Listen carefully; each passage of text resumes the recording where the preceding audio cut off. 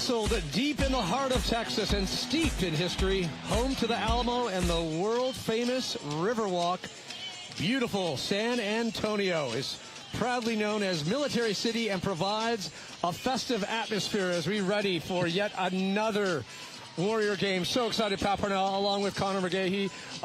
This is the exciting time when we're early in the matchups, pool play going into bracket, especially with wheelchair basketball kicking things off on the second day of 8.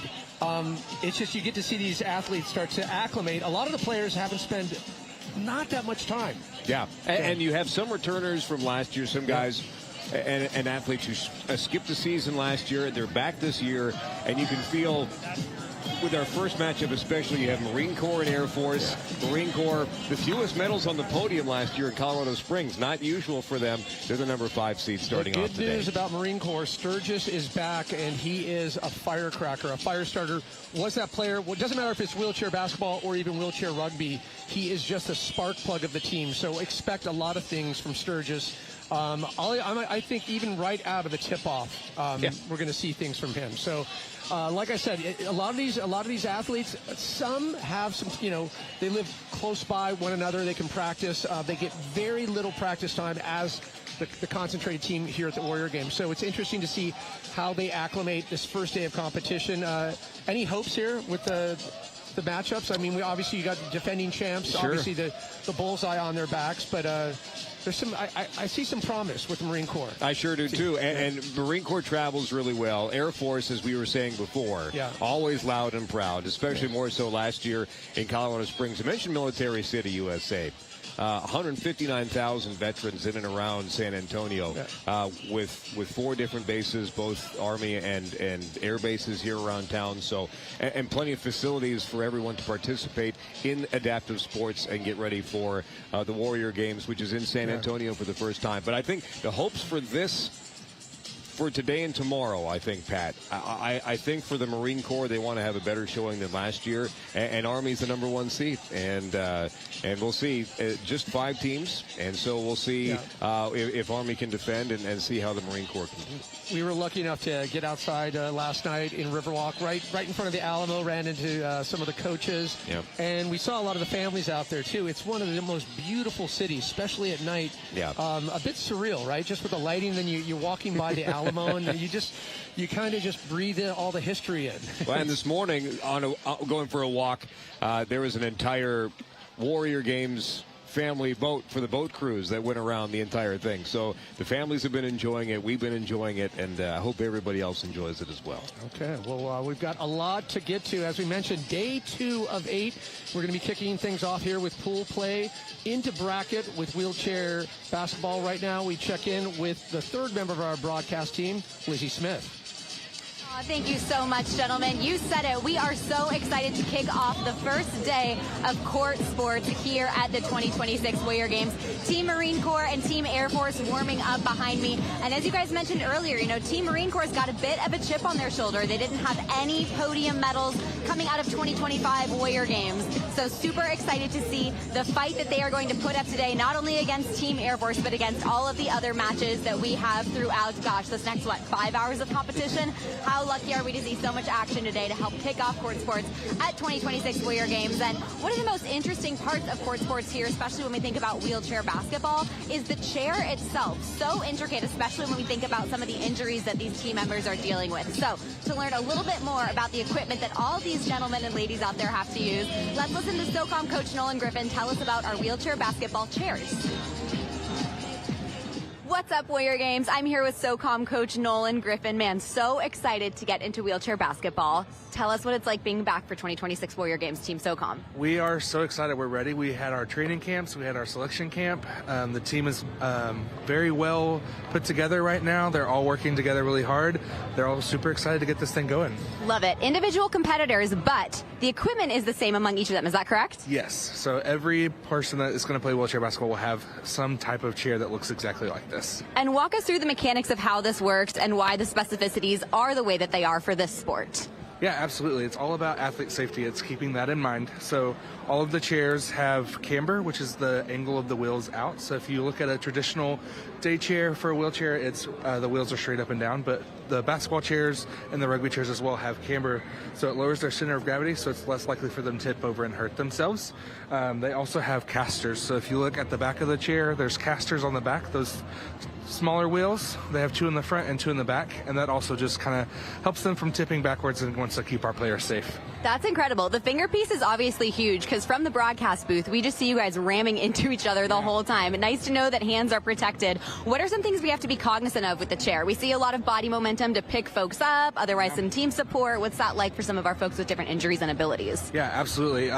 It's really unique for every individual and their disability type and what their injury is.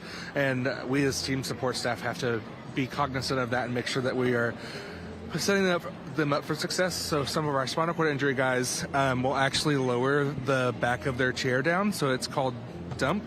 And it'll lower their hips down a little bit and lower their center of gravity further, just to give them a little extra support, you know. For me and some of these athletes, we don't need much support because we have our full trunk. So we have all of our function in our core, so they don't need any jump. They can sit flat or even a little higher.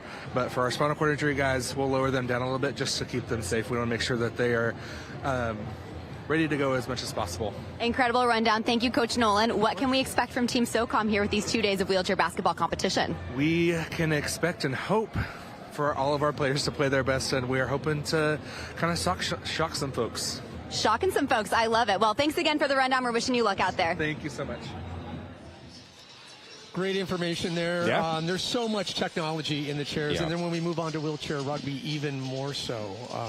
But it's just interesting to hear how each competitor has to look at the chair differently, and really there's that trust component to it as well. Sure. I mean, we were talking about before, Pat, that there are different degrees of disabilities that are involved in wheelchair sports, and that's why it's different for every single athlete that's involved in this. So the technology is the same, but it's so much greater than it was before, and the different sets of rules are fascinating with paths and cylinders that comes into play here in wheelchair basketball, but that doesn't take away from the athletics one bit. It's exciting to watch both teams get warmed up here. There is that little extra electricity in the air because Prince Harry of the Invictus Games obviously has done so much for adaptive sports, and he is here. As we get ready, both teams will line up.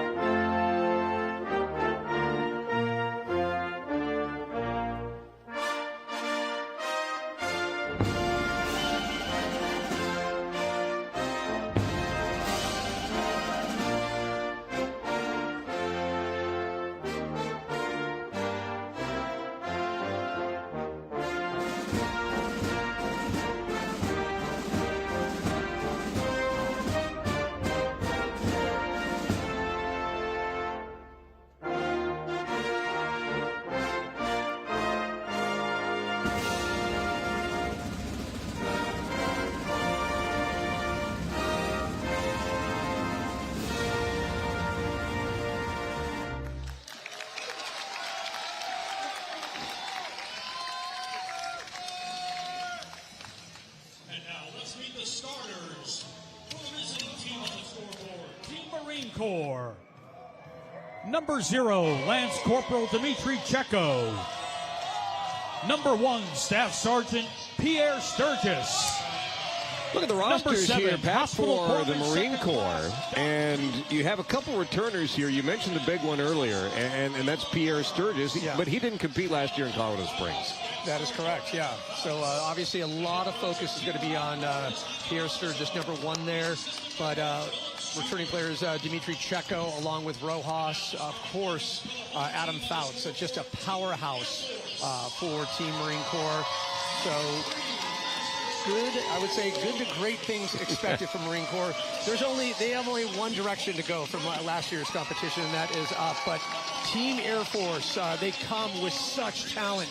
The likes of Christopher Borland, of course, Colton Grimm, just a master at setting up just the connections under the basket. He is so good. Jeremy Apollo, of course, Wiley Moore, Jason Osberg back, as well as Kevin Green and Allie Smith. Allie Smith, so crucial on just stringing those plays together. She's dynamic, again, in wheelchair rugby as well as wheelchair basketball, showing that great crossover. And when you watch her warm up even, and we look at the Air Force crew to the left, blue versus red here in game number 1, but you were watching Allie warm up, and you can tell that she can just dominate as much as anybody else on the court. And now, ladies and gentlemen, presenting today's game ball to Team Sports Manager Ross Davis. Please welcome the Duke of Sussex and founder of the Invictus Games, Prince Harry. Such a nice moment, Prince Harry coming out showing his support. You know, he went to the Warrior Games in 2013, and that was the inspiration for him to have the Invictus Games in 2014. Two tours in Afghanistan, an Apache pilot, and these sorts of causes, Pat, mean an absolute ton to Prince Harry. He's been, as I said, just such a huge, pivotal force in adaptive sports. And his commitment, it just continues. But what a celebrity appearance. I mean, I thought that Pat Parnell was going to be the #1 celebrity here at the Convention Center in San Antonio. Without a doubt. We've been watching just people swarming Prince Harry for the selfies. Well, they were trying to get him with you, autographs earlier. I had to shoo some seekers out because you don't like too many of them. Yeah. But what a starting matchup here. I don't want to hammer too much on the Marine Corps, but as far as returners, 3 from previous campaigns, and the biggest one is Pierre Sturgis, so look out for #1 in red. You see the well-traveled Air Force. And look, they're the #2 seed, second most medals last year in Colorado Springs behind Army. They were just in such a flow, unstoppable in so many matchups. And Marine Corps just couldn't find the rhythm. Obviously, there was a lot of new players, but again, it's that returning factor, these players that are used to playing with each other. And, we expect a reinvigorated, reinvented Marine Corps team. Well, Jaime Baltazar is the head coach of the Marine Corps. Is a wonderful human being and takes a lot of pride in putting this team together. As Air Force is ready to go, they're led by one of our favorites over the years, Hannah Walker, as the head coach.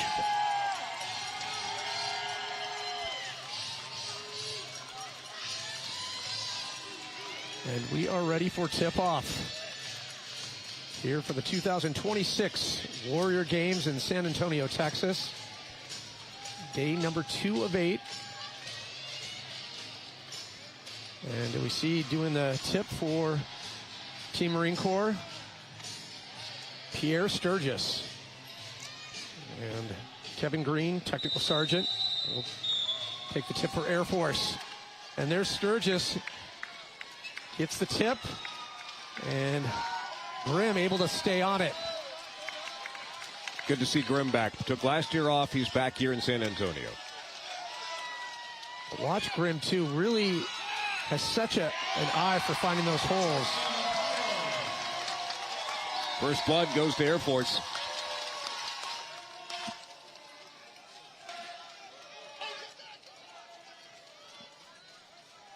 And Sturgis has the momentum. A little tangled up. And Team Air Force foul is on number 16, Jeremy Apollo, his first team. take a quick moment, check back in with Lizzie Smith. Lizzie. Yeah. Hey, we were talking about it 3. Yeah, incredible to see. We're super excited to see, obviously, Team Marine Corps on their redemption tour coming out of 2025 Warrior Games. And Pierre Sturgis and that wingspan are definitely a huge asset to it. I mean, watching him and Kevin Green out there for the tip, those are two widest on the court as we speak right now. And just Sturgis, the nimble factor. He is able to pivot so quickly. It's a little piece of it there. Burns. Shot clock violation. Ball. Air Force basketball. About a half a second late on the shot clock there. Out of bounds to Air Force. But watch Grimm, too. He's does such a good job at setting that tempo. 2023 Warrior Games challenge in San Diego, Grimm was definitely the Air Force described MVP, and we saw that with Chris Borland last year in 2025, number 3. So great to have them both on the court, too, for Team Air Force.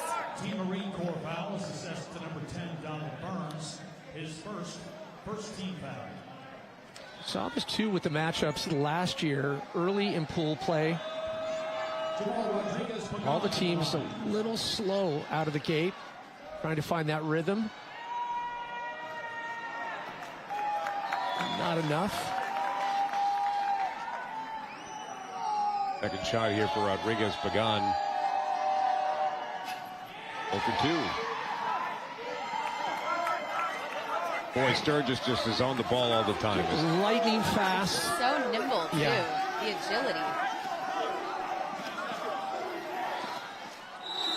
It's a little tangle trying to take it into that baseline.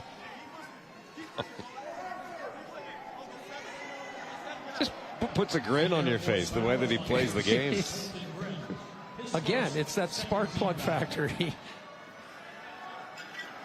a fighter. I was talking to some of the SOCOM coaches earlier, too. Head coach Keith Wallace had mentioned, here Sturgis is back on Marine Corps. I got to put 3 guys on him once we play him. Seen that early on here. Perseveres. And here's another thing. It's the biggest takeaway. He doesn't get tired. No. He's like an Energizer bunny. Yeah. Team Air Force foul is on number 3. See, you have a lot on this court this week because, as you mentioned, Pat, multi-sport athlete, basketball, and wheelchair rugby. Well, and that's you see the kind of the stamina factor after like day 3, day 4. You're like, how are you even? And then there's days where they're doing some 3 sports. They'll be doing powerlifting, wheelchair rugby, basketball, track and field, all in the same day. We kicked off with powerlifting yesterday morning, and something that a lot of the coaches told us too is, each team has such an incredible recovery crew among them, from doctors to massage therapists to nutritionists. So that's a big tell in longevity, as well as how much they're utilizing those resources available to them.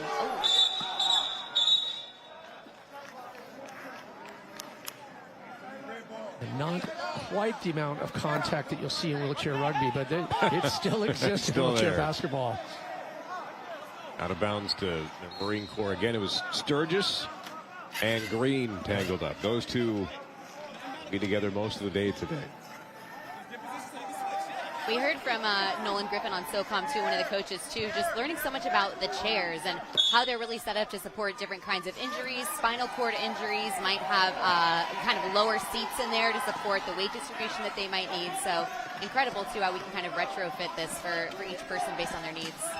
Sturgis finds a little bit. It looks like the foul was before the shot, so I think they're going to get this out of bounds here.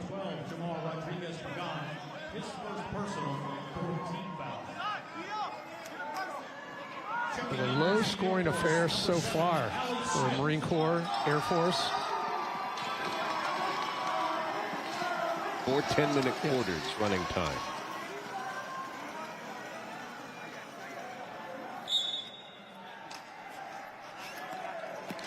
Adam Fouts has it, joining us after competing for Team SOCOM last year, back to Team Marine Corps. Yeah, and that's not a common thing with Warrior Games. Not a common jump, I know. Switch sides. Yeah. It'll be interesting to see when Marine Corps takes on SOCOM. You'll hear from Green, a good one. Good hustle there by Green. Trying to get a little help. Allie Smith. Beautiful pass. Wow. Tries to find the angle. You can see the difficulty there, the momentum, trying to break, trying to get a shooting angle. Nice rebound. Oh, so close. Once Smith gets into that rhythm, she is unstoppable. Sturgis now. Just coming down like a batter ram.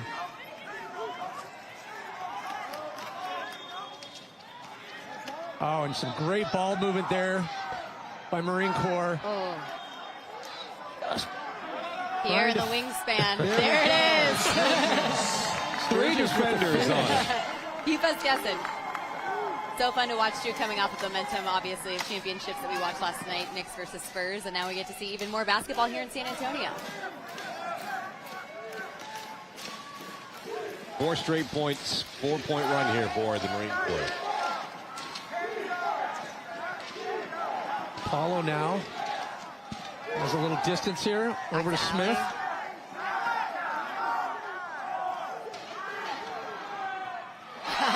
Nice, steady approach. Green taking his time with that.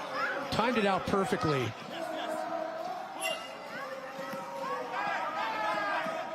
Donald Burns. He's the other ball handler for the Marines.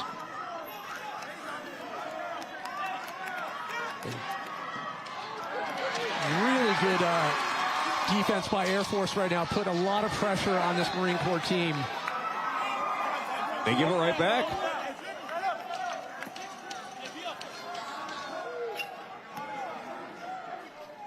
Doc now sends it over to Sturgis. Sturgis with that spin.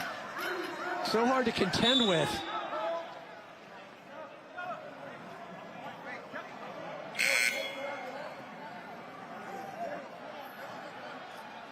You can see, too, as they're playing, they've really got Kevin Green and Chris Borland trying to block Pierre Sturgis as much as they can. So definitely keep an eye on those gentlemen. It really is a situation where he has to be teamed up, you know, with two, 3 men. Absolutely. Just to contain him. Here is a force to be reckoned with. Chris Duke subbing off. Doesn't like to be called Chris. He likes to go by Doc. And if you're a foreman, then most people do call you Doc. Yeah. So he's going to be Doc Duke for the entire team. The power name.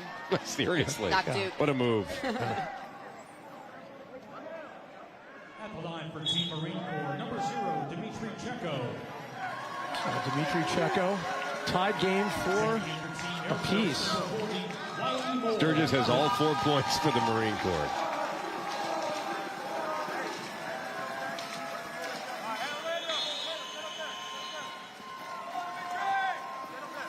Cheko. A little left.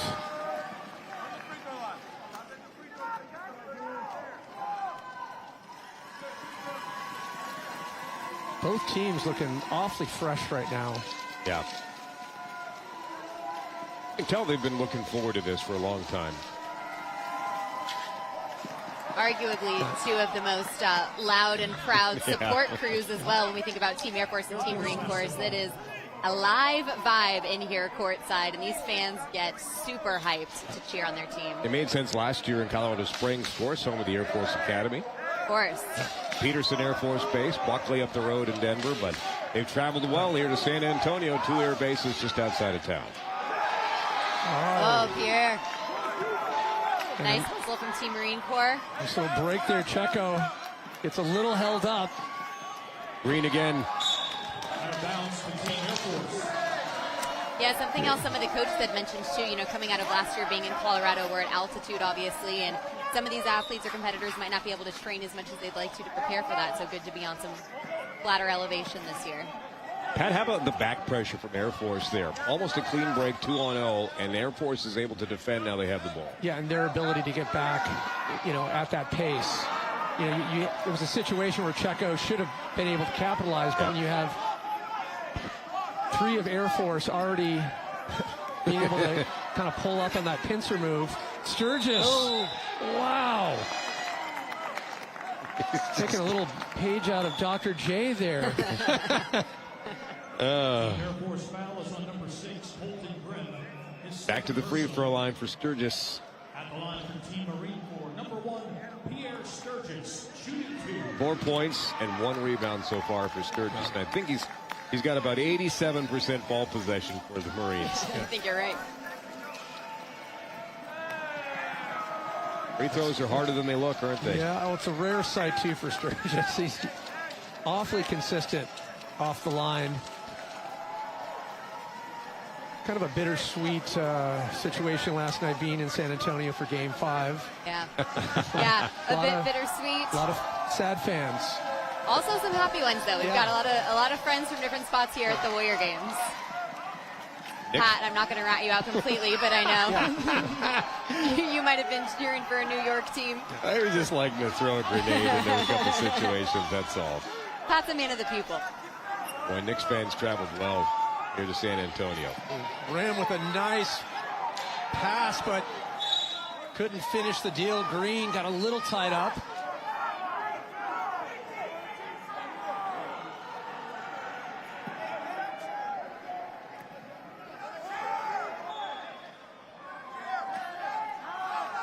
Over to Grimm.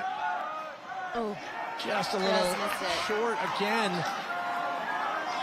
Go, Allie. But time's about to run out. Green right at the clock.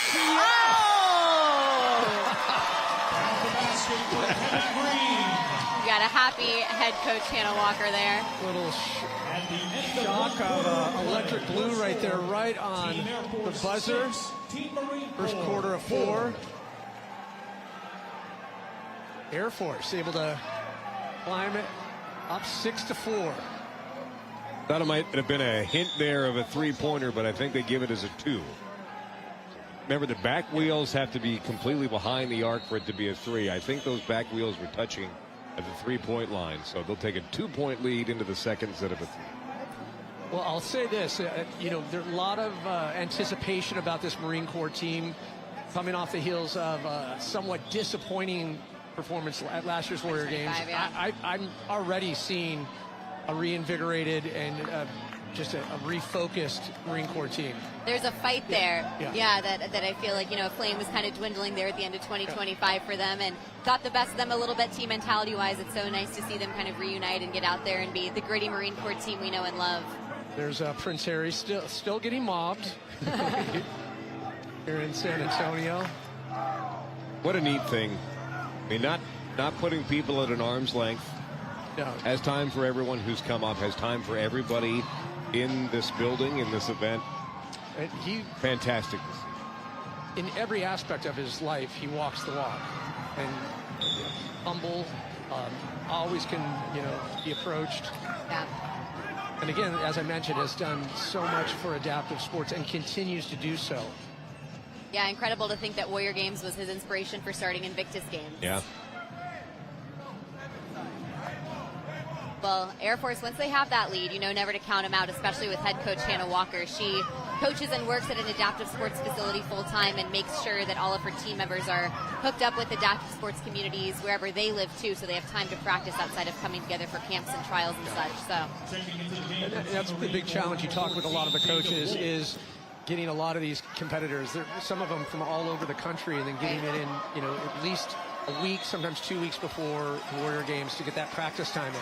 Right. Well, it's easy to say, you know how to play basketball, but once you're in the chair, it's a whole other beast.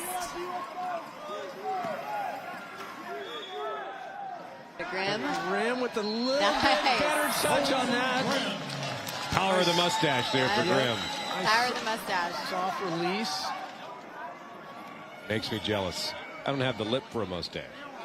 Well, if I try, it becomes like a chia pet that didn't get enough water. It's super Patch Adams. Yeah.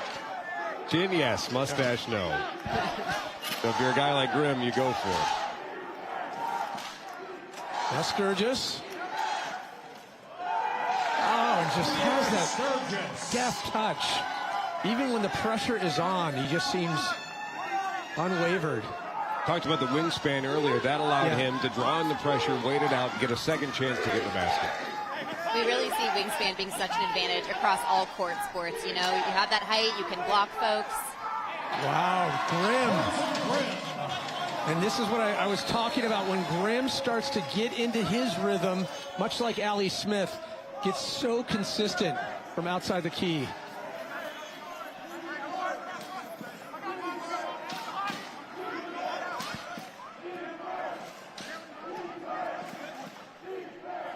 Burns taking his time. Lots of pressure by Air Force. Sturgis low to high here. Now he'll take over. Need a secondary target if you're the Marines, or maybe not. So able to get it there. When he's on though. Yeah. Look at the communication with Burns as they go back, talking about the next time they go up the floor. Good lead by Sturgis. Oh, Grimm into Smith. Smith able to hand it off, gets it back. Fight, nice pass. Saves it. And beautiful bank. There's Wow. one thing Team Air Force knows how to use. It is momentum. And man, once they start getting that lead, it's tough to slow them down. Hook that high angle. Get that speed that Sturgis can pivot. And unable to get it over to Donald Burns there. Last basket for Air Force. Wiley Moore on the putback. Big frame on Wiley Moore. Air Force has the inbound here. Marines are going to sub, okay? Number 9, Yates Cooper. Yeah, and this is what you can't have Air Force get that momentum. They'll just run away from you. You just blink, and you're looking at a 15-point deficit. Halfway through the second quarter. Remember, we started the quarter tied. And there's Grimm again. And see, as predicted, Grimm just starts connecting shot after shot. Him and Sturgis now 6 points apiece. Marines need to get offense from somewhere else. This is out of bounds. They're going to retain possession here. Air Force just puts the pressure on, completely surrounding. There really wasn't much Fouts could do. Nope. The Blue will come in. A multi-sport athlete. And not just with wheels either. Timeout here, Marines. And probably a good call at this point. You have to say, well, how can we stop the flow of Air Force? Yeah.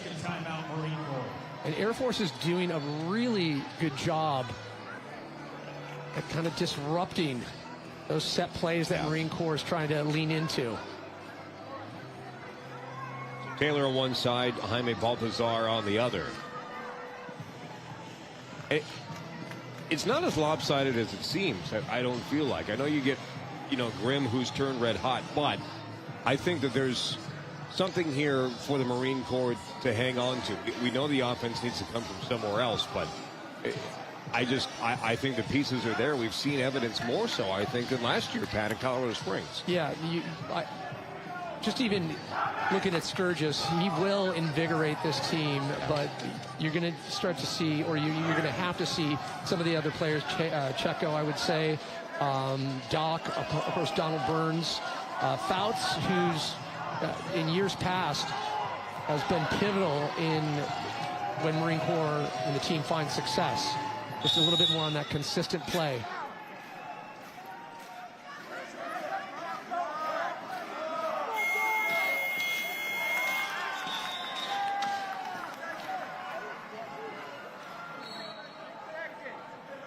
Not sure about the call. Yeah, on I that. think that an improper inbound there, I think. Yeah. So it reset the clock here. Taylor getting an explanation. Some words from Hannah Walker, head coach of Air Force. Talk about a spirited coach. Yeah. She is just... Well, they haven't put any more time back up here. Sorry to interrupt you. Yeah. Pat. Trying to deduce what's happening. So they're actually going to move this from the baseline to right in front of the Air Force bench.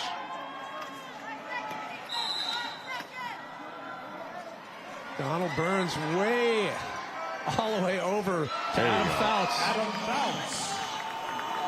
You were just Nostradamus, Pat. You talk about somebody and they put points on the board. Fouts and his first basket of the day. Trying to keep it clairvoyant when possible. So Grimm setting the tone again. You can hear him very vocal with this team.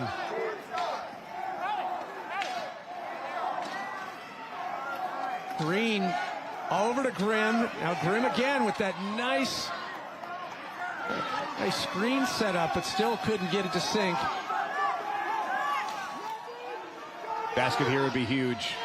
Oh, just uncontested there. Nathan Hurd trying to get it in. Unchallenged, now Grimm.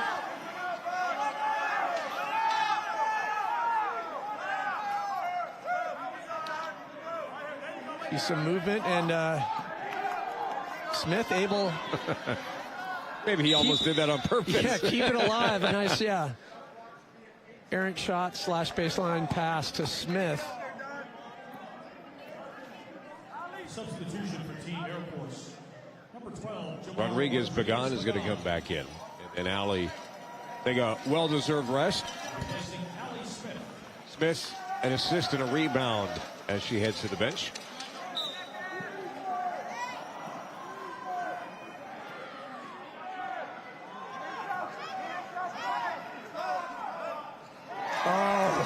Gorgeous shot there. Rodriguez Pagan, nothing but net. Sturgis trying to slow things up. Find those players underneath. Oh, and a good releaser, Donald Burns. Release the hounds, Mr. Burns. Yeah. Big basket for the Marine Corps. They need to get within 6 with 2:20 left. That's from The Simpsons. Climbing back a little, yeah. Grimm. Green, and then Green sends it over to Rodriguez Pagan. Another loose ball. Green able to hold on to it. What a pivot from Green. And why not? Sinks the three, yes. Kevin Green. It all starts with your ability to maneuver your wheelchair, and that's how Green got into position. Excellent pivot, excellent shot from deep. And then just calm everything down in between the ears and then have that perfect release. That part doesn't hurt as well. No. Good response there from Sturgis.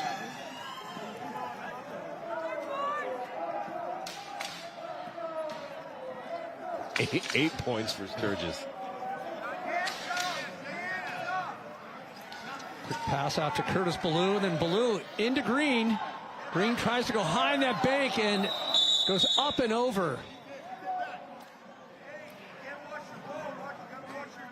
And he'll get himself up, no problem.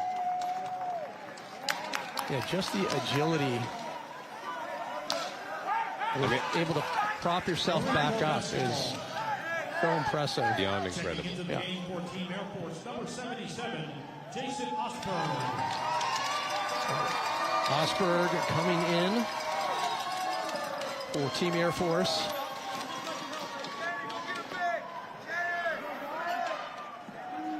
Sturgis has had that kind of frenetic pace earlier. Marine Corps slowing down just a little bit.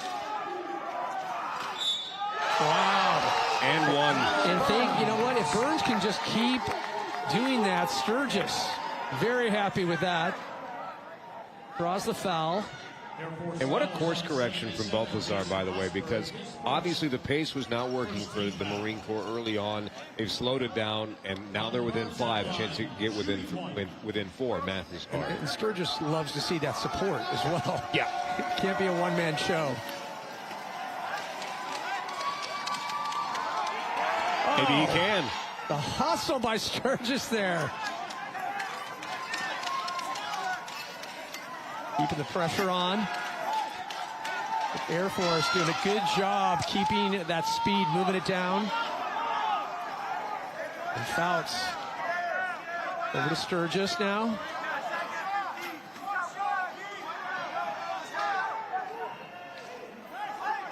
Nice screen there from Burns. Now he's got the ball. Oh, see, he goes for the bank this time. But Burns is on a roll. Started that in the midcourt. Was able to get in the pathway, create some space for Sturgis, then he got the ball, created his own basket. And trying to find that heat from outside, and Grimm right at the buzzer. Second quarter in a row that Air Force gets a bucket at the horn, and as much as the Marine Corps fought back, Air Force has flown early on here in the first half. Getting that shot right at the buzzer, it doesn't hurt. You definitely get a little air under your wings, so to speak, for Team Air Force, the Big Blue.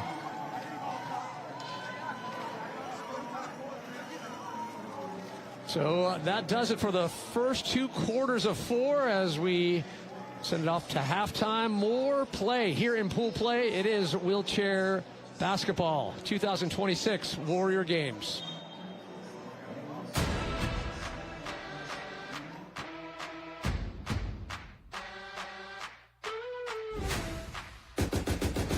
Out of my mind, since day 1 you was blind. Since day 2 I've been blind. Yeah, my kind hard to find. You climbed up, what's the fascination? Acting patient with procrastination. Eyes up, right past the nation. So what are you waiting for? Let's go, let's go. Losing time, got a shot clock ticking. Don't miss it. You know different, just get on your mission. Let's get it. This your time. This the moment. I want it pain, I want it gain, I want it all. It's time to rise up. It's time to rise up. It's time to rise up. Rise up. Go. This your time. This the moment. I want it pain, I want it gain, I want it all. It's time to rise up. It's time to rise up. It's time to rise up. Rise up. Go.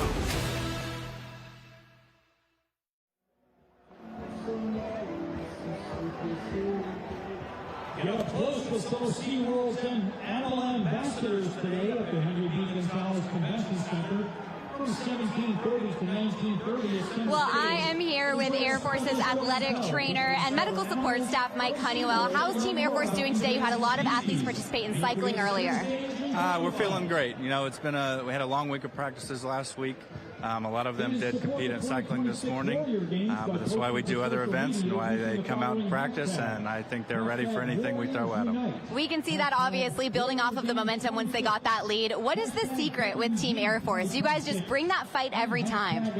I think it starts from our leadership and the staff. They bring very high energy, and I think that correlates down into the coaches, into the medical staff, the support staff, and that translates over to the players. Absolutely, and we've got 8 days of competition. How are you? What's the secret there? Well, we just try to keep them going. We have a very robust medical staff. We do all kinds of soft tissue stuff, treat any new injuries, old injuries. We do everything we can to keep them moving. Well, second half coming up against Team Marine Corps. What do you want to say to Team Air Force? Let's go. Rise up. Let's go, rise up. You heard it here. Thanks so much, Mike.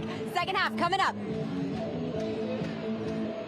Yeah, interesting take on that. I do think it stems from just the coaching and the mentality of Air Force. They bring such heat, such spirit. Yeah. But again, I'm remaining optimistic and hopeful based on what I saw from Marine Corps. I think we can expect a little bit more out of Marine Corps going into the last 2 quarters of this matchup. Yeah, I think so too. And we talked about the key of more people getting involved in offense. You only have 3 players with buckets now. Sturgis 8 points. Burns has 6. Fouts, we saw his bucket as well. You have 5 different players from Air Force who have found the score sheet. So I think that'll be the key for the Marine Corps to get more people involved here in the second half. That's the problem, too, when you talk about Team Air Force, is that the talent is so deep in the roster where other teams might have, 1 or 2 players. But I wouldn't want to rule out Adam Fouts as well on Team Marine Corps. He definitely has potential to do those set dynamic plays with Sturgis. And that's another thing, too. Once Pierre Sturgis gets back into that flow and can run those set plays, and it's just they're just kind of taking that natural approach where they would if they were a normal team playing way more time with each other. And it's both a blessing and a curse to have a player like Sturgis, because part of you feels like you want to go through him at all times, like the offense has to go through Sturgis. But as we saw, I mean, he triple teamed most of the time there in the first half. So if you're the Marine Corps, use that to your advantage. If there are 3 defenders on one, somebody's open somewhere else. We can hear the Air Force fans. Audible raucous. Waiting for the Vuvuzela around World Cup time. Here in the Henry B. Gonzalez Convention Center. Got multiple events. I didn't even think about the cycling as well. There's so many. Yeah. So many competitors out cycling today as well. Yeah, when I talked to Mike Honeywell earlier, athletic support with Team Air Force, he was saying we had a few guys go down earlier from cycling. You know, it's humid out there. There's hard endurance, and then they got to come out onto the court and practice even more strength and cardio. It's really no joke what these competitors are putting themselves through based on the sports that they qualify and sign up to participate in. It's just incredible. A 10-minute walk. I was just about to say. Today, near impossible, let alone, you know, a 20-plus mile bike ride. Yeah. Absolutely. We think about archery tomorrow, track and field the next day. I mean, these guys are in it, and we're keeping Uber in business. Yeah. And sports that were outdoor last year. You had archery outdoor last year, moving back indoors like it was 2 years ago in Orlando, because it feels like 100 degrees outside, and that's not us being hyperbolic. As you mentioned, Pat, deep in the heart of Texas in the summertime. Back in action, Air Force. Lightning pace passing. But Marine Corps doing a good job disrupting the flow there. Not sure Borland was expecting that pass from Grimm.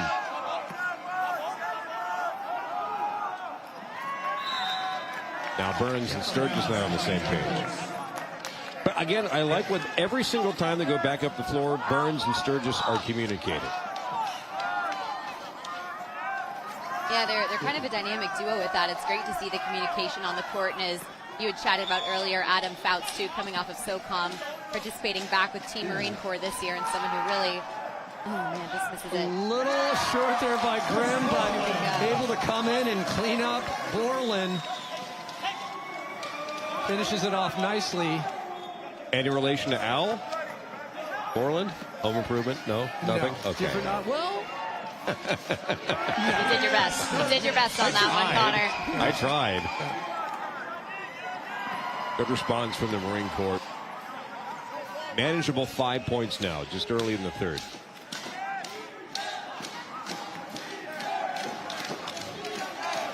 Sturgis doing a good job, too, at kind of disrupting things. Always where he needs to be. Gets a light touch on it. And there's such a thing in wheelchair basketball as the cylinder. That's the width and the length of your wheelchair and extends above you. If you have the ball, a defender can reach into your cylinder and try to defend. That was exactly what happened there with Sturgis. Burns trying to find a hole there. Sturgis taking his time with that, but couldn't get it to go. The thing with Team Air Force, too, is they don't want to win by just a couple points. They really want it to be a knockout. Even Mike Honeywell was saying that earlier, like, well, they're closing in on our lead. You know, even if it's a 5-point game, they're super cognizant of where they're lying on that scoreboard, and they want a blowout. But again, hats off to Marine Corps right now. 5-point game. They can break up these plays and then capitalize. Good luck trying to keep up with Sturgis. Just needs that help. And Joshua Shannon couldn't get it to go. Just missed it. Yeah. Back to Air Force. Wow, Green coming in with speed. Oh. Trying to slow it up. Get that bank. Now Grimm, no. Third attempt, no good. 2 misses in a row for Grimm. Didn't see that really in the first half out of him.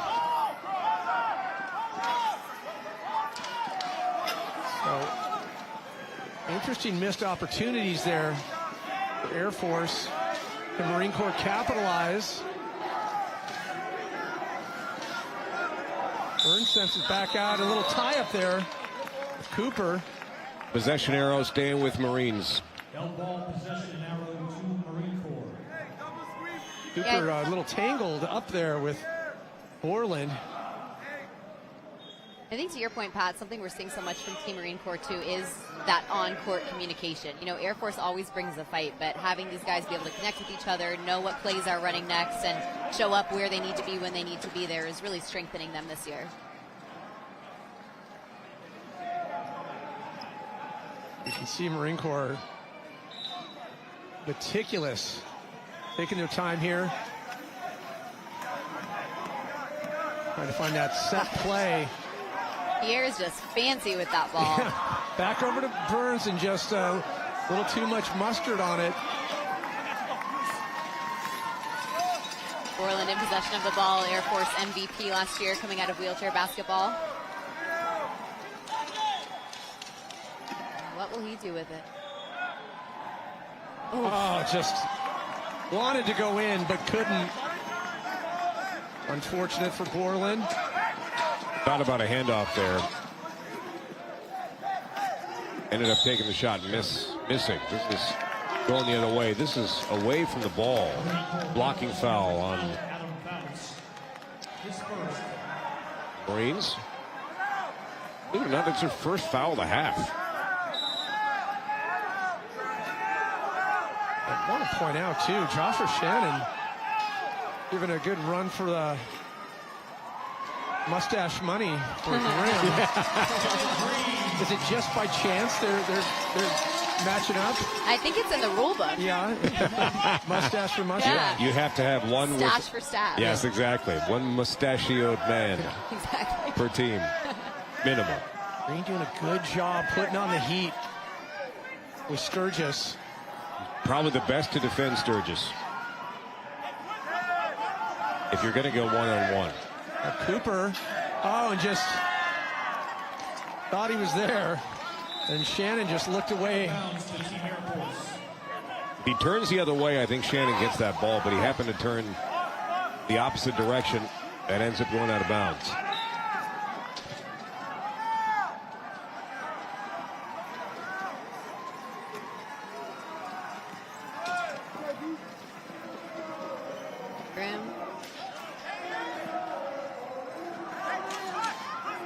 Trying to get a little assistance here. Post up with the screen all the way back over to Green.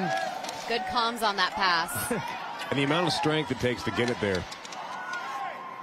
Ooh. Oh, and you saw on the right, just the subtlety. So close. The past 5 attempts for Air Force have touched the basket, but not quite made it in. Burns getting a little help there. Maximizing his dribble. Yeah. Two huge pushes in between the ball going on the floor. Yeah, Adam Fouts, too. Again, even close in the key there, can't get the connection. Now Green, it's a long back and forth with no basket. Been 25-18 for almost 3 minutes now. Oh. Another miss. You just see head coach Hannah Walker taking mental notes, too, about what she's going to coach them on in the next timeout. Oh, I love to see this one. Sturgis behind the back. Would have been an early candidate for assist of the tournament there. Wow. Everything out of Sturgis. Love to see that passing. Little showtime coming early. Now Grimm able to hold on to it. Green almost going up and over. Sturgis with the rebound. Gets it over to Burns.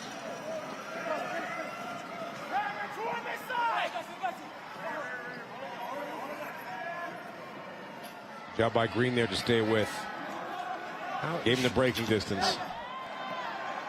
Got to hustle to keep it in. Nope. Ran out of room there, unfortunate for Yates Cooper. So Allie Smith back in for Air Force.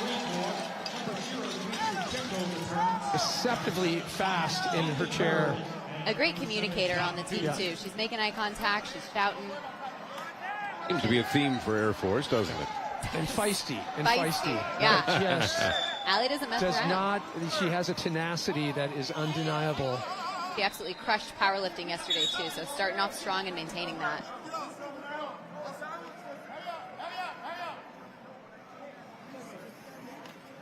Late sub here from the Marines. Borland into Rodriguez-Pagan. Still enough time for Marine Corps to climb back. Looked like he had the release on that just a little long. 3 straight misses from Borland. Yeah. He thought that all 3 of those should have gone in. I do too. Absolutely.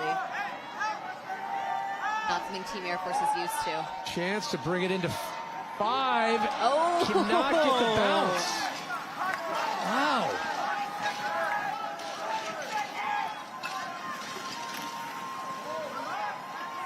Potentially maybe just the defense on both teams just shutting down any offensive flow. Yep. Really strong defense. I mean, the strategy that Air Force is using with Sturgis is kind of what they're using against Grimm and Borland, too. Correct. You see they've got 2 or 3 guys on them at a time.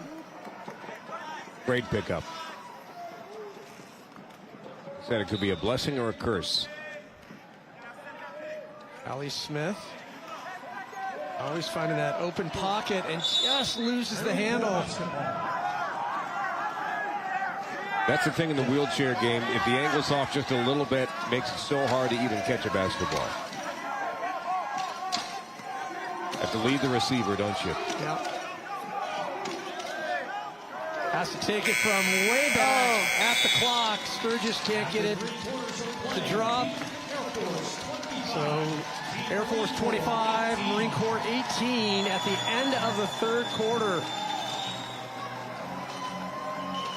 And still a surmountable gap. I do think it is in the cards for Marine Corps if they want it. They just have to find that magical approach. Yeah, we got to get back to the rhythm that we saw from them in the first period. Well, and you talked about, look, basketball is a game of momentum usually, right? If we played NBA Jam, anyone back in the day, it was all about who was on fire and who wasn't. The reason that this is remaining a 7-point game is you've been able to keep, both Grimm and Borland off in that 3rd quarter. If you defend well, I think you have enough offensive availability and power to come back and participate towards the end of this game and possibly win. 7 points is really nothing, I think, for the Marine Corps if they can keep the ball out of the basket on their end of the court. The spirit of Team Air Force undeniable, but still Marine Corps coming out in force, showing their colors. It's so great. Every year at the Warrior Games, you see the families come out. Yeah, families are my favorite. Multi-generational, the kids, and one of my biggest faves has to be the dogs. Don't even get me started on the dogs. The dogs at Warrior Games. That is one of my favorite highlights, too. There's a puppy out here named Brynja, German Shepherd puppy in service dog training. She cannot be pet at all, ever. It's the hardest thing for me. Restrain yourself. Yes, exactly.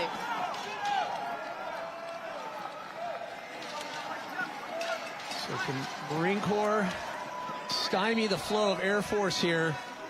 Climb back up. Only a 7-point deficit. Oh! But if Air Force starts tapping into that, it's going to be a tall order for Marine Corps. Rodriguez-Pagan, haven't mentioned him a ton, but he does have 6 points in this game. 3rd leading scorer for Air Force. Burns taking that slow, steady approach. Response from Team Marine Corps. Had to have it. Saw that lane and just took it. 7-point game. Grimm all open and a little pressure.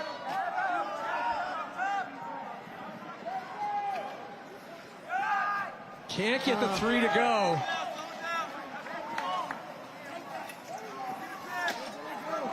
This is the Marines' chance here because 1 for 1 that last sequence. Air Force misses. I think you got to make one here.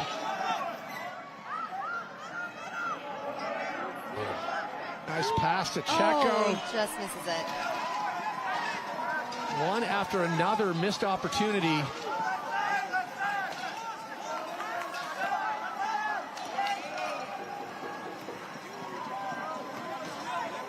Apollo really slowing things down here. It's to the outside. Smith on the other.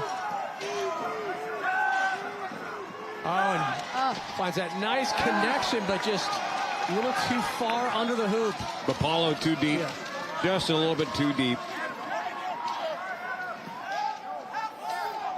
Good heads-up play by Rodriguez Pagan, though, to get him that basketball. And now under the 6-minute mark. Oh, rare for They Sturgis just to miss that shot. cannot miss these scoring opportunities. A lot of call and response, though, in this last period. Exactly what we expected from these two teams.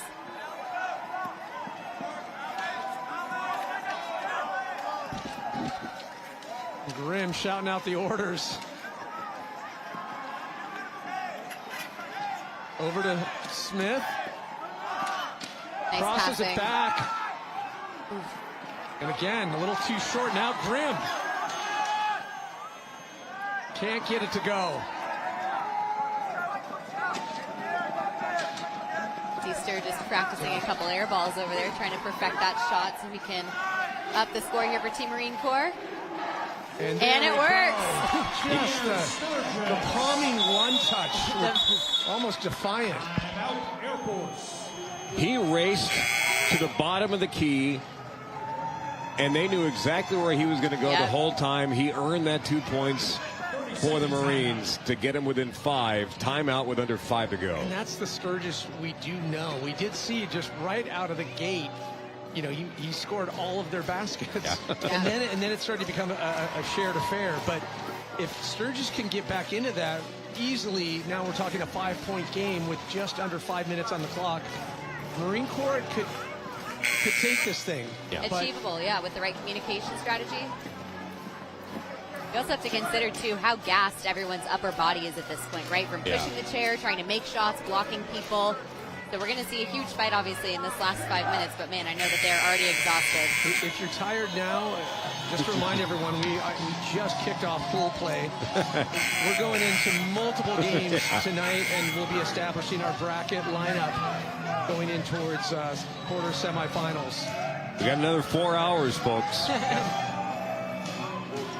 Recovery, a huge part of that. Amazing medical staff on all of these teams, too, to just keep these competitors in fighting shape throughout all 8 days of competition. You know, it was not Balthazar giving the instruction at the timeout for the Marines. It's Pierre Sturgis.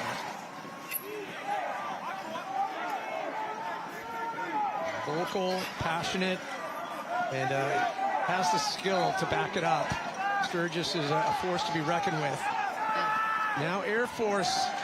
So this is the opportunity. If Marine Corps can answer back and steadily and then return and get strong on that D. Under again to Sturgis. I think they just found that approach. Through the double team. 3 is the lead for Air Force. A loose ball. Smith able to tap it up to Grimm.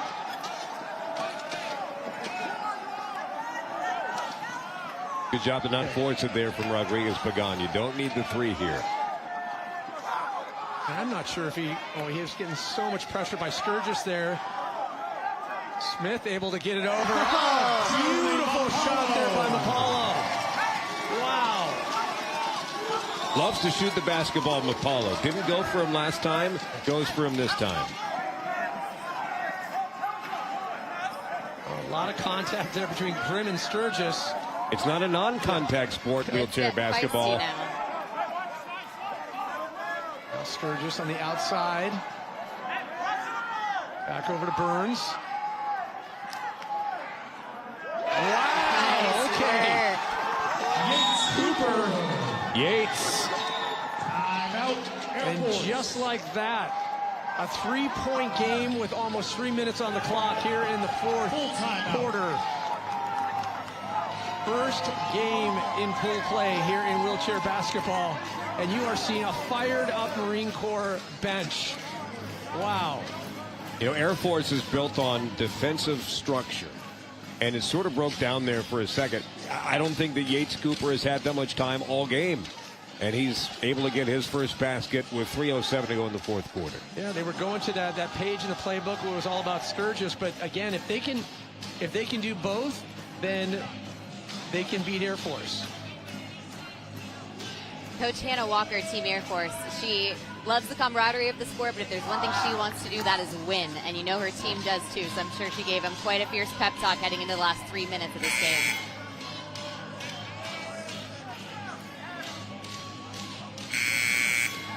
I have to say, too, just what we've seen, this being the first game in pool play, a good harbinger of matchups to come. Yep. This is going to be a highly, highly contested medal here in wheelchair basketball.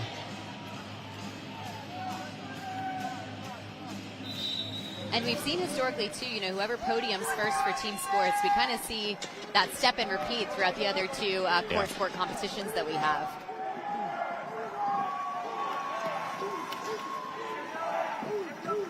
Green. I want to know where Green got his wheelchair. And you can see those gold rims? Seriously. Oh, really good angle, and you saw just how Rodriguez Pagan, he kept moving, avoiding the three in the key there. I wasn't going to say it, but I thought that Air Force almost had to have a basket there. Yeah. Knowing where the Marines are coming from. What a pass. Man. Pierre hitting it with a 360 spin. Huge basket there for Burns.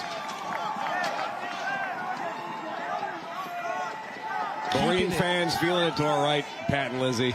It is a sea of red and blue in here. 3-point game now. Hitting the 2-minute mark here in the fourth quarter.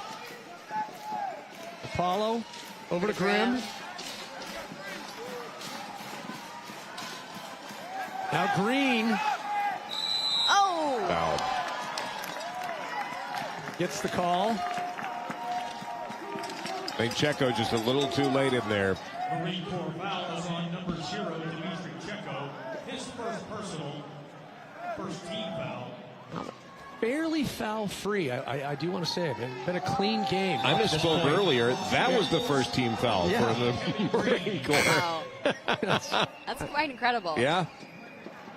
Playing the dignified We're gentleman's playing game. the gentleman's game basketball. They're corpsmen, you know.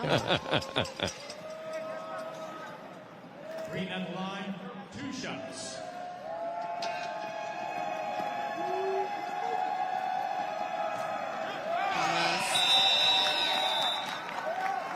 Timeout, Marine Corps. Doesn't get it on the first. Marine Corps taking a timeout. I like this from the Marines. I like this from Jaime. Under 2 to go. One more free throw left. Full timeout. You know that if he misses, you have to have something set up for the rush up the court. Smart here. Just a 3-point game at this point. The Marine Corps have to turn into Marine score. Oh! Write that one down. How long have you been working on Not that? just a hat rack, Pat Parnell, ladies and gentlemen. I'm literally going to write that down. Marine Corps needs to turn in To Marine score. to Marine score. Okay. Connor's going to take credit for it, Pat. I will not.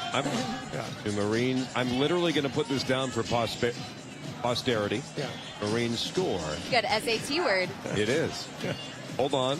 Pat Parnell. Yeah. On Flag Day, June 14th. When we have Army coming up, celebrating a birthday today, United States Army. And I'm equally excited about seeing Army's wheelchair basketball team this year. Absolutely. Oh, there's some heavyweights.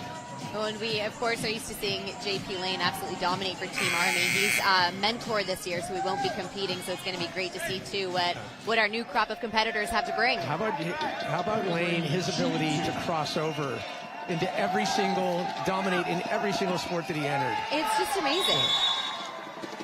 Missing that second shot, Team Air Force. Yeah, the Marines were counting on that, I think. Oh, they're going to...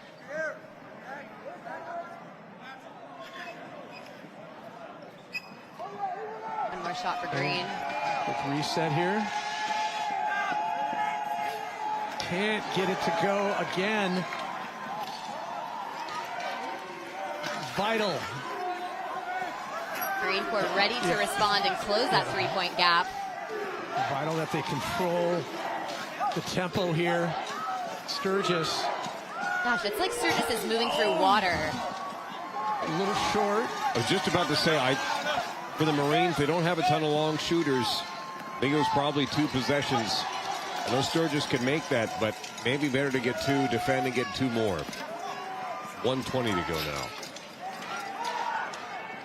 Oh, laser precision over there to Rodriguez-Pagan. Grimm just fires it off.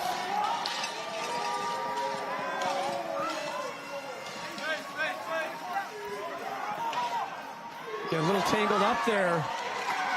Good pressure there by Air Force. 1 minute to play. Back and forth. Over and back. For violation.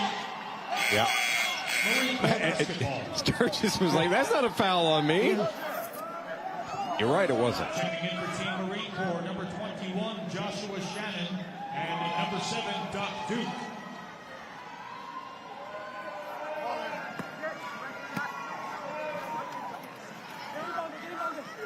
Running out of time here.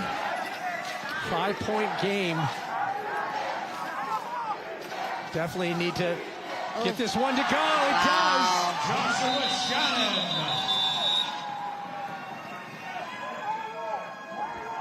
Need either to force the foul, try to find the contact.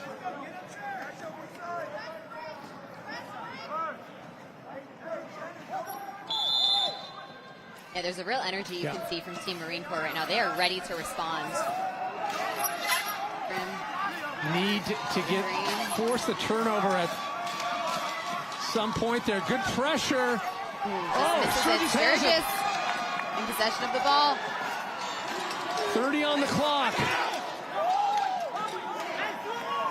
Will he take the 3?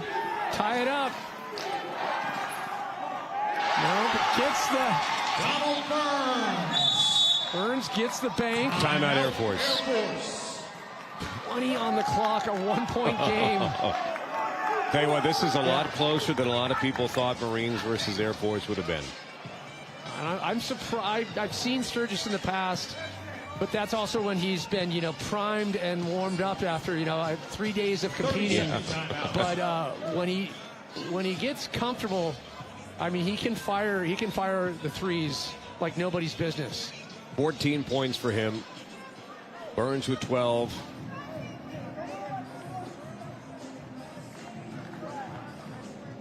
This has to be defended for the Marines here.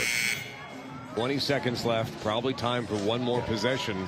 And actually a chance to win it, but you cannot let Air Force score here. Well, regardless of where things end up after this 20 seconds, I think Marine Corps have definitely shown that they're a completely new team. 100%. This year. Absolutely.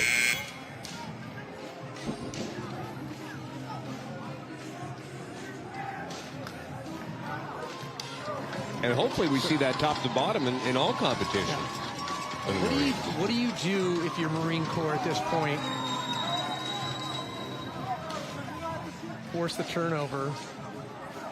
Yep. The shot clock is off. 20 seconds to go.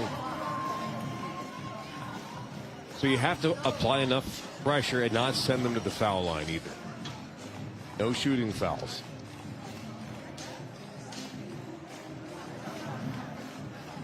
So again, just enough pressure to try and get the ball back.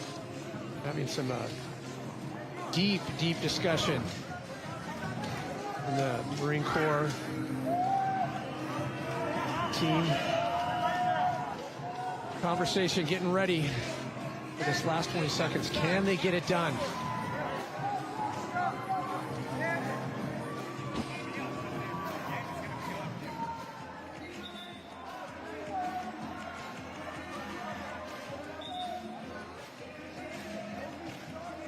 So completely spread out. Air Force doing a good job throwing each Marine Corps player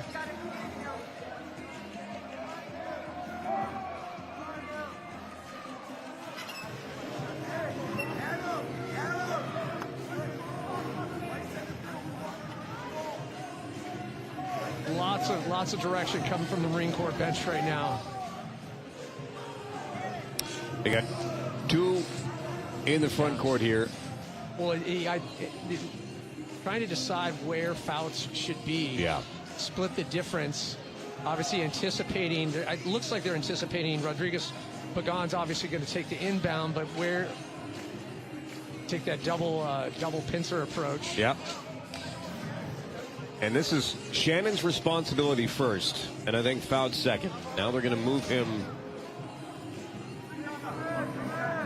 I actually don't know what the issue could be here. Yeah, more discussion. So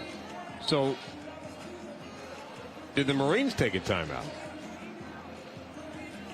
Yeah, you can't have a redo at this point. I don't think so. Hey, just go back and do that timeout over again. That has to be what had happened. Yeah. Some more discussion. I don't blame them. They have to get this right. They do. I mean, if they can obviously steal the inbound right then and there, it's enough time.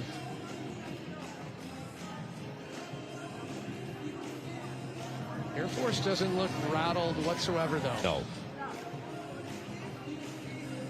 Only up by 1, but again, they have the feeling about them that this is not a problem. This is almost, I know Army's the #1 seed, but if all goes according to plan, you should be in the gold medal game tomorrow if you're Air Force. Seedings don't mean anything right now, but you have to put that into your psyche at some point, I think. Well, it's even in previous years, too. It's also, the differential, in terms of what you win by is settled a lot of medal.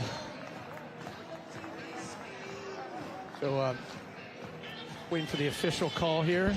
I was actually going to try and ask when he walked by what the holdup was, but he breezed past. So a lengthy timeout twice here with 20.4 seconds on the clock. The other court is already done, by the way. And you can see all the players lined up. Team Army watching, see which team they're going to face off against.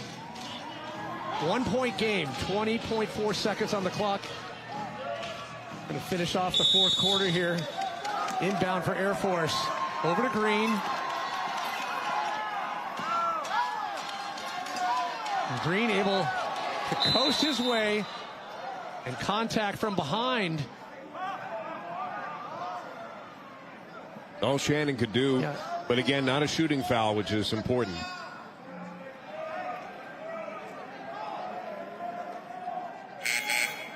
So with scoring their 10 seconds on the clock.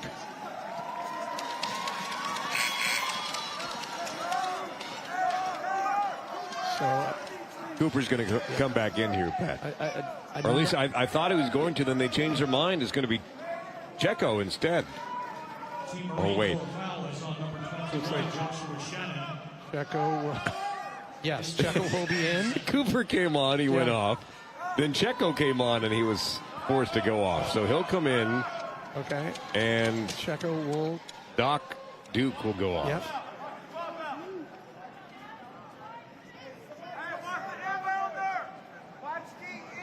Ten seconds.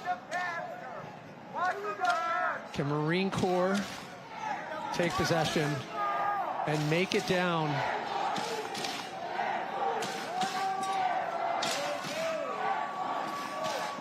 One basket. That's all it takes for Marine Corps. And able to wind. No. Yep. You got to keep fouling. Yep. Marine Corps foul is on number 12, Adam Fouts, his second, team fourth. Unfortunately, that's all you can do here. Maybe hoping you get a piece of the basketball.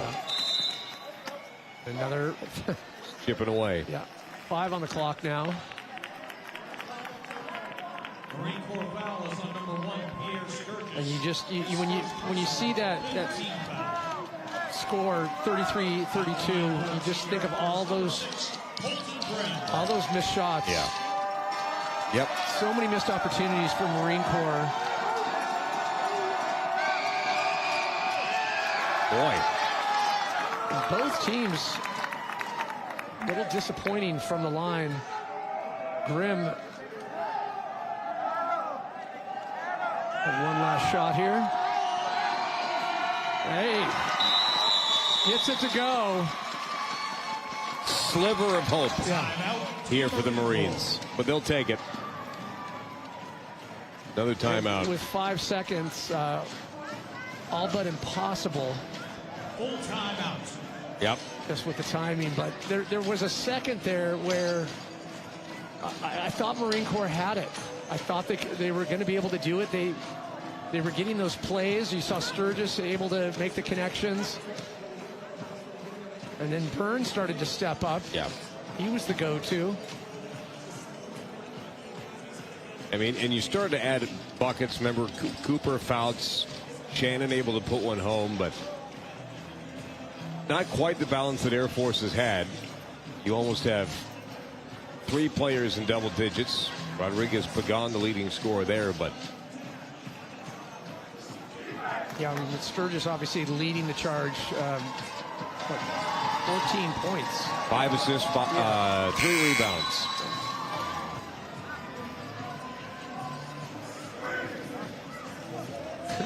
Air Force coming right into the benches. Okay, can we join your meeting? Let's do this. This advances the ball. 5 seconds is plenty of time. Again, you don't need a 3, you just need 2.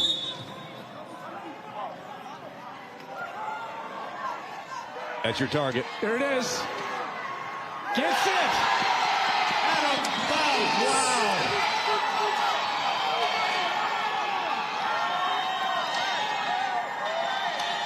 One on the clock.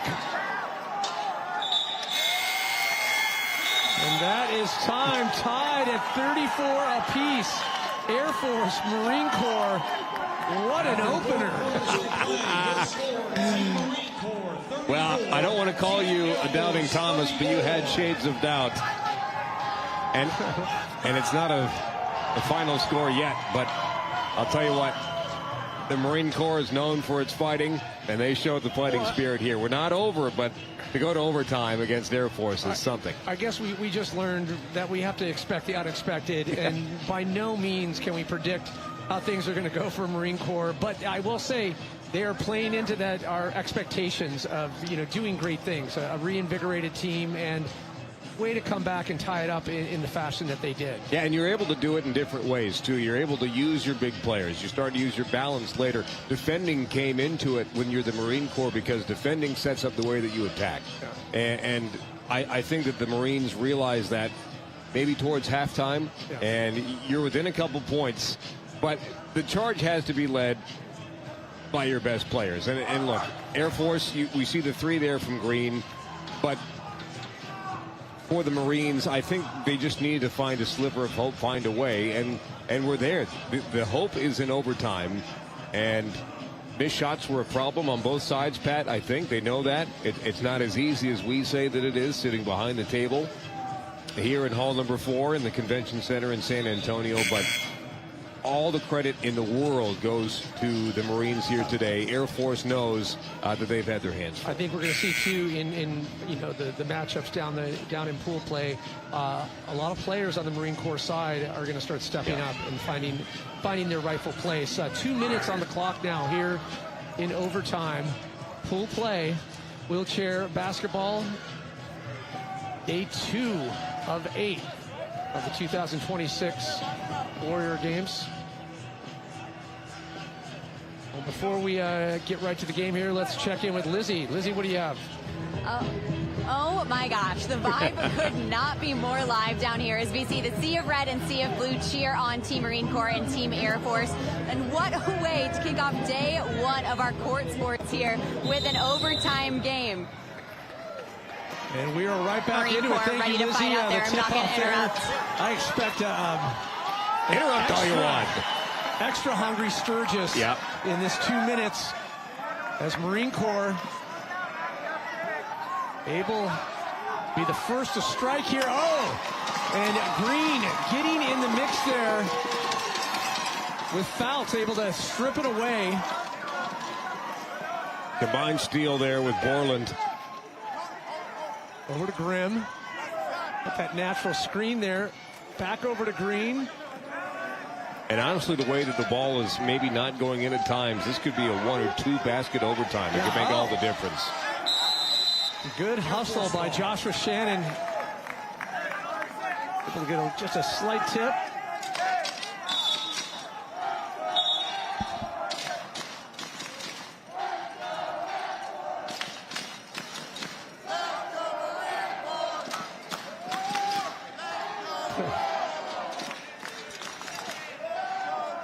So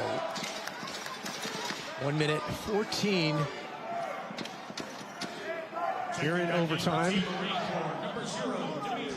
Deco coming back in. That pause was both referees talking to each other, and that's kind of the third or fourth time I'm wondering what the conversation was about. Yeah, well, I will say this, Checo, I'm definitely known for his speed. Yeah. Definitely the player you want on the court right now. Oh! Way too high, way too far. Burns trying to make his way down. You can see the pressure that they are giving Marine Corps right now. A chance for Shannon. Pitches it into Fouts. Knows he has to take care of the ball this time. Nicely done. Yeah. You can see Sturgis trying to get open. Goes high for that bank. Can't get it to go. And a reaching foul, too. And just like that, down at 41.3 seconds. Joshua Shannon, his second personal. Fouls carry over into overtime, so we're going to go to the line with Grimm on the other side. Shooting 2. Grimm surprisingly not able to get those free throws before. No problem there. Knows how big these shots are. Number 9, Yates Cooper. Took a minute and 19 seconds to get the first basket of overtime. Looking calm and collected. 2 for 2. Hits it again. 35 Air Force, Marine Corps 34.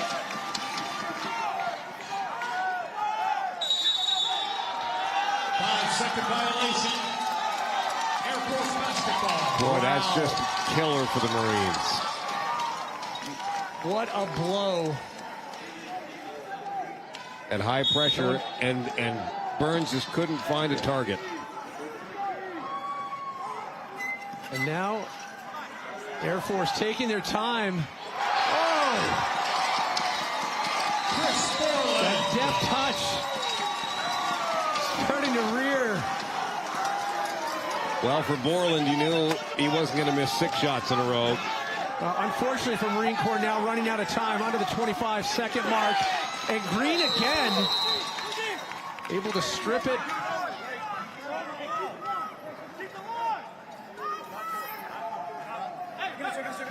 He's got that upper body strength, but Green, it's that wingspan we've been talking about. Such a huge advantage. Timeout, Team Marine Corps. Air Force up by 4, 21 on the clock here in overtime. 30-second time. Did not see it unfolding like that. Marine Corps able to get possession right out of the tip-off in overtime. Well, and the 2 free throws wouldn't be the end of the world if you can get the ball back in and get a basket of your own, because then it's a tie game. But again, the pressure of Air Force, what they're able to, force Marine Corps into. And you saw the reaction from Burns after that. He knew it, and we just had to get the ball in, but didn't have a clear lane to pass it. 4-point lead with 21 seconds to go. Seen stranger things happen, but again, I mean, I was talking about not even going into overtime, that Marine Corps is going to be able to hold their head up high. But just even forcing Air Force into overtime is how Sturgis able to get his hand on that. And Green again, able to block that shot.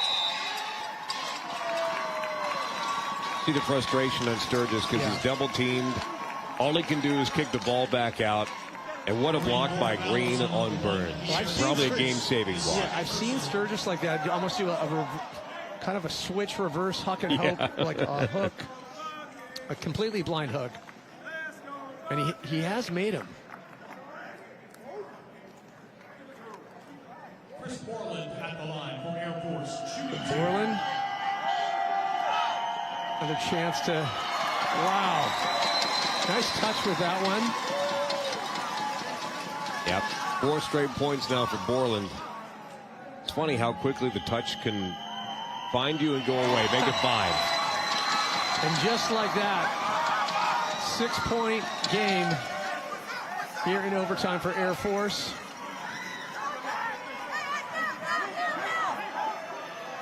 Got numbers. And another good block. Fouts can't get it to go, and that is time. Air Force takes the win in their first game here in pool play. Matchup up against Marine Corps. Great battle between these two teams. And I was mentioning it's a good harbinger for, I would say, the rest of the games that we're about to dig into tonight. If you have the 5th seed, and again, the pre-tournament seeds may mean something to some, they may not mean anything to others. But if you have your 5th seed taking your number 2 seed to overtime, that is nothing but a good sign for the great basketball that we're going to see for the rest of tonight and into tomorrow. And it's so important that you get off to a blazing start here in pool play, because it does matter where you end up in bracket play. Sure. This makes a big difference tomorrow. And we decide who goes where, when. Another instant takeaway. Every Warrior games I've been lucky enough to be a part of is the mutual respect, the camaraderie between not only just the branches of government, branches of the military, but really the different teams and the team captains, and they just know how much work you have to put in to get to this level of competition. The mutual respect is one of my favorite parts of this whole thing, because obviously there's friendly rivalries at the end of the day between Air Force, Marines, Army, Navy, SOCOM as well. There's some friendly taunting, but everybody knows at the end of the day they're on the same team, and a lot of them are in the same situation in a place like this, the Warrior. We just saw Pierre Sturgis kind of roll up to the Marine Corps fan base and was kind of getting them amped up. As I mentioned, he is a spark plug, but I think we can expect more from Sturgis and kind of get into that team captain mindset now that they've forced a game into overtime. I think it bodes well for the Marine Corps team. Yeah, without a doubt. I mean, they should feel very confident in their next game. They're not going to have to wait very long, but this is nothing but a good thing for the Marines. Yeah. Well, once again, we check in with Lizzie Smith. Oh, man, I'm here with the man, the myth, the legend, Chris Borland. Feels like deja vu from 2025. How did Air Force pull out that win? You know, it's the work. Our team, we trust everybody. It's a lot of work that we put in. Right now, we're just trusting the process. Everything really came together towards the end of that 4th period. What happened? Hey, you know, we just turned it up a bit when we need it the most. What's the strategy now? You've put a lot of fight out in game 1 of many to come. How are you guys going to maintain that power? Yeah, well, game 1 was the nerves. So now that the nerves are out of the way, we're just going to play our game for sure. What do you want to say to your teammates as you head into the rest of pool play? Dude, I love you guys. I trust you guys. Thanks for being my teammates. Congratulations, Chris. We're proud of you.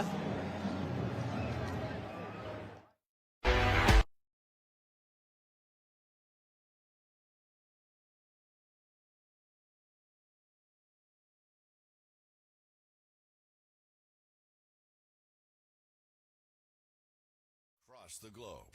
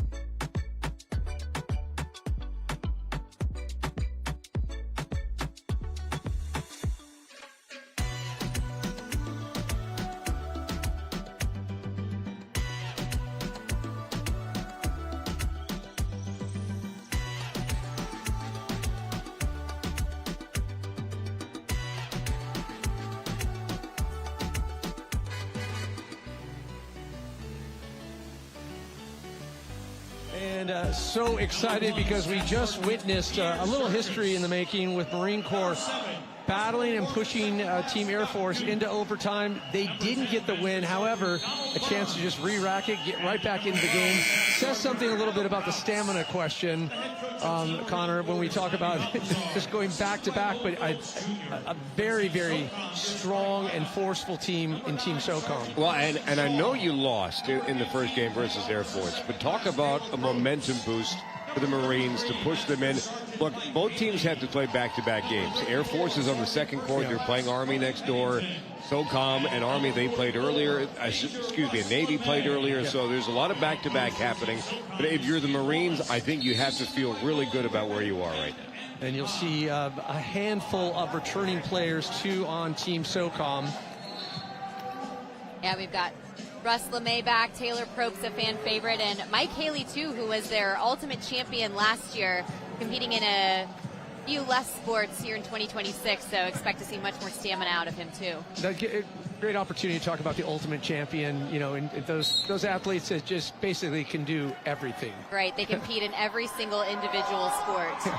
They're going the whole Warrior Games, and by the end of it, you know they are just gassed. But talk about displaying what it means to be a Warrior. Each branch gets one ultimate champion. And Haley last year, guns and wheels, because he medaled in the shooting sports and then came in to participate and pretty much steal the show for Team SOCOM at basketball last year at Colorado College. Someone who wears his passion on his face, too. You see his concentration. You'll see him communicating. He's in it to win it for sure. Probst getting a little tangled up there. Wow. You got to respect the behind-the-back shot there. Here's Sturgis again. Yeah. Bounce goes down. Yeah.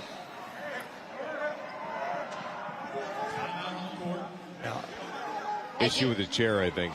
I do think if there's a team that's going to have anything to say about the momentum Marine Corps just had, it's going to be Team SOCOM. You know, these are the special ops guys. They're out there to fight. And they've got some big guys on their team, too. In 2023 and 2024, we saw some incredible wingspan from some of our participants here in Warrior Games. Had, you know, some turnover in the past couple of years, but are they back to fight? In a completely different game on court 2. SOCOM winning 22-10 over Navy. Way far away from the 40-34 overtime thriller we had here on court 1. And LeMay able to get the rebound, fires it over to Probst down the court. Probst, too much heat on that. I know it didn't work out in the end. There's the score from earlier, but what a receipt, of the pass by Probst over his head. He keeps his path. Incredible stuff from number 15. Surprisingly, a low-scoring affair in this battle so far between Marine Corps and SOCOM. SOCOM, fresh off their first game win. Marine Corps couldn't get it done in overtime up against Team Air Force. Russ LeMay, returner from 2025. Major LeMay. Boy, some big bodies with SOCOM. Getting all tangled up there with tough Doc. contact. Yep. Yeah. There are, I was talking to Russ LeMay earlier. He said there are some real new characters on the team, and he's excited about the fight that they're going to put out there. We obviously saw that in game 1 they had there against Navy, but it'll be great to see how they respond to Marine Corps' fight. And you can't talk about wingspan without talking about the condor aspect of Russ LeMay. Yeah. He is. Absolutely. Is a substantial human. Something I would know nothing about. Speaking of Mike Haley. Possession of the ball.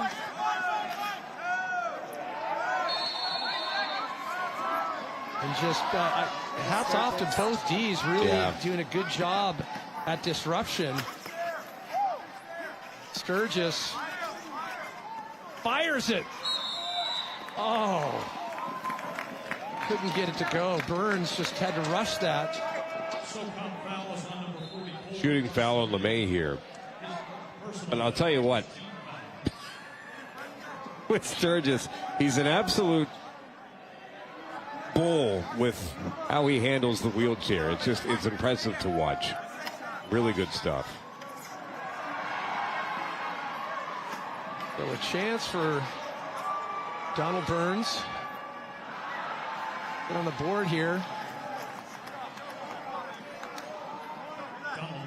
And as Burns has taken the free throw behind the play, out at center, you can really see Haley and Sturgis sort of going toe for toe, like squaring each other up. Unfortunate for Marine Corps there. Burns couldn't convert.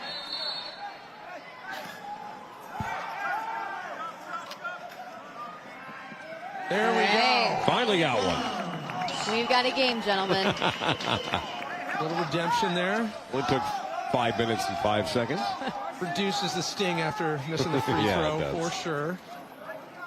Team SOCOM head coach Keith Wallace was the one that had mentioned he's got to put 2 or 3 guys on Sturgis, and that's going to be their strategy for defense. But he's also an incredible coach in and of his own right. Coaches wheelchair basketball and wheelchair softball on the championship level full time. So definitely a coach who knows what he's speaking to too when it comes to directing the guys on his team. Yeah, it should be mentioned. You know, a lot of these competitors play in other sports throughout the year, but they also play in other leagues.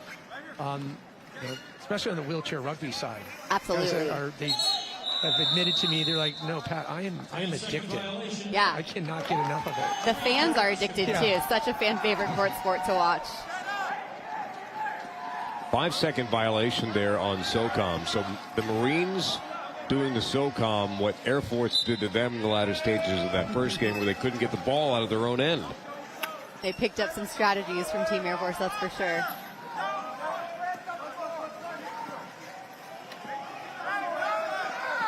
Again, little tip from LeMay there, that wingspan coming into full view.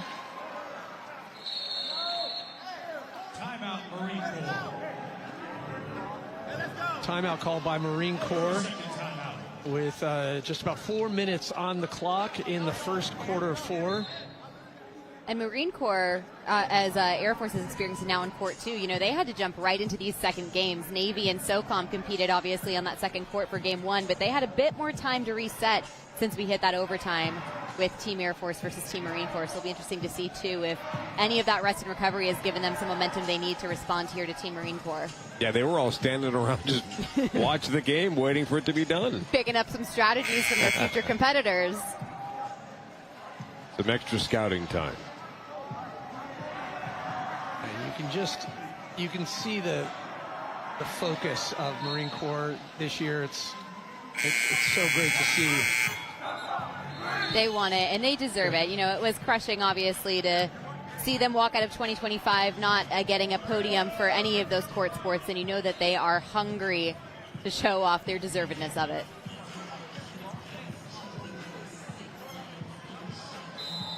You know you're at a good event when you have foam fingers. Exactly. It's not a proper sporting event until the foam fingers. I agree. It's one of the more coveted pieces of merch for SOCOM. Sure. Yeah.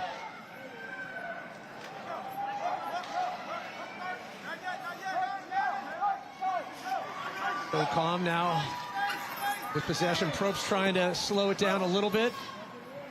And over to LeMay. Nice. SOCOM on the board. Yeah, and that was Mike Haley. Nice little throw over to LeMay there. Both teams extremely aggressive defending. Marines much more so, I feel like, than they were in game number 1 against Air Force. Yeah, it shows on the scoreboard, yeah. too. I mean, by virtue of the strong D. Probst not letting that ball go over to LeMay. Nope. Got a man. Carson Shaw. Ready to pass it to, not sure who it's going to be. Finds Haley. Yeah.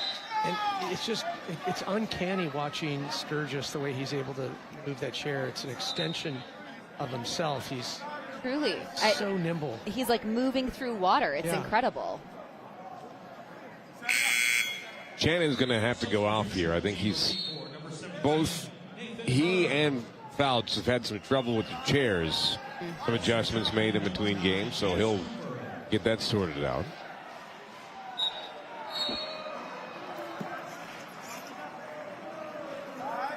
Only new team member on SOCOM on the court right now is the 34 Cody Pennington.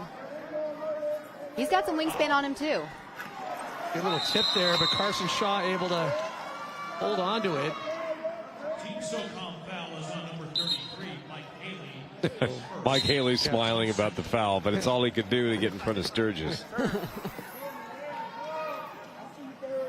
Mike Haley is nothing if not a competitor, that's for sure. The intensity out of him hits every time. But I like the smile aspect too, because that means it's still fun, still an enjoyment.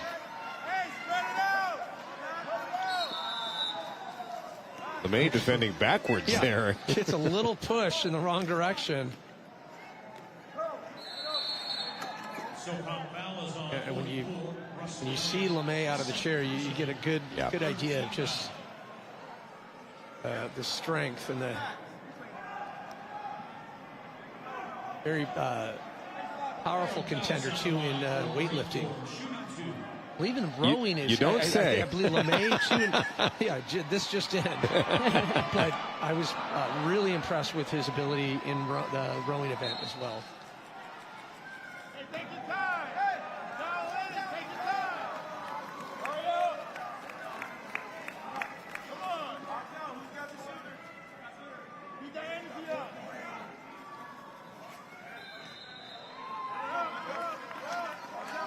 Still tied at two apiece. Play over to Haley, long pass, over to Shaw. Sturgis gets possession back. Just the amount of turnovers back and forth. Call and response. Fouts trying to get it. Oh. And you can see it's just forcing you into these situations. You're locked into this mistake mode. I like the idea from Burns there, but again, your passing has to be so accurate in this game, because if you're just a little bit off, you have to get the momentum, the push on the wheel to get into the path of the basketball instead of just speeding up your run as you would in the normal game. Truly, yeah, you really are at the mercy of your wingspan and anything within a couple inches of it. You have to be a more accurate passer. Another turnover.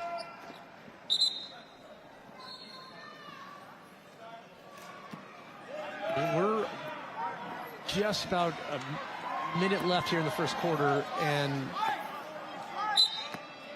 tied up at two apiece. Right. Yeah, you said it. This really is becoming a game of defense. Team Marine Team SOCOM. Okay. Well, seeing some movement Spoke too now. soon. Well, again, it's like Cooper in that first game, about from the same distance. He's not going to. He has that much time and space. That ball's going in.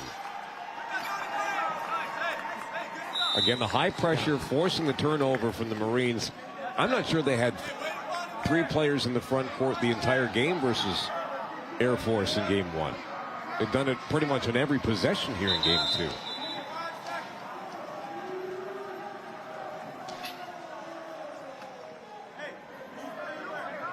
Just under 25 seconds left here in the first quarter. Marine Corps up by 2. See Russ LeMay working on those on-court comms over to Probst. They've got a good rhythm. They're passing with each other all game. Back to LeMay. Nice. SOCOM responds. Got such the lean on that. Able to take full advantage. Running out of time here in the first quarter. Why not? Amazing attempt, though. So at the end of the first quarter,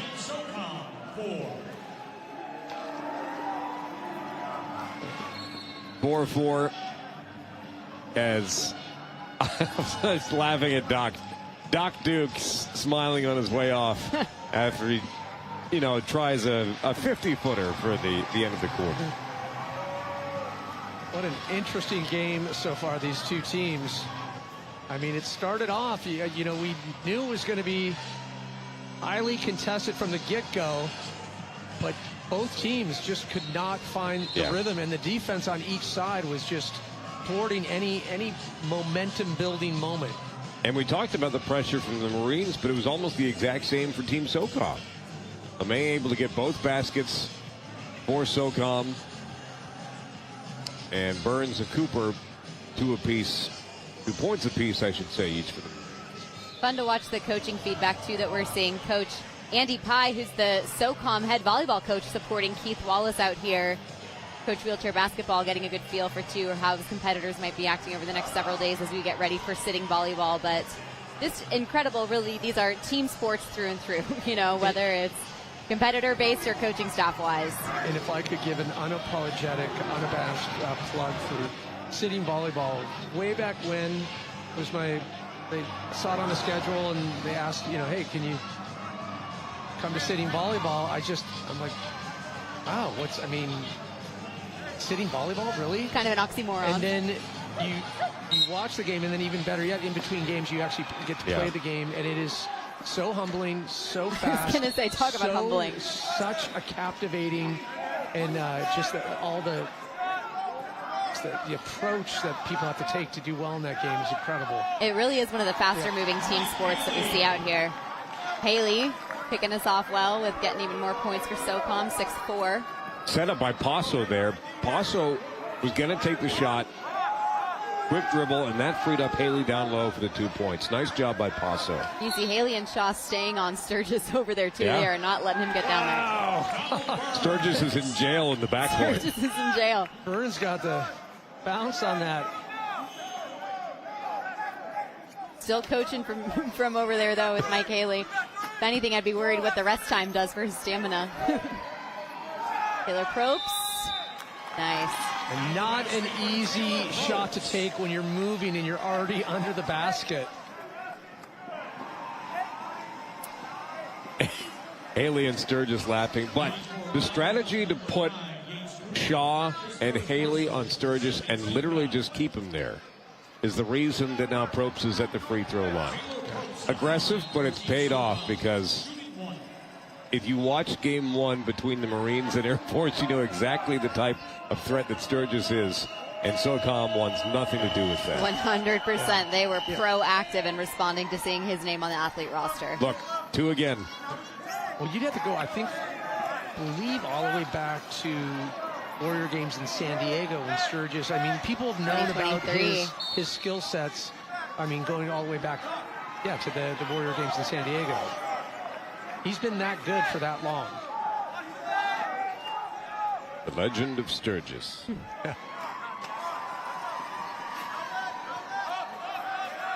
They do a good job under the hoop there. Definitely a force on the rebounding. Lots of heat by Sturgis. Wow. I'm not sure how Shaw was able to get that angle on the bank. It was so high. Well, he was going to go right first, then tried the left angle, suited him at just enough space. And that shows how defense can turn into offense, because you're keeping their best player out of it, and you're able to get sort of an odd man rush down low as well. The National Wheelchair Basketball Association started a military division athlete, which Pierre Sturgis was inducted to, no surprise.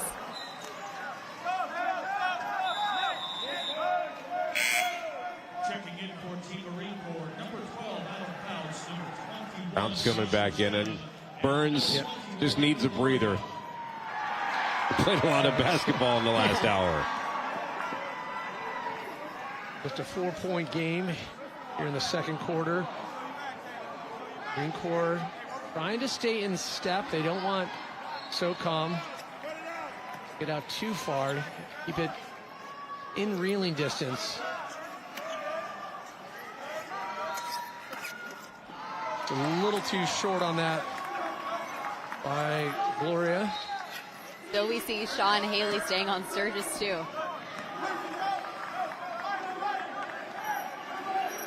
Paso getting some good pressure there by Fouts. Over to Probst. Tell you what, Paso, guys, is the playmaker. That's twice that he's done something really, really good to set up a basket. Paso on the passos, if I may. Let's have to write that one down, too. Paso on the Pasos. The Marine Are Corps these trying to dad respond. jokes or are they just bad jokes? Hey, we'll be here all week, folks. Over to LeMay.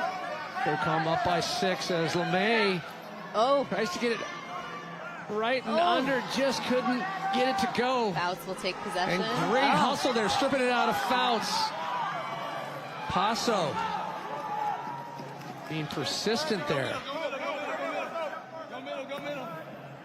Now, the risk with having Haley and Shaw where they are is obviously you have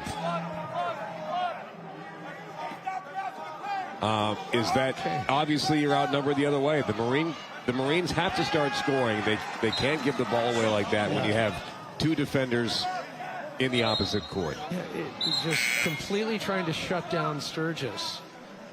I mean, I'm all for keeping things warm and fuzzy, but interesting approach there. We're just going to box him in. But again, it's working for Keith Wallace. Yeah, absolutely. He definitely knows how to coach his team. He won the 2022 championship for National Wheelchair Basketball Association with the women's team that he coaches. Definitely no stranger to being able to interpret what's happening on the court and coach his competitors accordingly, and we're obviously seeing that from Team SOCOM based on the score.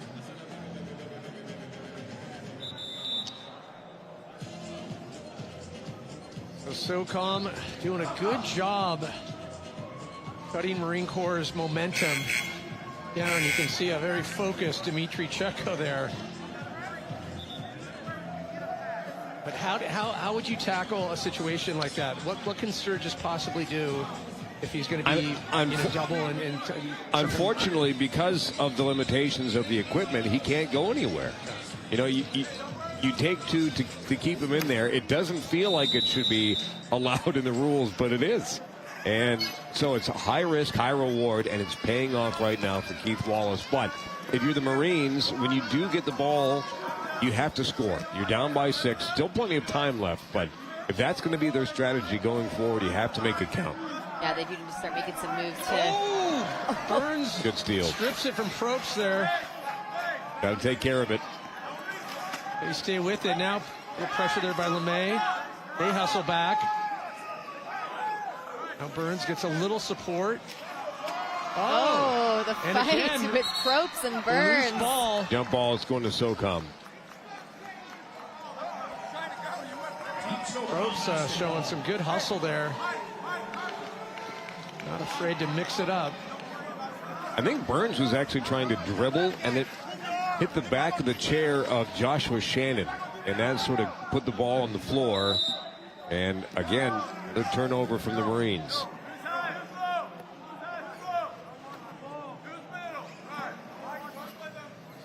LeMay slowing things down a bit.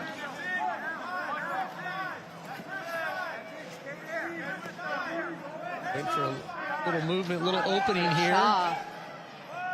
Passes to Probst. And Probst. There we go. Nice light touch just under the basket. That's exactly where he scored these points too. They know where he needs to be and when to pass it to him, and he'll make it happen.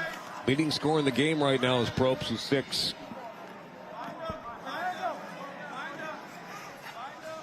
Will we see Burns? Sturgis fighting his way around Haley too to try to get in the mix again. Support Burns a bit. Burns, if they can kind of post up, give him those screens. Nice. He is somewhat deadly outside the key. But you see what happens when Sturgis gets the basketball, draws the contact, gets the foul. I know it's not in the act of shooting, but at least it's possession. Trying to get free just a little bit.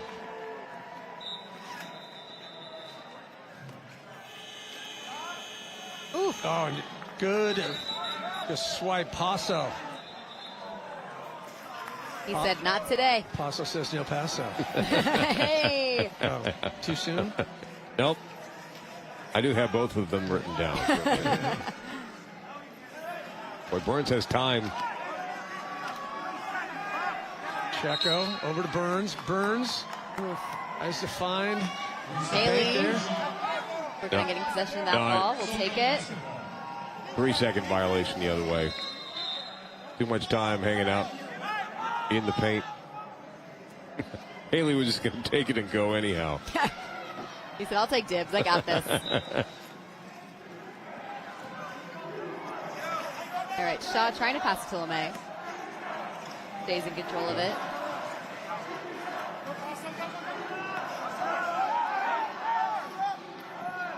Oh, another fight for possession. Marine Corps takes it. Sturgis has the ball. Not what SOCOM wants to see. Yeah, can Sturgis find the hole? And looks like Bouts there with a little bit too much contact there. I mean, look at that. We got a 3-chair pileup just trying to get Pierre Sturgis over into the mix. Second time that Fouts has come out of his chair here in the first half. He's a fighter. Yeah. He will make it happen. Fortunately, I think he got called for the foul there. That'll give it back to SOCOM. Timeout here with under 20 seconds left in the first half. So if you're Marine Corps at this point, you started off good. Yeah.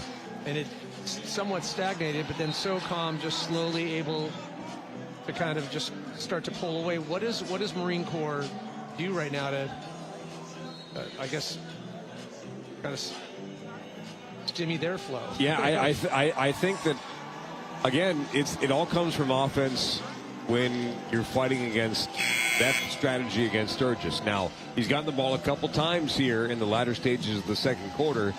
Hasn't gotten a look. Now, Burns has had a couple looks, hasn't taken the shot. And I just think if you're the Marines, you have to start shooting the basketball because things are going in for SOCOM right now, and you're just not taking your chances at this point. It's a little bit of a strategy they haven't seen yet, obviously, with the double team on Sturgis, but you can fight around it. I think shooting will be the key going forward in the second half. Yeah, motion will create momentum, hopefully, for Team Marine Corps.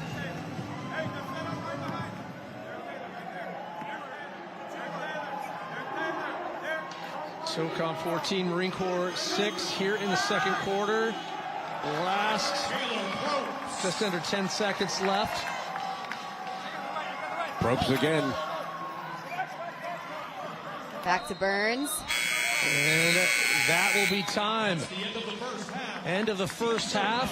SOCOM 16, Marine Corps 6. Feels like a faster first half than what we saw with Team Marine Corps against Team Air Force, too. In terms of the back and forth and like just consistently, but there was a moment there. It was stagnating. Yeah. It just wasn't going anywhere. And then SOCOM. We stayed 2-2 for a while.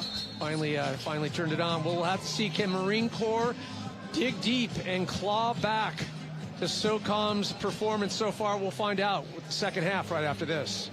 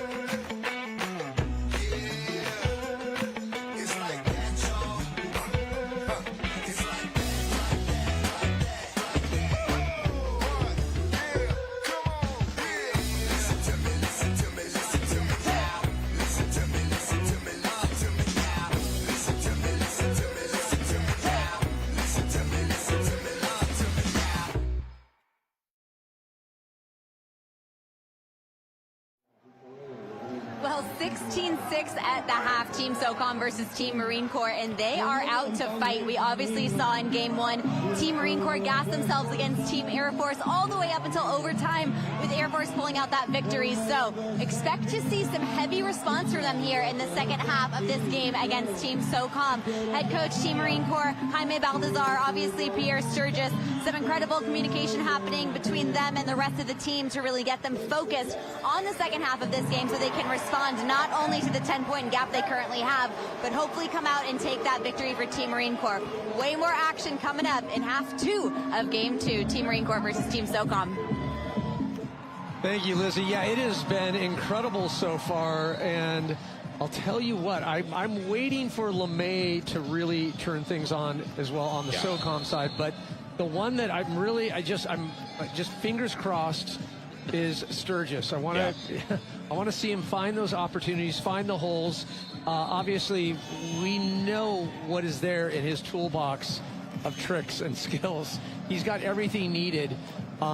Needs to get a little bit more support from his team. I think if that can happen, then Marine Corps could finally find the W here early on in pool play. Well, and Pat, this is my first time seeing Sturgis play up close, live in person, and it is so impressive to see his maneuverability, his skills, his strength, everything in there. It's almost a shame that he gets the double team that he's gotten to take him completely out of the game. I don't blame SOCOM for doing that, but he is obviously one of the best players in the tournament, and by far the best player for the Marines. So, hey, speaking of dogs, Lizzie, who let the dogs out? Who let the dogs out? That's Patches. Yeah, that's Annie's dog from Team Marine Corps, or I'm sorry, Team SOCOM. Also Annie's birthday today. Yeah. Kind of love it too because it's also Team Army's birthday today, and Annie was part of SOCOM for the Army branch. So lots to celebrate today there with Patches and her partner Giselle Rama too. Competed on Team Navy, but is now supporting SOCOM. How could you not be able to pet Patches? I can pet Patches. You can? I got approval to pet Patches. Okay, good. We bonded. Don't worry, guys. You can't go 0 for dogs. I know. You of all people. I know. Patches is incredible, Annie's dog, and then her partner Giselle has a great dog, Hugo, as well. Sweet little bully mix. I was able to pet both of them, so I am re-energized. Taking a look at the roster for Team Marine Corps. And usual suspects that we just saw in the first matchup, but a lot of returning players. But all the focus, of course, is on Pierre Sturgis, and if he can energize and lead this Marine Corps team on the top spot of the podium come bracket play and going for that gold medal. Team SOCOM, obviously Russ LeMay coming back, the likes of Taylor Probst, and of course Mike Haley, Carson Shaw, with the advantage of playing this game and playing with other players in previous matchups. Definitely seeing the advantage and showing dividends on the scoreboard as a result, as Burns will inbound for Team Marine Corps. Again, the point about making the best of your offensive possessions. Exactly right. That's like exactly that. what had to happen. Joshua Shannon was channeling you. He was not. As you spoke. He would be wise to never listen to me ever. Don't do as I say. Say as I do. Or don't do as I do as well. Avoid it all. Marines get the ball back here. Team SOCOM foul is on number 30. No, a 10-point game. His third personal. The points have not gone up there. They forgot to give the... Yeah. Waiting for that. Go up. There you go.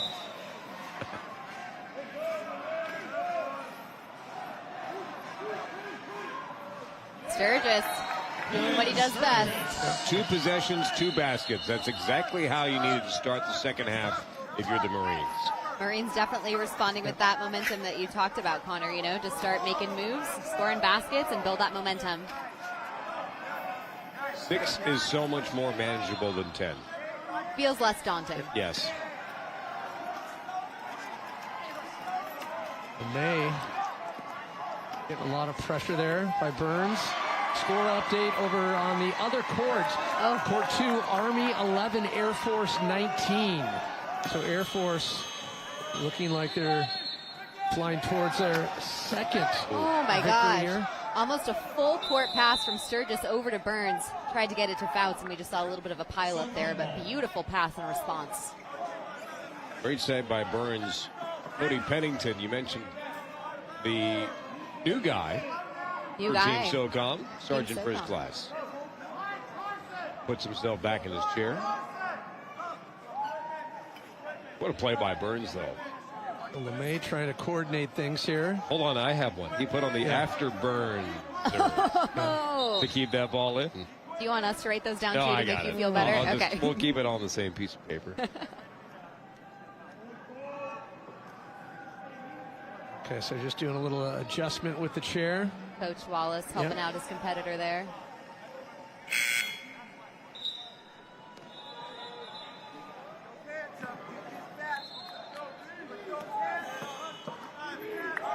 Shaw's got it. We can hear Team Marine Corps behind us shouting for defense. It looks like that's exactly what they're lined up for. Ropes in, nice little dish pass there. And then unfortunately for Marine Corps, Burns got a piece of it. Possession staying with SOCOM. Pennington, we see no new guy on Team SOCOM. He's got the wingspan, but it's that ball control that's getting the best of him right now. That was also a heated pass from Probst. Not sure he expected the ball to get to him that quickly. Fair. Oh, he's about to Wingspan. prove me wrong. Yeah. Very nice. Great shot there by Pennington. Sergeant first class. I take it all back, Pennington. I take it back, Cody. And now he will try to defend Sturgis along team. with Shaw and Haley. Joshua Shannon has to take it all the way in. SOCOM saw that momentum from Marine Corps, ready to keep fighting. LeMay over to Probst. Probst hitting the basket. We know he makes every time. Makes it look easy, absolutely. His ability, the spatial awareness, able to make those shots as he's moving, and he's already under the basket. Yeah, it's incredible, and he knows to rely on it too. That's the biggest thing. Is that's his shot. Response to the Marine Corps. 8-point game so far. It's 4:20 on the clock here in the third quarter. To Pennington. Vital for Marine Corps. Rope's so confident with the basketball. Hard looking for them to find a good passing strategy, though, with Sturgis in the mix here on defense. Yep. We're just trying to pay it back to Mike Haley a bit. I was going to say, Haley's trying to move like Sturgis in that chair, too. Just agile. Well, the ability for Sturgis, too, he can be literally at the baseline, and within a second, he's at the top of the key. That's what you get with that power with the chair.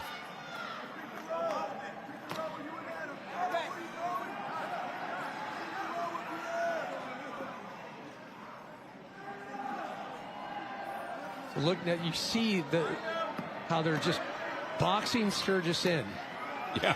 And it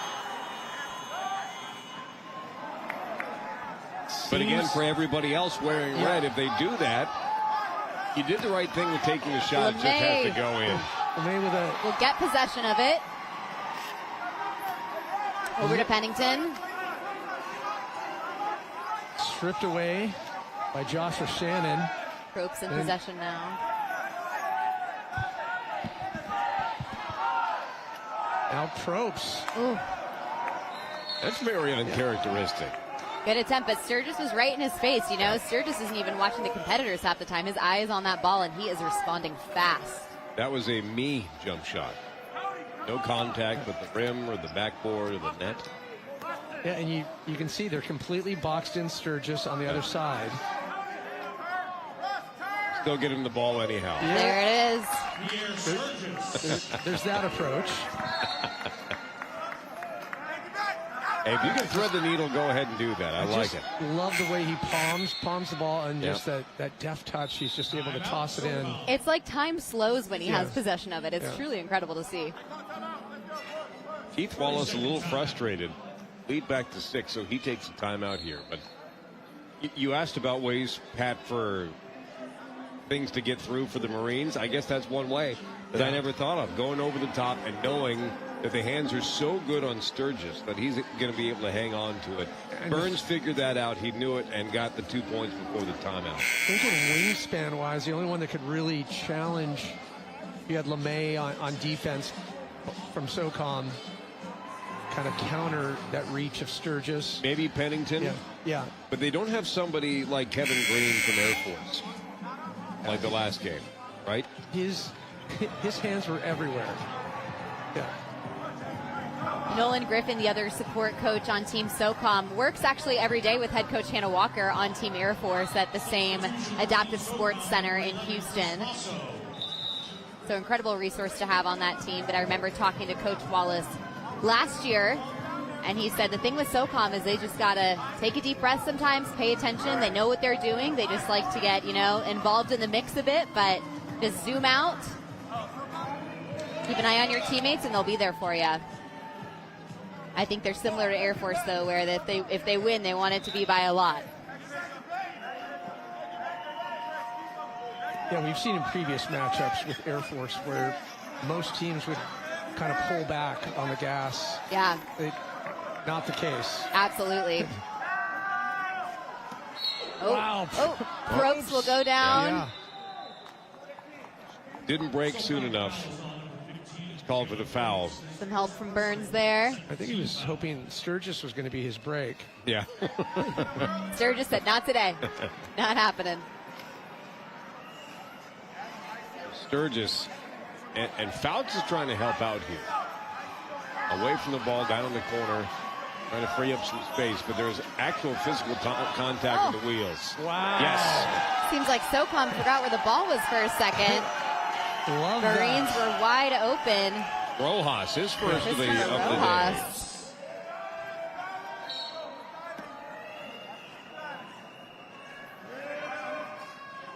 Shaw over to LeMay. Back to Shaw. Why not? Attempting the shot. Why not? Yeah. That's a good decision from Shaw. Whistle from the other court. So nobody panic. Burns back in possession against Probst. LeMay will try to block. Good touch there. Showing a little patience, paying off. Now a 2-point game. You see what's happened here with Marine Corps. Slowly but surely. Yeah, we started with a 10-point gap at the top of this period. It's those turnovers, capitalizing. Lead was 10 twice, actually, I think. And now, just like they did with the Air Force game, rolling back into it. Can't get too comfortable. And this would do so much, just even for the mental component. Tie it up right here.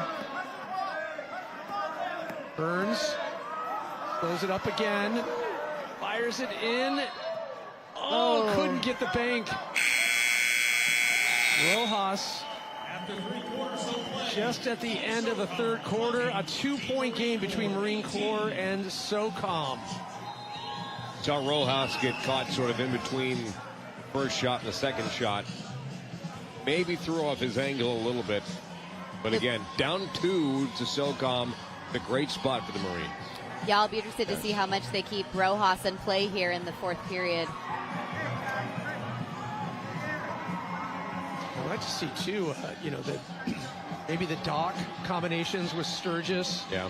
Haven't seen, I would expecting a little bit more from Checo in this second game. Yep. I agree. We saw a lot of fight out of him in game 1. Big name, too, coming out of last year as a competitor. You'd hear his name a ton on the broadcast as well because he's all over the court. He's a fighter. And there was one of the few opportunities where Sturgis could get open. The pressure was great right out of the gate. Pennington, his first basket in wheelchair basketball, but again, it was very defensive early on, and the pace started to pick up a little bit towards the end of the second quarter, start of the third quarter. And so now it's up to the Marines to continue this. They were able to get Sturgis loose a little bit, but again, he's only got the 2 baskets. Yeah, a lot of action going to come up in this fourth period here. Marines will drive it into overtime again if they have to, like we saw against their game with Air Force, game 1. On a basketball.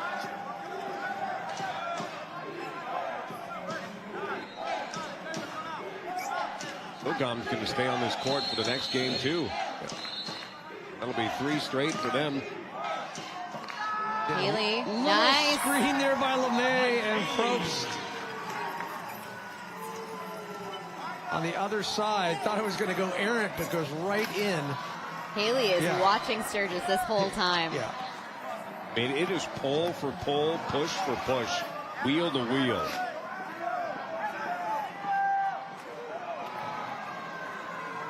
Feels like the only person who could steal it away from Sturgis was LeMay. SOCOM coming back a little hungrier. Nice follow-up by Probst there. Bummer for Burns because he was back, but because he had to maneuver and break at the same time, he didn't have the hands to get up and block Probst. SOCOM just like that, 6 points up. Team SOCOM foul is on 30. You can see Pierre coaching his team from the sideline there too. I'm sorry, from the court. Which is near the sideline. Which is near the, thank you.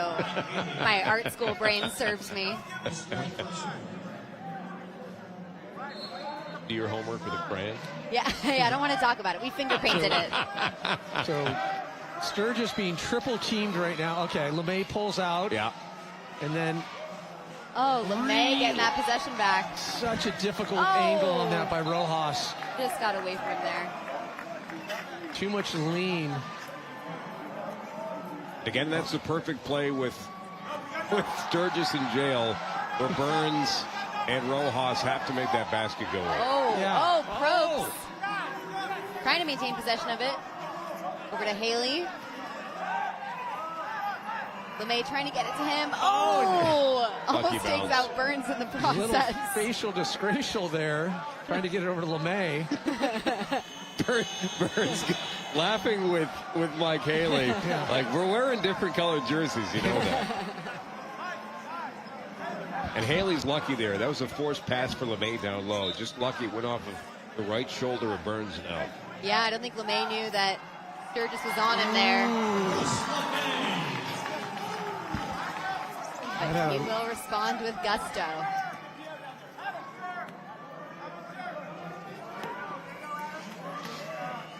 Marine Corps trying to slow the roll. Ball gets away from Burns. So hard Still to in pick play. up. Yeah. Probst got it, trying to pass it over to LeMay. Will he get it? He will. And Fantastic. LeMay, talk about just calming it down right at the end of that. And we're back to a Loves that. 10-point gap in the game. Can happen that quick. Quickly. Boy, Burns, I think, is upset with himself a little bit. He knew he'd lost that. And put up a good fight for it along the near touchline here, but Yeah. Probst's able to win that battle and set up LeMay to put it up 10 for SOCOM. I'm curious, what Team SOCOM, what they were talking about after the third quarter when it got down to, a 2-point deficit, or just a 2-point gap between Marine Corps and them, because they came back and then right from the onset, it seemed like it was just a re-energized SOCOM team. Yeah. Yeah, once they get that momentum, I feel like it's like with all the teams that we've been seeing, whether it's Marine Corps or Air Force, but once the period starts out the way they want it to, it tends to continue that way. Heavy on-court communication from Team SOCOM too. They know it's within their grasp, but when you have a team like SOCOM, it doesn't make it any easier.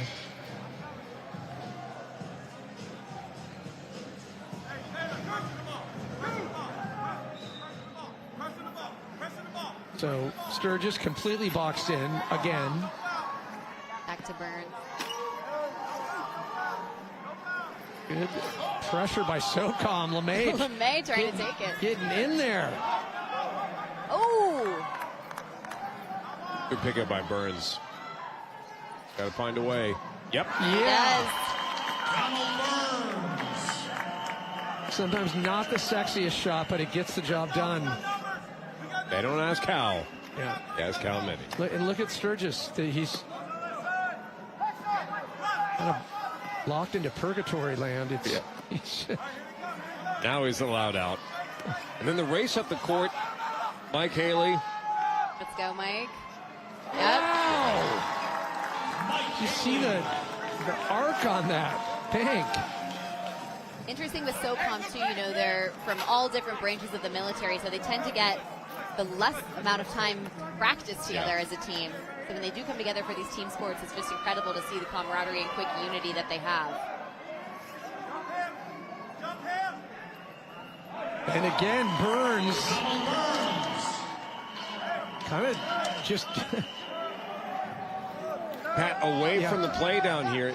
Yeah. This is smart by Sturgis because instead of going underneath the basket, he goes to the corner, stays there, and takes both defenders with him, and that allows some space to be freed up for Burns to be able to shoot.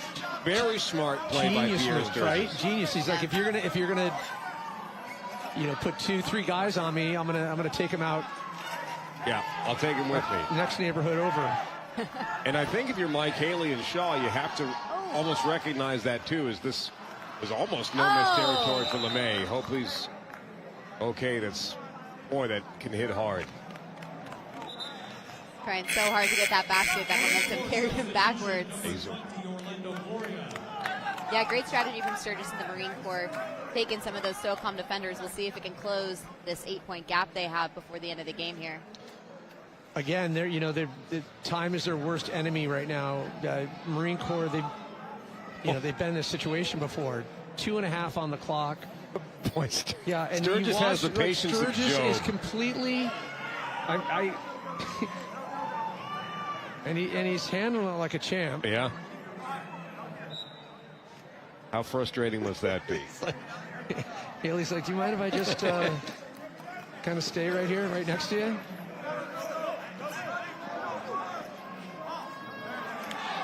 Oh. Probst's able to get the errant ball. Passes it up. Now over to LeMay. LeMay trying to get possession of it. A little too out of reach. Slips through his fingers. Gloria, I thought he may have touched that. I don't think they say that he did, so that's actually a break for the Marines. Down 8, under 2 to go.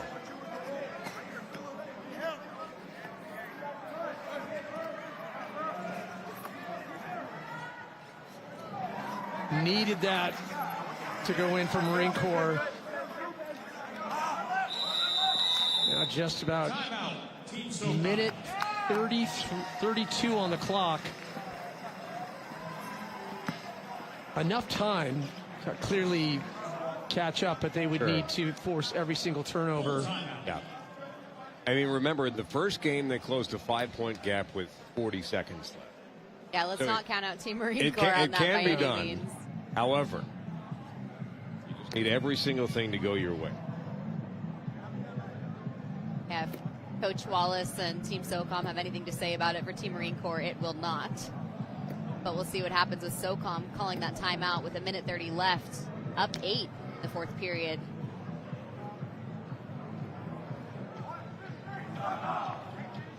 SOCOM will stay on this court, actually, guys. His Army will come over and say hello. For game number 3. Some good rivalry out of those two teams from 2025 Warrior games that we saw, too, with the court sports. So always a good fight to see SOCOM versus Army. I mean, there was at that time too. Between those two games, there was some really. It was fun spirited, but some really good trash talking as well. So maybe hopefully we see that medal game return. last year. It was. Yeah, it was. We watched like 3 games in a row, so I couldn't remember. And we've got some new faces on the court too for Team SOCOM. Yeah.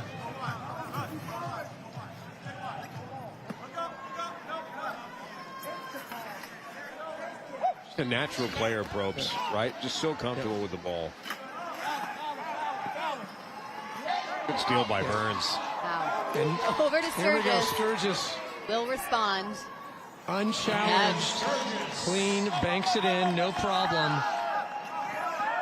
It takes till a minute and 15 seconds left in the fourth quarter for Sturgis to have that much space. And then clearly forcing that turnover. Yeah, all the credit in the world goes to Burns on that play.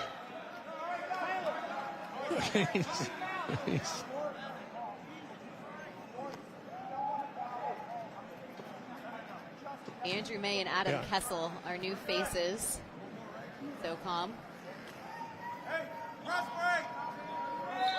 Adam Kessel, the highest ranking in SOCOM, a lieutenant colonel. 1 minute remaining. Just under the 1 minute mark here. And a 6-point game.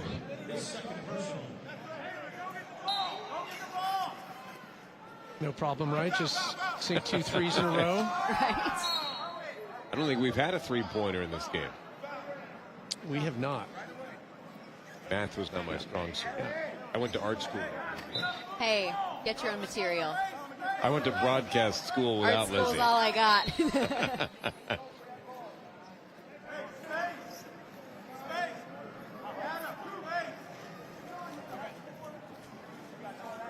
Carson Shaw looking for that open man. LeMay, no problem. Easy squeezy. Oh, and gets away from can't him. lose it. That's all Sturgis can do. But yeah, again, I like the pressure from Burns. Showed a little bit of fatigue early on, but he's been, I think, the best player for the Marines here in the second half.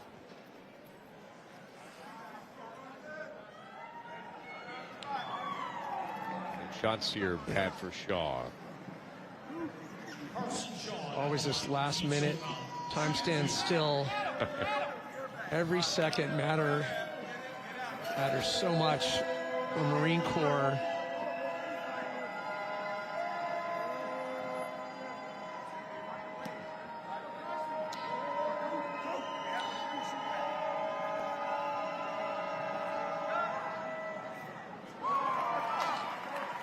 Can't get it to go. Carson Shaw on the first of two.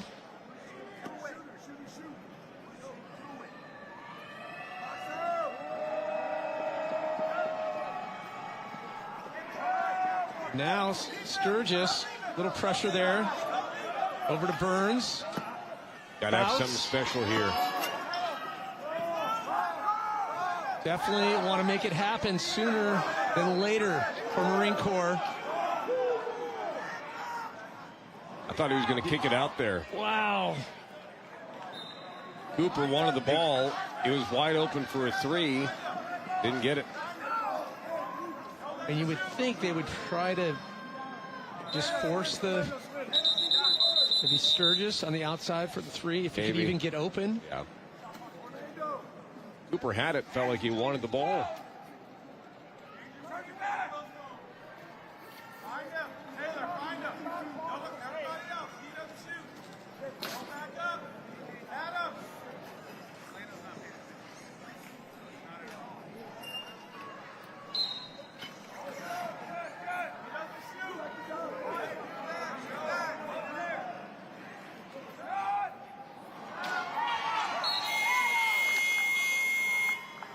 It's 18 on the clock. Still that 6-point deficit, and you can see the pressure that SOCOM is applying to Marine Corps. Yep. There's just little they can do. And when they do get a glimpse of daylight, it's a tough shot, not an easy shot. Last sequence there was the perfect example. And we've seen those moments where Burns is able to take the matter into his own hands, and it's paid dividends, but you can't keep relying on that.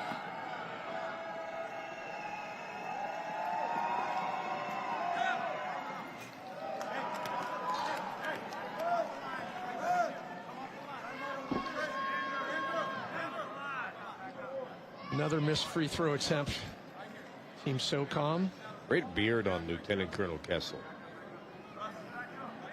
I can't grow that either. got nice tone. It's got nice shape. Yep. Volume. Good diversity. Yeah, very thick, full. Very nice. 10 out of 10. And unfortunate for Kessel, but did get the rebound. SOCOM stays with it. And with that, 8-point game with under the 10 seconds. And Marine Corps finish it out as Burns puts it up. And that is time in the second match here in pool play, wheelchair basketball. SOCOM 32, Marine Corps 24. I know, Pat, that the Marines are 0 for 2 in the first 2 games of pool play, but they have played so impressive. I like the fight. I like the timely scoring. I like the way that they defended, dealt with tough situations. The record doesn't show it, but the effort really does. It's in a way, it's real-time problem solving. They've shown they do have some chameleon qualities, but again, when you're up against teams like Team Air Force, Team SOCOM, it doesn't make the task any easier. I really do think if the Marine Corps had just maybe another week playing, with some of the new players, I think we would see a different side of them and a different outcome for these matchups. But we'll have to see. I mean, obviously Marine Corps now looking for the first W. It's harder to get than they probably thought. Well, and you actually made a great point with your playing Air Force and SOCOM as your first 2. At least it wasn't Air Force and Army the first 2, but no games are easy in this. But I think that the Marines, considering where they've come from, considering they have the 3 returners, adding Burns into the mix, getting contributions from Rojas and Shannon in the 2 games. A lot to be proud of for the Marine Corps. I'm beyond impressed. And now that we're looking into our third match, matchups for the evening, the stamina question really starts to come into the conversation. Like, how much do you have left in the tank?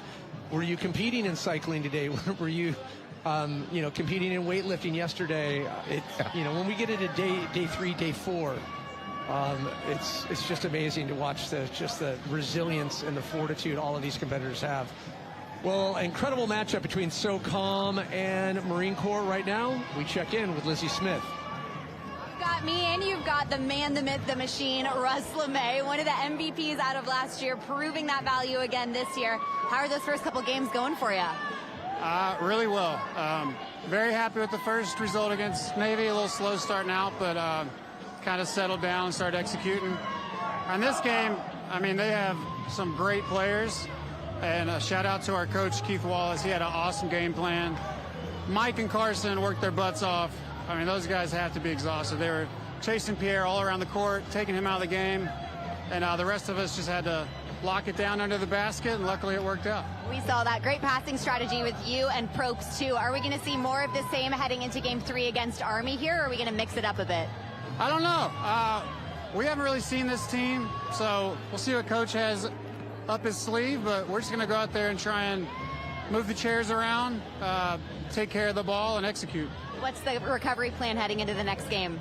Oh, there's no recovery. I've got some Skittles, some peanut M&Ms over there, drink some water, and the Warrior Games is tough. Like, it is a grind. Guys were cycling this morning, and they're over there playing now. It's going to be like that the rest of the week. There's events during the day. We'll play 4 games today, and then tomorrow we'll be back at it. And if there's one thing we can expect from Team SOCOM, it's always a fight. What do you want to say to your competitors and your coaching staff? Oh, yeah. Just expect the grit out of us. Like, you're not going to get any quit out of us or my team. Well, Russ LeMay, thanks so much for your time. We're wishing you luck in Game 3, and we will be back with even more wheelchair basketball. Team SOCOM against Team Army. Big rivalry coming out of 2025, so sure to see some great action.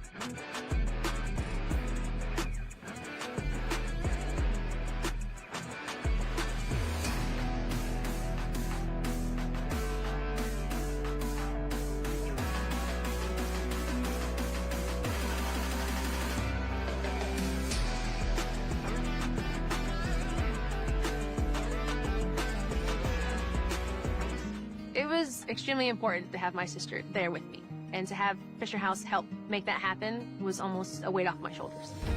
The first time I walked in the Fisher House, it was very welcoming. To be able to walk from one place to the other and be able to be there for your loved one whenever you needed it. Fisher House made it so easy just to hyper-focus on my sister. It was like a bed and breakfast that had people who understood what everyone that was staying there was going through.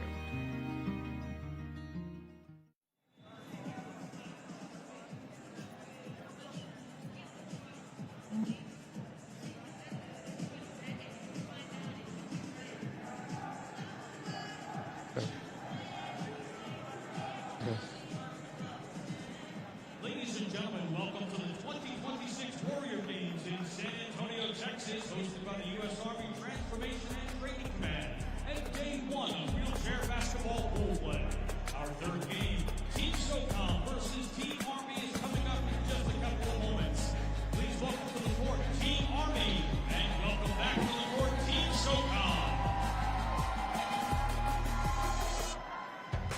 Let's meet the starting lineups. First for Team SOCOM, the visiting team on the scoreboard. Number 11, Staff Sergeant Chris Passo. Number 12, Staff Sergeant Andrew May. Number 15, Petty Officer Second Class Taylor Ropes. Number 34, Sergeant First Class Cody Pennington. And number 44, Major Russ LeMay. The starting lineup for Team Army, the home team on the scoreboard. Number 1, Adrian Sains. Number 2, Captain Carlos Rivera Etnu. Number 9, Staff Sergeant Gene Kalantot. Number 21, Captain Jacob Malvin. And at number 30, Sergeant Nathaniel Gifford.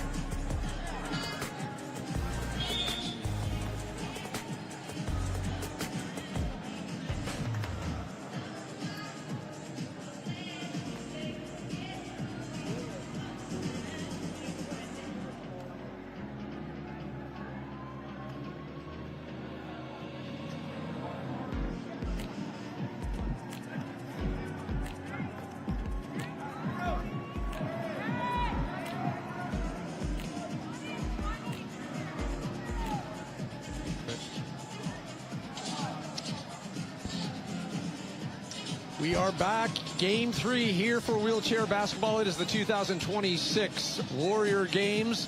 SOCOM versus Army.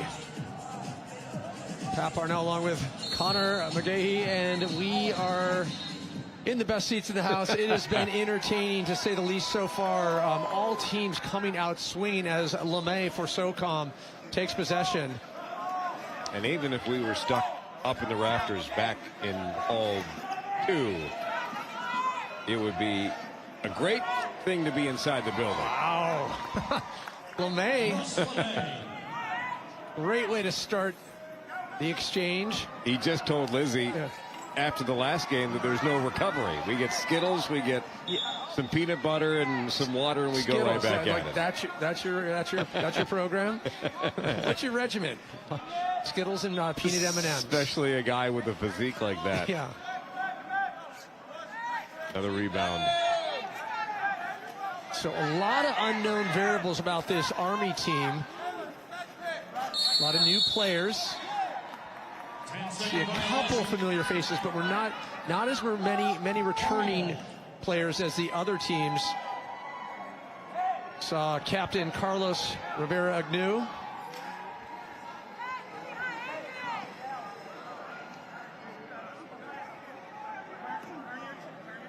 Turning it for Army. He'll play it in here.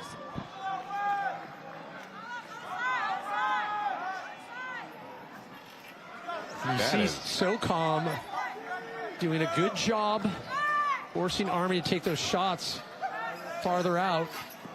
Well, look at the speed on Passo. He lost an edge there, lost a wheel, but seems to be okay. Paso is not afraid to get it on edge. No. And comes in just blazing.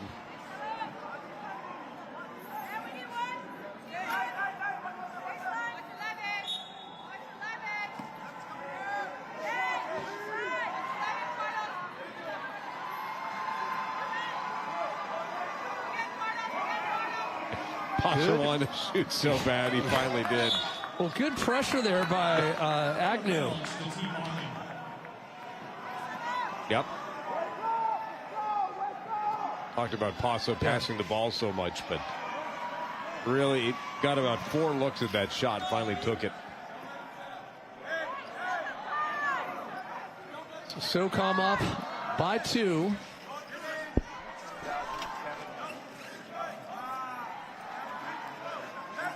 Now, probes to LeMay.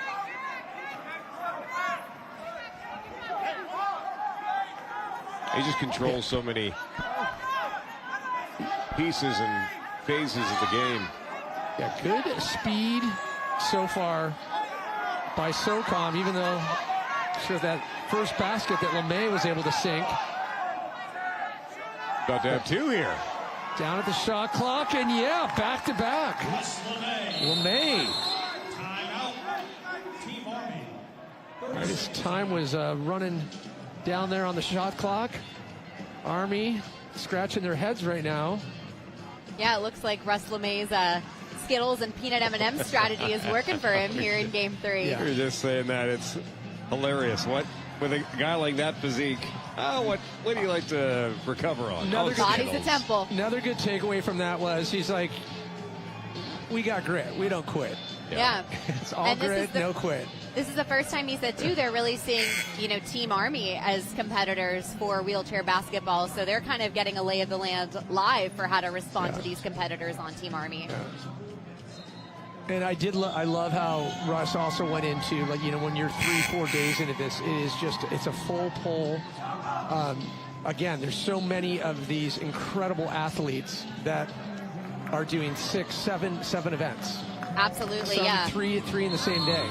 And for him to call that out on day 2 isn't nothing, already feeling that gas. The cumulative effort, the strain and drain on the body and brain. And head coach for Team Army, Rodney Williams, 2-time Paralympian himself, having competed in wheelchair basketball in 76 and 88. So also being coached by pro here, as Team SOCOM is with Coach Wallace. SOCOM again. Maintaining possession. Get a lot of pressure by Army, though. Trying to step it up in the backcourt. And well, I'm not sure I saw this run here early on for SOCOM, Pat. Army's come away with 2 wins into this 3rd game, but SOCOM has settled in nicely early on. Yeah, a lot of talk about Army too, just like the unknown of them. A lot of new players. Sure. But having trouble finding anything to try to stop SOCOM. They're just slowly racking up the baskets. Now 8-0 here in the first quarter with 3.5 on the clock.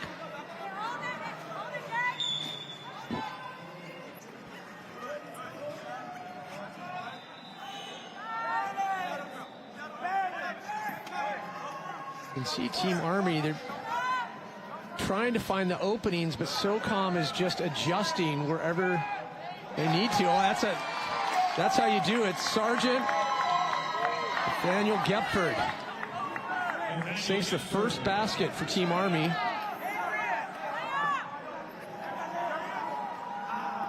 And as we've seen, once a team starts scoring from 0, that momentum can really build. It'll be interesting to see if we see that from Team Army here, obviously coming off of those wins, as you mentioned, Pat. Able to rifle that pass underneath. Oh, a fight for possession. No, and Paso was saying, no way. was not going to let go of the ball. Andrew May digging in there, too. He's the one that lost the wheels. Took a little tumble there, but got right up real quick. Substitution number 25, Dallas Bush. So Bush in, and off goes Jacob Malvin. Been out in the sun. Got that nice glow on the lower arm.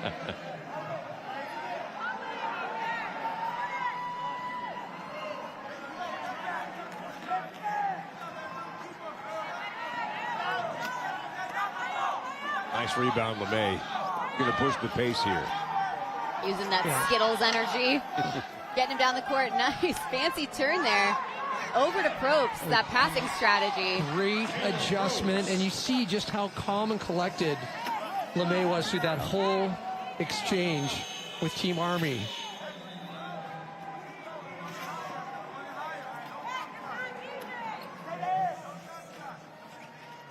Callentalk. He's the quarterback for Army. And one of the returning players, and for good reason. Hear the snap of the net on that one. And not that far off from being a three. Oh, LeMay just loses it. Oh, will he get it back? Nice Over blend to of Probst. power and finesse. What a cutoff Trying to by get Probst. it to May.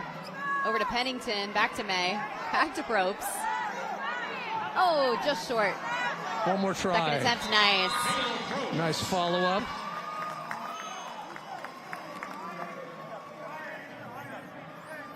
You can see a little bit more of a frenetic tone. Yeah. Army's taking on right now. Trying to stay in step with SOCOM. I think they have to, because when SOCOM gets set up to defend, well, he almost had two of those. When SOCOM gets set up to defend, it's hard to get through. Probst is going to try it. Try for that long try. Good for the first quarter. After 1 quarter of play. Great match so far between SOCOM and Army. SOCOM 12, Army 4. And I'm really surprised. I'm surprised that the SOCOM team that we're seeing now in Game 3 versus Game 1. They're definitely, you saw LeMay come out, and that doesn't hurt when you set the tone. Yeah. I think the rest of your team feeds on that, and they followed suit. Oh, without a doubt. And SOCOM, you saw them start to pick it up maybe the end of the second quarter in that second game, and it was all the way through to victory in game number 2. And now the hottest start we've seen through 3 games here in game number 3. Yeah, but I expect, see some of maybe the unusual suspects for Team Army, but that was LeMay going back-to-back and just setting the tone for Team SOCOM. Well, and it's no doubt, too, Pat, that he's the leader of Team SOCOM. And without a doubt, Lizzie, right? He's a major. I know that him and Kessel are the two big leaders, the old dogs there, but they show it, and LeMay more than anybody else. Probst may be the most gifted player on Team SOCOM, but there's no doubt in my mind that LeMay is the leader, and that is shown through a game and a quarter now. Yeah, leadership and composure, and as we heard too when we talked to him at the end of Game 2, so much faith in their coaching staff. He really values, obviously, what Coach Wallace has to say. And I know same on Team Army with Rodney Williams, both head coaches being legends in this sport in their own right. But you really see that military camaraderie come together, right? Looking for orders from the experts and then executing with their team. And that's exactly what SOCOM was built for. And you can see LeMay, just in the huddle there. He's the vocal one. He's like, this is what's happening. This is what we're going to do. Yep. And let's execute. And good on Keith Wallace for letting that happen. He knows that it's not necessarily going to be him. Yeah, the head coach label is on him, but your best leadership qualities are going to come from on the floor. Absolutely, and trusting your team. We see number 8 now from Team SOCOM out there, and Knox. It is her birthday today. See if she can get a birthday basket for Team SOCOM. Her first action. Didn't actually play any minutes in that second game. Nice to see her out there. But Army does have to counterpunch in the second quarter. And maybe time for a three. Shaw thought about it. Yeah, Little pressure, yeah. LeMay's right there for him, trying to make that shot. Oh, just short. Once LeMay, when he gets in those positions, I think he's a little bit more deadly on the sides. Yep. Some guys are just more comfortable from the corners. Yeah. When shooting the ball, some contact away on the near side. Gefford got knocked over. Got to hustle to try and get back. Oh. Trying to get in there to Knox. Got batted away. Gefford still down behind the play over to our left. He's got a camera shot.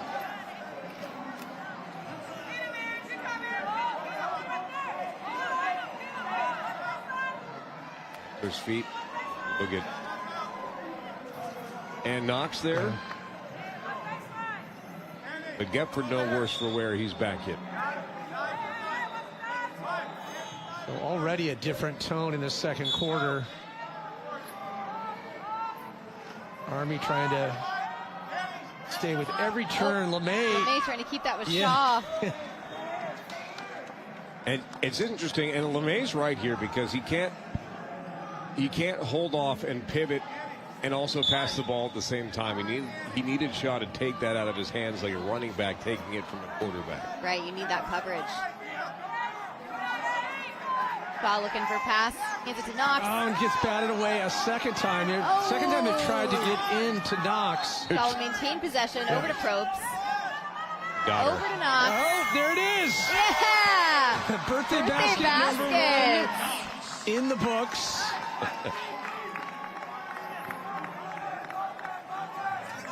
Of course, Pat Parnell loves his alliteration.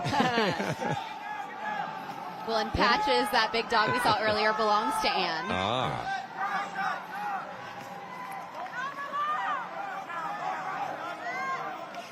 Clantock. Team Army responding. Nice, slow, steady. Taking his time with that. Paying off. And SOCOM on the move. Over to LeMay. Fires that pass. The foul came before the shot. Number 2, Carlos Rivera-Agnew is first. First team foul.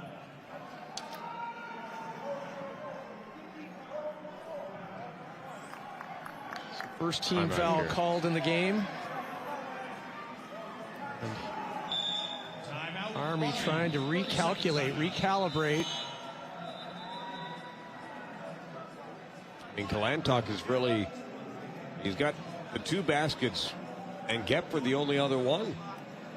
And we've talked about balance so much, Pat, in the first three games. Balance from your attack. It just can't come from one or two places. And the team that has done that in every single game through the first two has actually come away the winner.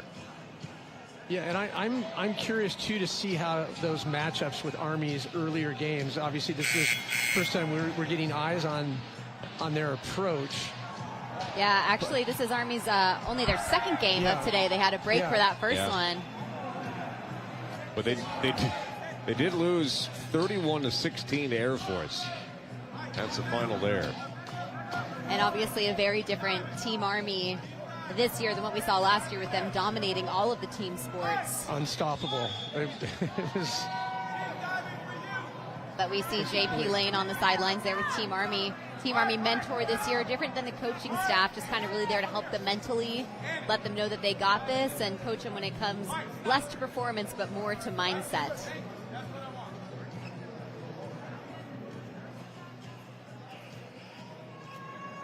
So just under 5 on the clock here in the second quarter. Probst has it. Yeah.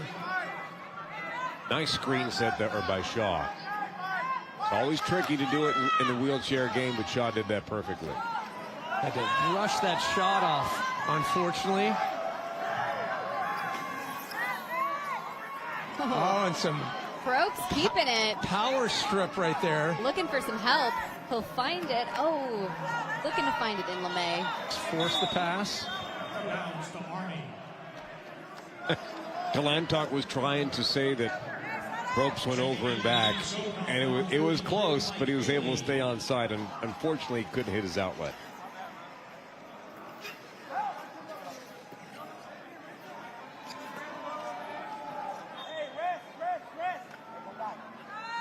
Galantok yelling out the plays here.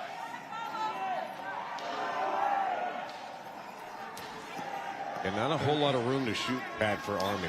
No, if you look at the way that SOCOM is able to fill the void. And the way that their offense is run is through Galantok, who'll let it go. Oh. But again, the way to free up defense is this ball movement. You have to sort of pass around it. They may have to adjust that as we go along. May over to Haley. Running us back on the court. Played all in the first quarter. Oh, man. LeMay rifles that pass in. That's perfect placement. Yeah, Probst and Pierre Sturgis almost have a similar sweet spot when it comes to banking on that, too. 8 points already for Probst.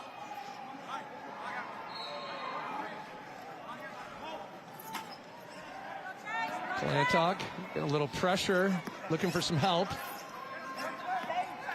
And Army's got to move here to try and get open. Oh. Good rebound. Oh, LeMay steals it. Over to Shaw. Timeout, Team SOCOM. A 10-point game so far. Army here in the second quarter. SOCOM has just done such a good job of being slow, steady, awfully focused. And you see that, I mean, as you were talking about with Russ LeMay, right, him kind of being the unspoken leader on there. He maintains his composure. He's an even-keeled guy. He just knows what needs to get done and how to execute on it, and that's the leadership that they're following, and it's working out for them.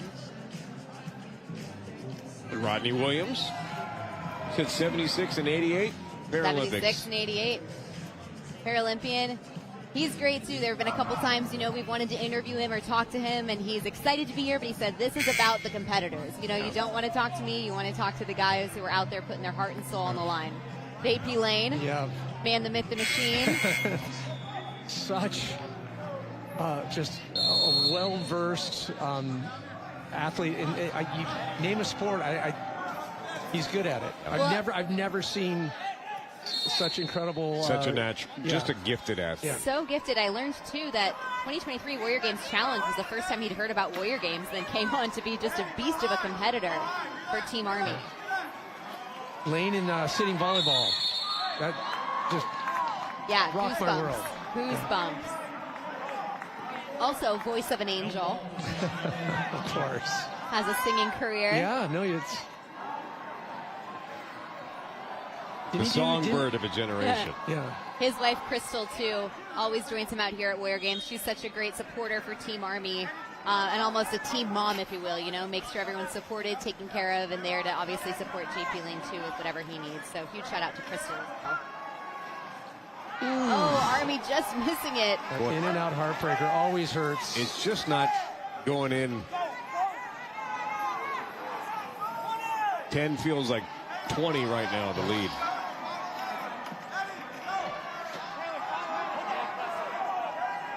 Oops. Oh, nice recovery. Oh, good follow through with the finish. Basket. Pretty sure LeMay did that on purpose. He just needs some more peanut M&Ms. This pass brought to you by Skittle. Yeah, exactly.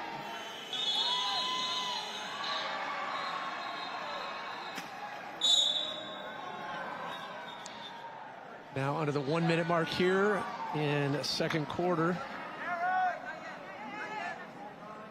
SOCOM foul is on number 9, Carson Shaw. So the foul on Shaw with that. First team foul. Our first team foul here. Team Army shooting Third game of pool play here in wheelchair basketball.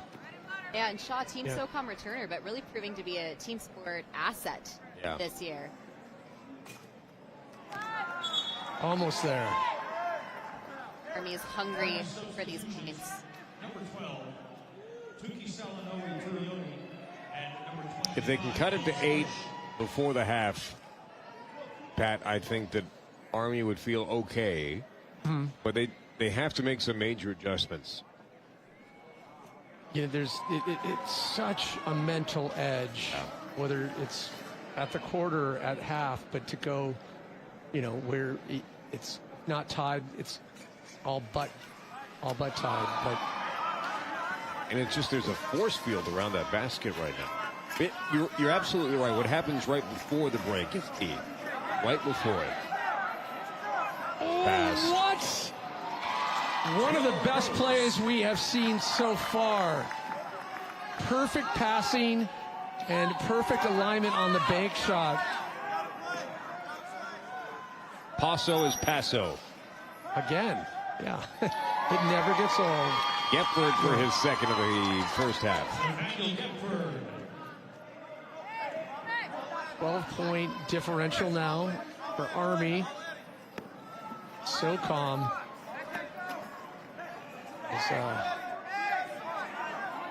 is unstoppable. Just a little too short there, a little light on the touch. Paso couldn't get it this time.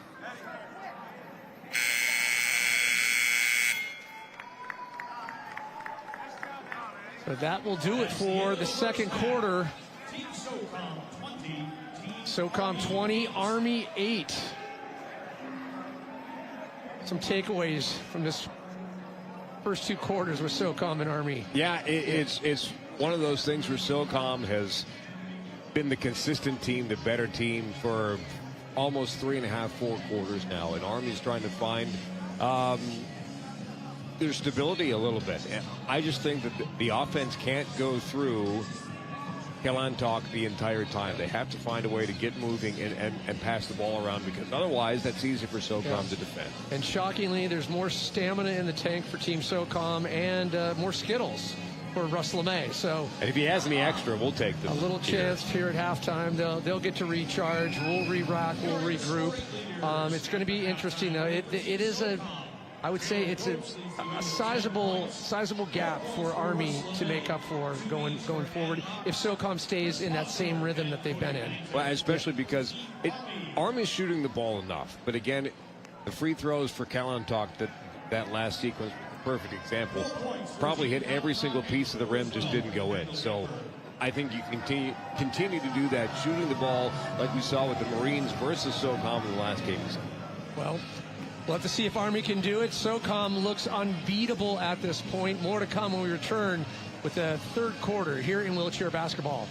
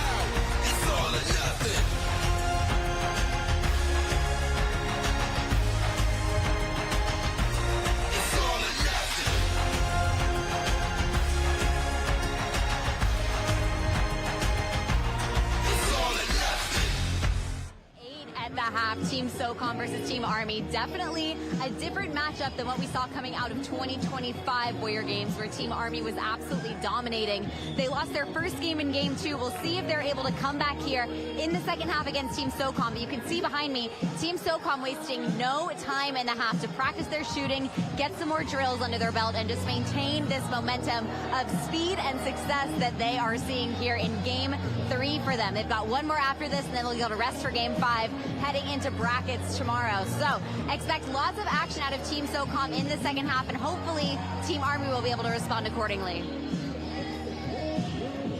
Thanks, Lizzie. Yeah, we saw Team Army. They've been in the huddle ever since, and Team SOCOM, obviously right under the hoops, practicing, showing no fatigue whatsoever. I've always found that interesting as far as instruction goes. Like, how much can you listen to? How much can... And I said that Army had to make adjustments, but they literally have been talking for 5 minutes over there now. So obviously, Rodney Williams knows what he's doing, what he's talking about, and what his team needs. But the contrast and approaches to this, and that has a lot to do with the scoreboard, is indeed fascinating. I mean, I'd say in terms of all 3 games that we've seen so far, we still have 2 more quarters in this one. SOCOM are definitely the standouts. Yeah. We look at the Navy Marine Corps game. Navy up 13, Marine Corps 7. And we do want to remind everyone, Marine Corps still looking for their first win here in pool play. Have yet to get eyes on the Navy team. They have, there's your boy, Mr. Lane. Yeah. Navy lost the first game, and so this is number 2 for them. They had the second one off. Navy trying to find some offense has been a problem for him, but you look at JP Lane, we were singing his praises earlier, and just one of the most gifted athletes. And you saw that steely focus. Yeah. And again, that's without the use of 2 real legs. Yeah. Right? Imagine what he could do and did do.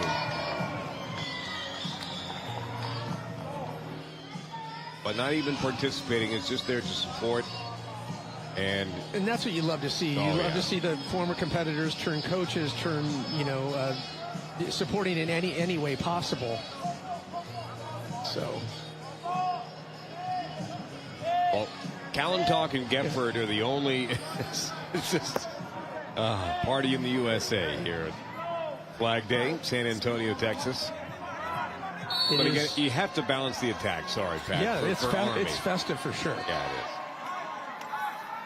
You were doing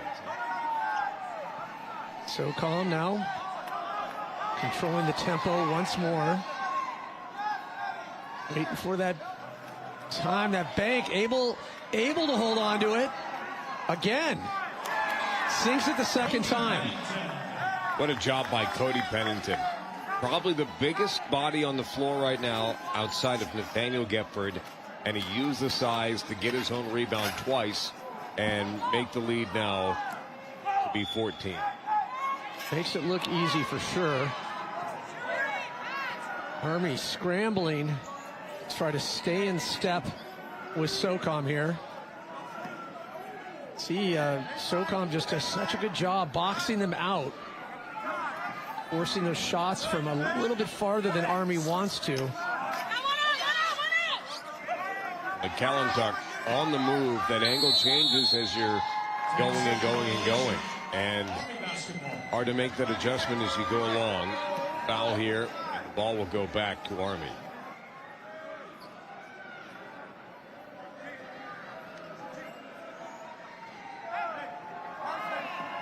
The SOCOM lead is slowly but surely extending.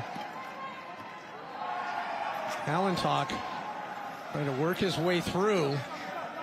Getting some good pressure there by Shaw. And another errant shot. Vera Agnew that time. Kallentalk, we talk about the maneuverability as this goes in for Probst. Yeah, the angle on that, it was such a beautiful pass. Had to go through 3 defenders. Make its way over there. If anyone can do it on the floor, though, it's him. Yeah. Kalentok again. Again, he controls the chair so well, like Sturgis for the Marines. And he just can't get those to drop. Had that first one, yet to find a kind of a follow-up.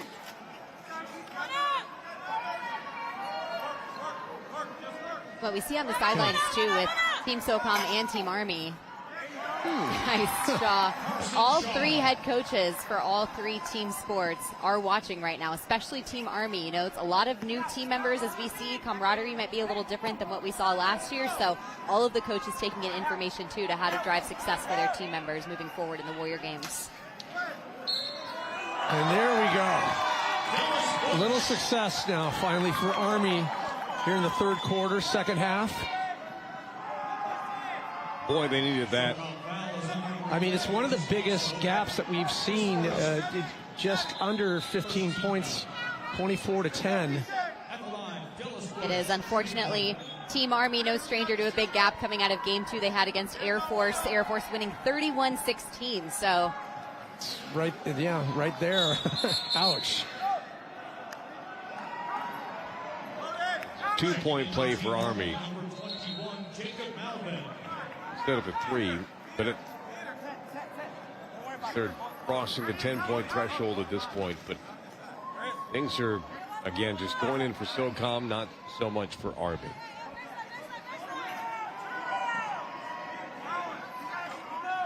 Really, Shaw taking his time, like almost looking casual. Yeah, I was going to say, it felt like practice there for a second. I was making sure my eyes weren't deceiving me. No pressure from Army. Now they got to push the pace. Kalentok. Thought he had a chance. Paso not letting it happen. Shaw's got possession of it now. Looking for someone to pass it to. Gets it over to Pennington. Now he just needs some support. Team Army swarming him. Team Army's got the ball. Two big bodies over there, Pennington and Gepford.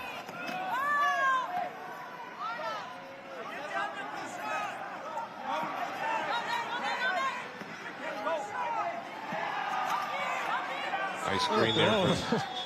Shaw coming in hard with Kalentok there. Saw that momentum carry through for a sec there. Pennington got possession. You had Selanoa Tuioti with the screen there. She did a nice job. But now Shaw has some space. Shaw's got it for SOCOM over to Pennington. Oh! Yeah, and two big guys there having to battle for the ball. Jump ball here. It's going to go the way of Army.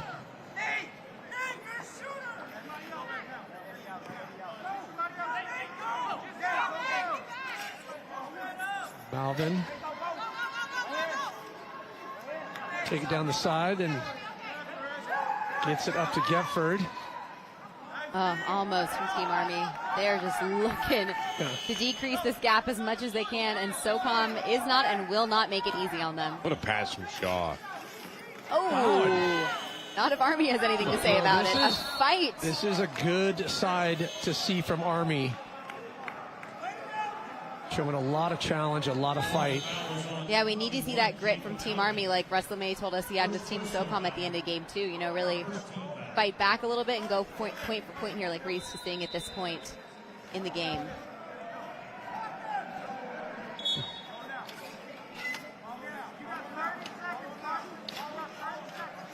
Ropes over to Shaw. Shaw will traveling. Get the travel call. I think he had an extra push in there. You get max two of pushes, 2, Yeah, 2 pushes and no double dribble. Nope. But you have that third push in there, it's going to be travel. Kalentok, this is one of my best takeaways, right? To the way that he jibes that chair and he can pump. He can actually drive the chair. It's unbelievable. Just using his hips. Team Army supporters here absolutely in an uproar over that point increase. 2 points for Selanoa Tuioti.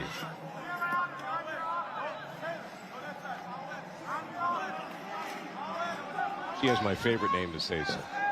He was a great competitor in powerlifting yesterday too, so you know he's already got to be gassed. Couldn't get the bank for Paso. And Watch Kalantic, the way he's able to get through. Almost has a very similar job that we've seen from Marine Corps. Yeah. Sturgis. But again, the front court pressure doesn't allow him to get across the timeline in time. And so it's a turnover. SOCOM gets the ball back. SOCOM doing this without LeMay. Yeah. He's taken a seat for most of this third quarter. He's needed it. Yeah. Time for him to get some rest. Pennington out with May back in for him. And I think, too, when you know it's going to be in your favor, it's all bets are on and off, you want to reserve those players for sure. Absolutely. Great strategy from Coach Wallace that we're seeing, especially knowing this is going to carry over into tomorrow as we start bracketing these teams out to get some hardware. Back-to-back traveling calls, by the way, on SOCOM. But Army, again, can't get out of their own end. Substitution for Team Army, number 20, Aaron Frederick.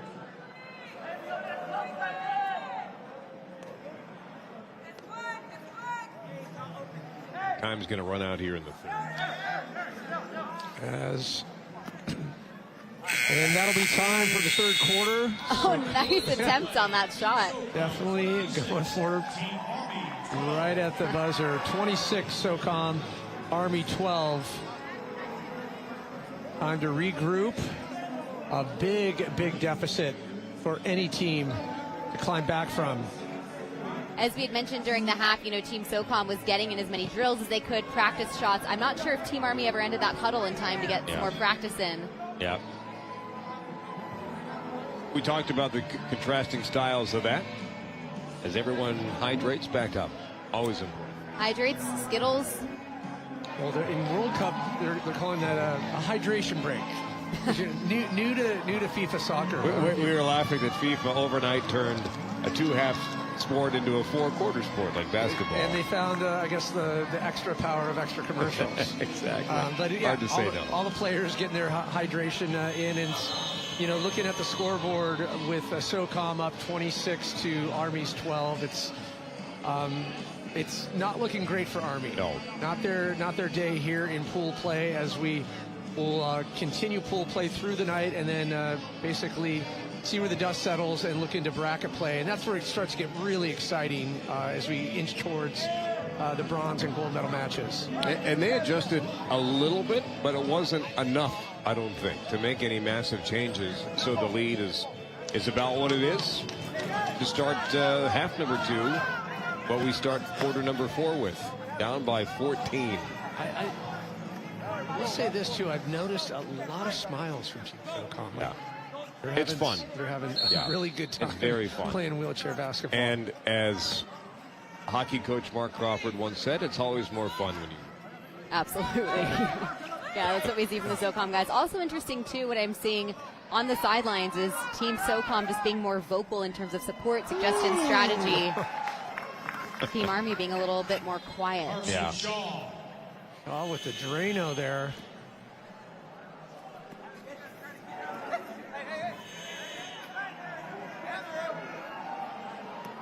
The athleticism of Kalantok is remarkable. Just doesn't get the bounce. Just not going Kalantok's way. Nope. Out of bounds to SOCOM. Does have 4 points, but you feel like there should be more. I'm just the guy that runs your offense. And I would even say I'd have to go back to the sheets for last year's Warrior games. He was definitely racking up more per game score. And maybe that's testament to SOCOM's defense and kind of Army off their rhythm a little bit. Shaw might just take a free throw. Yeah. He does. Doesn't pay off.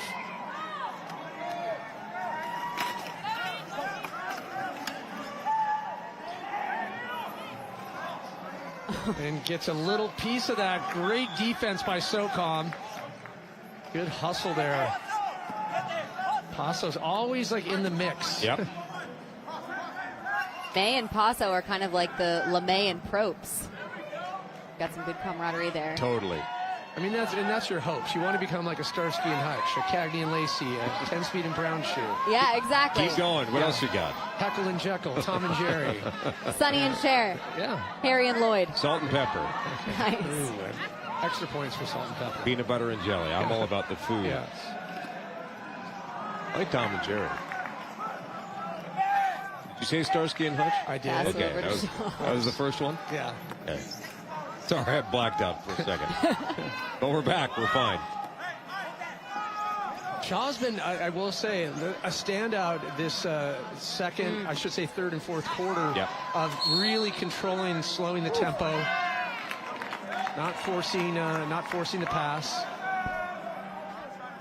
It'll be interesting to see from SOCOM too, last 5 minutes in this period. Are they going to be focused on making shots and increasing the gap, or are they going to be focused on running some time out and preserving energy? Sure. And I think the energy piece is probably the most important because 3 straight games now. Heading into a fourth. Right. And you get the last one off, I understand that. But again, you have, with likely 3 straight wins, you have tomorrow to think about now. Absolutely, yeah. Seeing some big changes from Team SOCOM in terms of who they got on the court now. Knox and Lieutenant Colonel Kessel back out there. Hoping Knox can make another birthday basket for SOCOM. Shepard's looking for a little help here. Atlantic will take it. Thought he was going to opt for the 3. Nice touch there, the release. Gepford. He's the leading scorer now for Army. Everybody else on the floor for SOCOM is a substitute. Ryan Roberts in there, Michael Bradley. Shaw is really the only one who's been out there the whole time. Well, Shaw's really proven his worth. Yeah. Wow. Bradley with the shot, just misses it. Yeah, it's again, like when they're off camber with those angles, it's like a side fall away, like a wrist fall away. It really is. Oh, Army trying to get the shot. Not if SOCOM has anything to say about it. Pass to Roberts. Over to Shaw. Good hustle by Kessel there. Over to Knox. Oh. That was a tough spot for Malvin, who's got the ball now, to be directly underneath the basket. You're sort of in no man's land there. Yeah, it's good to see Clanton be able to follow up, but I will say he's just a little out of rhythm. Normally much higher shooting percentage for Clanton. Well, and we'll see Army again next game on this court against Team Navy, so we'll have to watch how that energy and momentum does or does not carry through against Team Navy here for Game 4 coming up in just a few minutes. The Army-Navy game. Roberts attempting the shot there. Shaw will try to get possession before Army can. Are you trying to insinuate there's an Army-Navy rivalry? No, I have heard tales that there is. Tales have been told about the rivalry of Army and Navy. That being said, happy birthday to Team Army today. Yeah. On Flag Day. On Flag Day, nonetheless. Birthday of the Stars and Stripes, this day in 1777, adopted by the Second Continental Congress. Okay, history buff. Oh. I can't do much right. Have you ever seen the Liberty Bell? I have. Me too. You ever been to Williamsburg? I have. Mount Vernon? Yes. Gettysburg. Okay. Yes. Did Gettysburg for the first time 2 years ago. It's amazing. It's just awesome. In the middle of nowhere, but it's great. It is. Remember as a kid going to Mount Vernon, seeing the key that Lafayette gave to George Washington to the Bastille prison. Little things like that. Yeah, stick with you. Yeah. Speaking of Lafayette, I believe he arrived in America to join the cause on this day as well. A lot happening on June the 14th in regards to America. Indeed.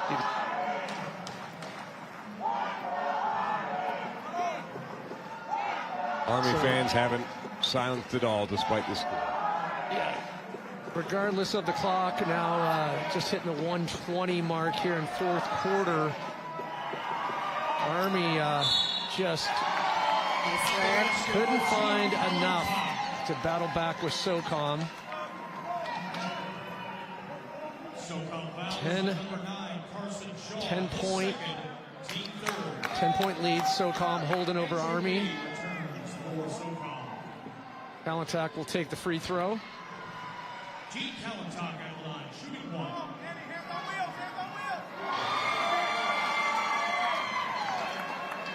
9 points for him now.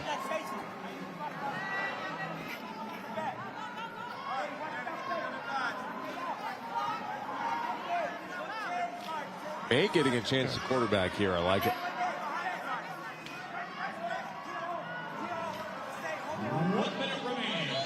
Last minute of play here in fourth quarter. Little loose ball. Oh! Roberts will take possession. Some help from Kessel there.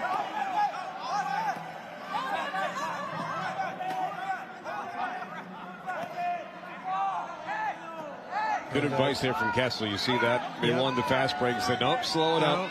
Plenty of time. Yeah. Still a shot clock, though. 8 seconds. Good attempt from Bradley. He wants that shot so bad. He does. Will Knox get it? She will.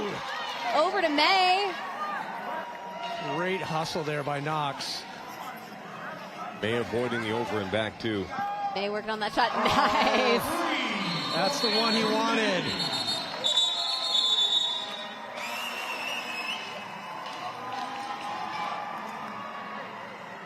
Resetting on the clock. 31 SOCOM, Army's 19. Checking in for Team Army, number 8, Gary Hartung, and number 15, Daniel Augusto. Coming in just in time with 12 seconds on the clock. Yeah.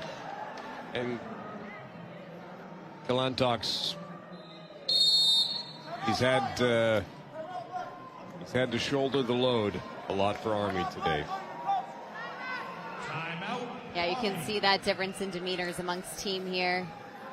Team SOCOM feeling at ease, smiling, giving each other some high fives. Team Army having a little bit of a tough time with the second game they're coming off of with this larger gap. Hopefully we see some good fight out of them getting ready here for game 4 against Navy. We have seen this in previous Warrior games, wheelchair basketball matchups where teams really faltered on the first day of pool play, and just by the merit of the quality of play that they were able to display on on the bracket matchups, come back and actually make it to the medal round. Yeah, it can completely happen. It has happened, and I don't know if that's going to be the case for Army, but we can hope so. We can certainly hope so, especially, I mean, just being coached by the legend that they have there, Rodney Williams, and the rest of their coaching staff too, just being incredible in and of themselves too. So they really are learning from the best. It's just a matter of making that teamwork happen, and it's hard to do when you have a team of really new competitors to each other and to the sport. And you're realizing what it takes to defend and how to move, what level you need to be at to actually win each year in the Warrior year. And SOCOM, as we saw with Team Marine Corps too, really found their rhythm in terms of who's in what position and what makes sense, and where we're seeing success in that passing partnership. In Team Army, not so much quite yet. Right down to the wire. 5 seconds on the clock. That's an example too of how quickly things move. You don't have time to sit there with the ball. You have to get it and pass it, know where it's going to go before it hits your fingertips. Yeah, motion will build momentum. You can't overthink it. You don't have the time.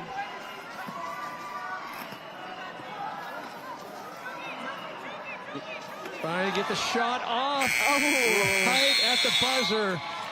So it's official. SOCOM 31, Army 19. SOCOM looking defiant and unstoppable so far here in wheelchair basketball. The foam fingers waving proudly here for SOCOM. As they should. You love to see that team spirit, right? Yeah. And we like to compare fan bases. We talked about a lot about, Air Force and then the Marine Corps. Army was over to our right. SOCOM is the smallest group represented here, but still we could hear them for a while. Extra props to Air Force. Air Force, they've everyone's matching. They have flags. It's a lot of jus. There's someone coordinated, which I appreciate the effort to put into that. Yeah. As we look at the handshakes and again, the mutual respect from both sides is one of the best parts of the Warrior games, and it has been since it started all the way back almost we're approaching, 15 years now since it started. But it's just so impressive to me. One of the best parts. Well, going back to when this game started, the biggest kind of obvious takeaway was Russ LeMay and the rhythm of SOCOM team, like establishing it early. It was this gentleman right here, number 44, team right there to the right of your screen, along with our own Lizzie Smith. Yep. Getting some words from SOCOM team. So much talent, but as I was saying, the tone was set early and was set intentionally, and that just sets everybody up. Army did try to kind of stay in step, but it just wasn't enough. You had the consistency of SOCOM was obviously in a different realm. Yeah, you had so much time and space for them. I know that Gepard was able to find a couple baskets, but how many times did we see Army just collapse down low, a ton of space, SOCOM to shoot the ball when you have guys like Paso and Probst and guys like May, the ball's going to go in the net. So sort of knew early on how this game was going to go. Well, for a little more insight, we check in with Lizzie Smith. I'm here with Carson Shaw from Team SOCOM. What a win. How does it feel to come out on top again? It feels great. I'm just proud of the guys. We just put in the work in the off season. We had guys coming out to All Peoples. We had guys coming out to War in St. Petersburg. And the chemistry kind of got built this year and the pieces kind of came together. Yeah, we're seeing that the partnership between LeMay and Probst, between yourself and the basket. Is it pretty easy to see where those puzzle pieces fit together, or what's Coach Wallace kind of telling you guys on the sidelines there? We can always improve. I think that's something that SOCOM does better than anybody is strive for perfection, knowing that you'll never achieve it. Still, we got to slow down a little bit on some of those passes, myself meaning the majority of those. But no, I'm just proud that we're rolling. Yeah, absolutely. And great to see that success, too, especially coming out of 2025. We know that you and Team Army had a lot to say back in 2025. What's the strategy heading into Game 4, your fourth straight game today? Strategy is we're just going to keep pushing. We're going to play the same game we've been playing, and it's been working on the last three, so I hope Air Force is ready. Well, I got to ask, Russ LeMay told us that his recovery snacks are Skittles and peanut M&Ms. What are yours? Mine are Zins and a Bavarian pretzel before the game. I like it. I respect it. Well, good luck in Game 4, Carson. Thanks so much. Thank you so much.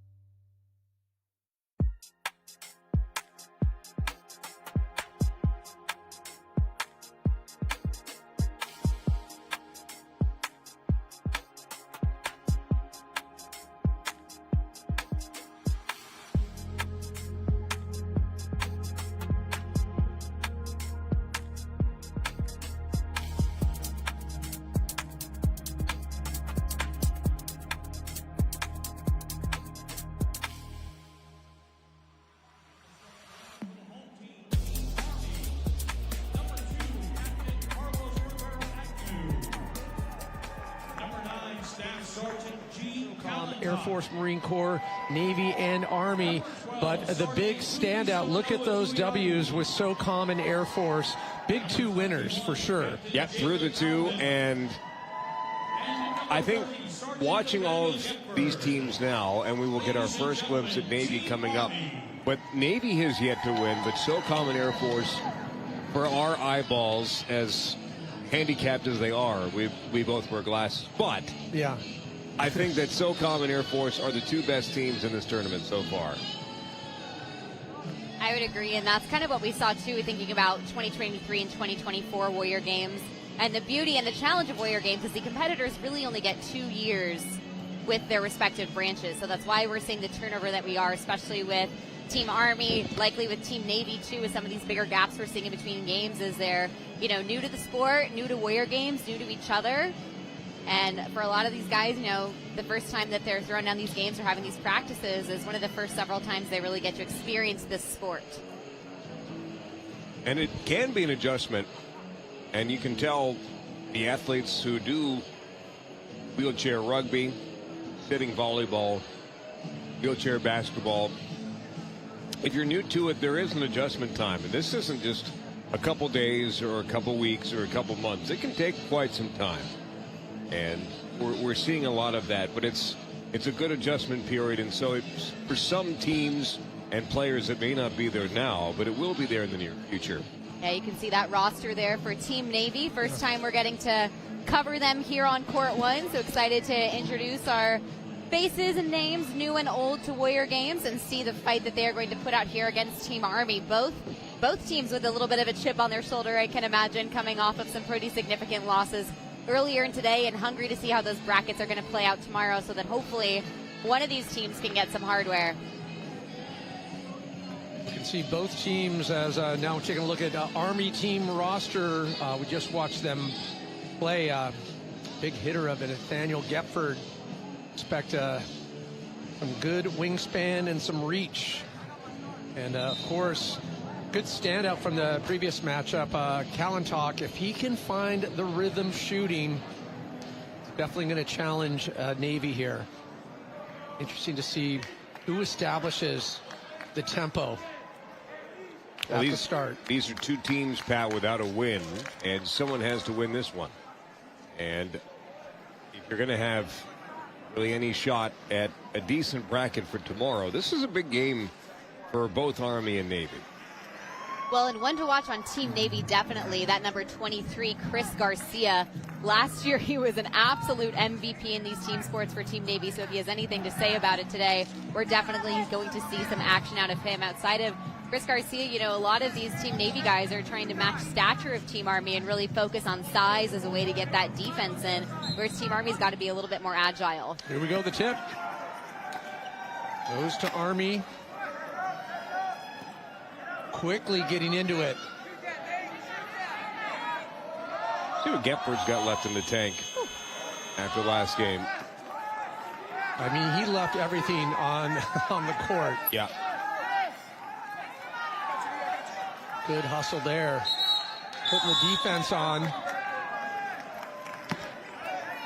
Again, teams are learning from what they saw in the previous game. Army, with that pressure forward, prevents Navy from getting out of their own backcourt. 10-second violation. Army gets the ball. And Navy, Marine Corps on court 2. 15:33 the final on that. We see Team Navy also starting with number 11, Makai Pennington, and he started off with powerlifting yesterday, competing in the heaviest flight to Flight E, the heaviest weight these guys push around, and the only representative from Team Navy to compete in that flight too. So definitely a force to be reckoned with in Pennington on Team Navy. Ball's going to go back to Army here. A bit of a loose pass there. Yeah, Navy, in years past, were a team known for really capitalizing on those fast break opportunities. Curious to see if they still kind of lean into the page of that playbook. Sands fires it over for Rivera. Agnew couldn't make the connection. Almost had back-to-back buckets. Yeah. The fast break you were talking about. Oh, just tried to get the finger roll layup there. Yeah, Garcia on the attempt. You can see he's really going to be one of the shooting MVPs for Team Navy, so definitely want to watch him and who's got possession of that ball. Well, and that's what Garcia was always good at last year. Absolutely. In last year's matchup. He would come in, he would be going so fast, and you have this just light finger roll layup. Yeah, it was quite beautiful to watch. Hopefully we see that rhythm from him here in this game against Team Army. We see JP Lane out there coaching his guys, head coach Rodney Williams. I feel like JP Lane could just be an assistant coach for every single Army team. Doesn't matter what sport, what competition. I completely agree. JP Lane is always there. I was lucky to have him as my first interview yesterday, and he said, whether he's here as an athlete, a supporter, a mentor, this helps his recovery so much too, and the fact that he can pay that forward to new guys now on the team just means everything to him. Substitution for Team Army, number 7, Gene Kallentock. There are beards, and then there are beards. That's in the ZZ. Yeah, exactly. ZZ Top. That's a sharp-dressed man right realm there. Of greatness. That's Coach Davis from Team Navy, always repping the beard. I feel like he's had that since a child. Came out of the womb with the beard. You saw that from Kallentock. If he can just lean into that. Yep. That's what we're used to out of him, right? Normally, yeah, he was just a little out of rhythm previous game. Garcia, just loses possession of that ball. Army will take it. And they will score. 6-0 real quick. Malvin, just really smart approach. Not forcing it, not rushing it. In the pace on the 2-on-1, you can't go too fast. You have to leave that space in front of you for the ball to get to you so you can make that layup. Nice job by Malvin. Team Army, number 25, Dennis Bush. Just like that. For Team Navy, checking Army. into number 12, Lena Lurch. Army up. Trying to. Well, I think they like being on this side of a 6-0 run instead of the other side like they were versus SOCOM last game. Thinking about it. Oh. Pull off. Short. Oh, no. Oh, that one looked rough. That hurt.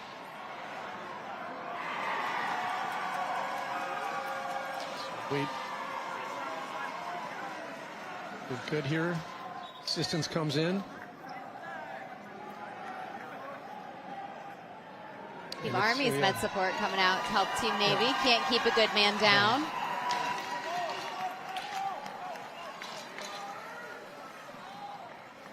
But I do anticipate, once he finds his rhythm, Christopher Garcia, definitely one of the MVPs of last year's Navy team. Yeah. Just, you just watch the hustle, and it'll go from start of the game to the end of the game. Sure. See, the way that Kallentock, he's like a salmon, just waving the tail around to move his way up court. Truly. Impressive. I'd say a Mako shark. Okay. Yeah. I like it. More aggressive. I don't know why I just went to salmon. Maybe I'm hungry. That doesn't sound like you. No. I never talked about food. Chris Garcia looking for some support there. Needs someone to pass it to. Oh, not if Army has anything to say about it. Another 10-second violation.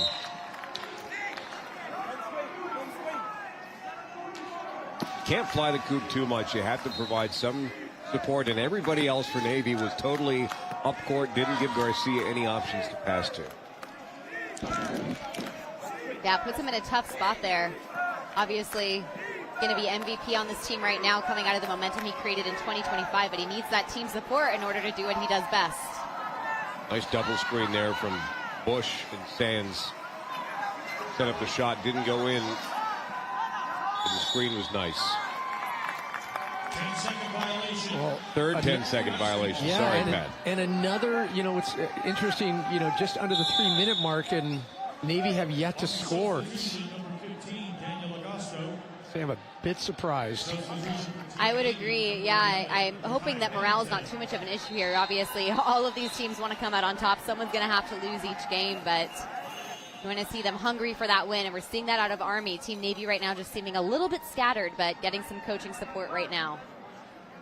It's interesting with the 6-point lead, 8 can turn into 10 real quick, but 4 can turn into 2. It can go the other way as quickly as it does. And so this next basket is huge for Navy.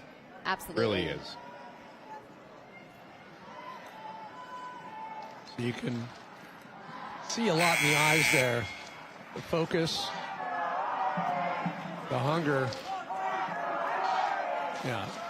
And Garcia chiming in a little bit.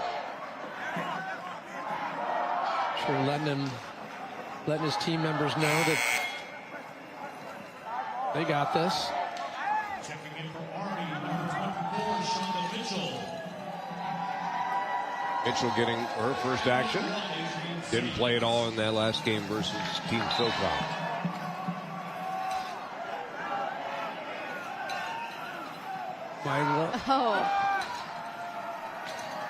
Just a little offline. Navy finds something to work with here. Allentock putting pressure on Garcia. Clearly realizing Garcia, one of the pivotal members of Team Navy. Pennington just looking for someone to pass it to. Quick turnover there. Chance right now.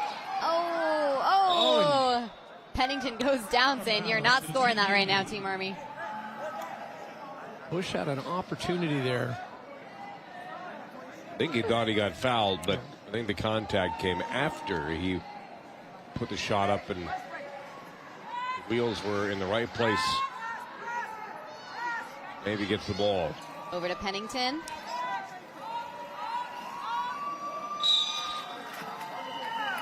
Draws the foul. Army foul is number 15, Daniel Augusto. First personal, second team foul. So we have seen a slight uptick in the first matchup, right? Yeah. Barely any fouls and getting a little bit more comfortable. Letting the contact fly a little bit. Got numbers. Pennington, looking to make the shot, just fall short. Will they get it? They will. Team Navy on the board. On the board with just a minute left in the first quarter. And a quick call for mechanical.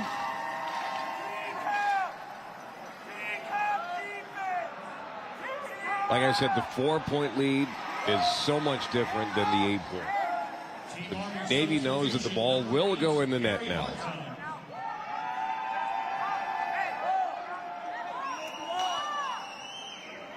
Yeah, I couldn't agree more. If you're the difference, how it feels. Yeah. So much of sport competition is mental.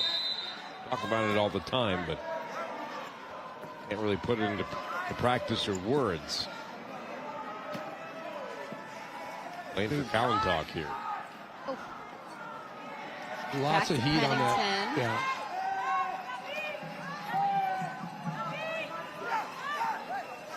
Pennington over to Walker.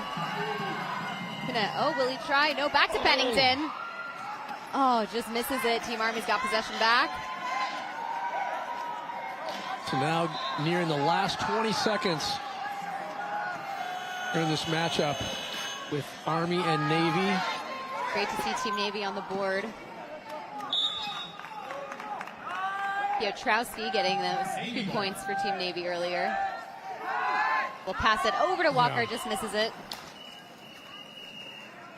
And just definitely out of step. Navy really struggling to find their identity and their rhythm in this game right now. Yeah. Seem just slightly off.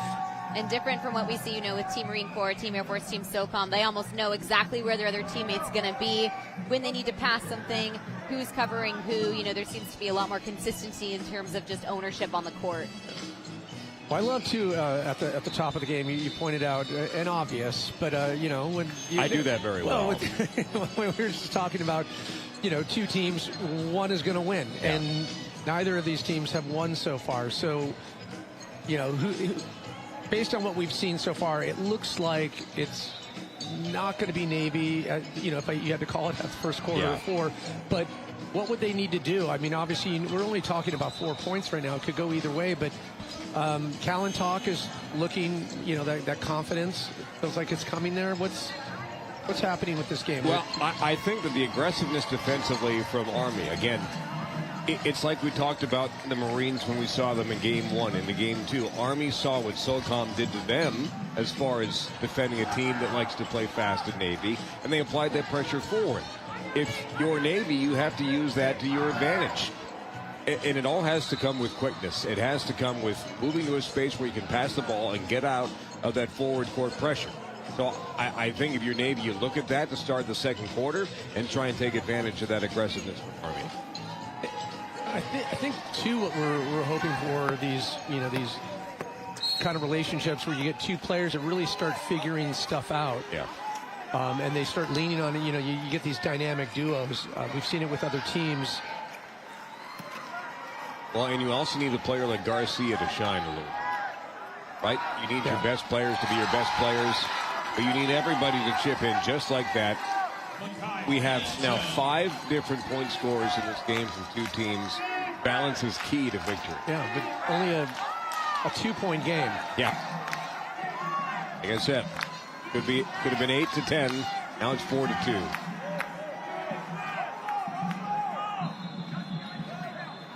But as hard as we were on Navy, it wasn't a massive point differential. No. It was just a dominance of each play.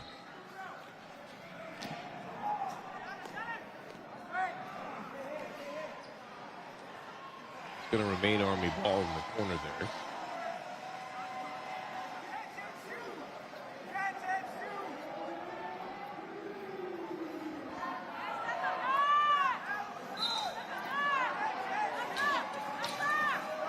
Kallentalk starting to feel comfortable with releasing that. Got to have support. Yeah. Oh.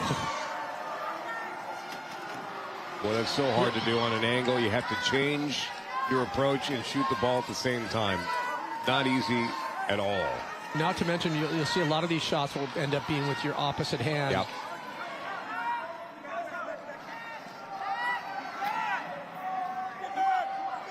But look at Kallentalk, his ability to redirect. Draws the foul, too. But because he can maneuver like that, he has both hands available to play the game, to pass, to shoot, to do whatever he needs to. And that makes him a more versatile player. Really impressive. But just an uncanny ability to gyrate and actually gain speed without touching the wheels.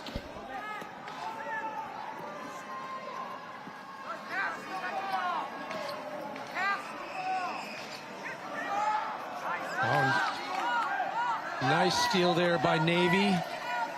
Chance now to tie it up. Piotrowski over to Walker. Yeah. You see the pressure by Army. And he had it back to Piotrowski. Hit that first 2-pointer for him of the period. Will he do it again? Unselfish, like it. Dustin Livingston will get his free throws. Wow, free throws. Speaking is hard. Only day 2, Connor. Gonna be a long week. But the best week. Maybe would love to close this gap if they can. Some of these free throws.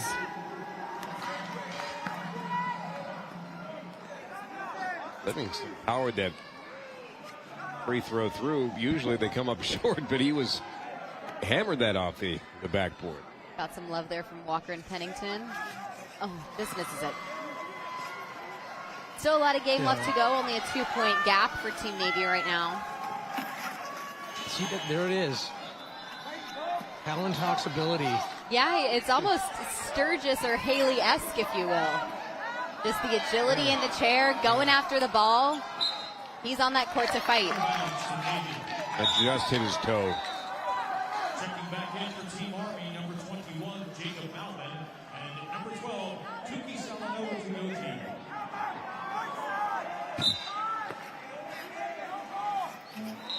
Scoreboard remaining. Walker, back to Garcia. Really low. Piotrowski trying to tell Garcia he's open. Oh, just short on the pass, but Pennington will get it. Tie game. Garcia gives it the fist pump. Rightly so. This is what both of these teams need right now. Team Navy needs that momentum to keep going and keep fighting, and Team Army needs to remember to defend and not let momentum stop. 2 different 6-0 runs in this game. First Army, now Navy. Oh, Army responding. The run is stopped as soon as I open my mouth. Nice bounce there for Kallenbach. Walker, Pennington, Piotrowski, back to Walker. Garcia saying he's open. Just misses that pass to Garcia. Army's going to try to get it. Pennington will take it. Oh, goes down. In such a difficult angle, that J hook. Yeah, it's sneaky. You get too sharp, you're just knocking over. Army foul is on number 1, Adrian Sains. First personal, Both teams are going to sub. Delmer and Leno Lurch coming in for Navy.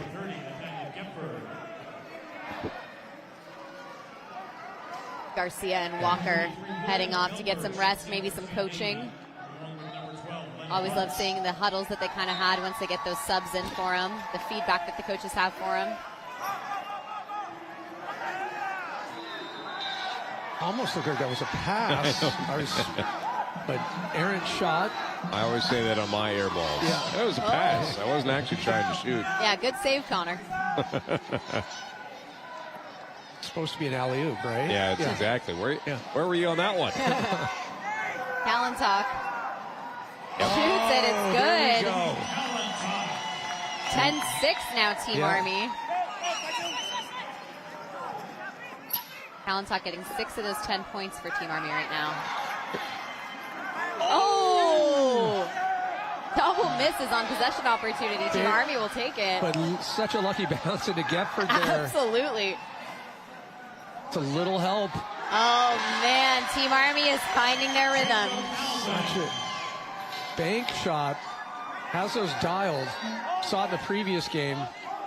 That one where he was getting a lot of pressure. Was able to kind of sneak his way through. Piotrowski.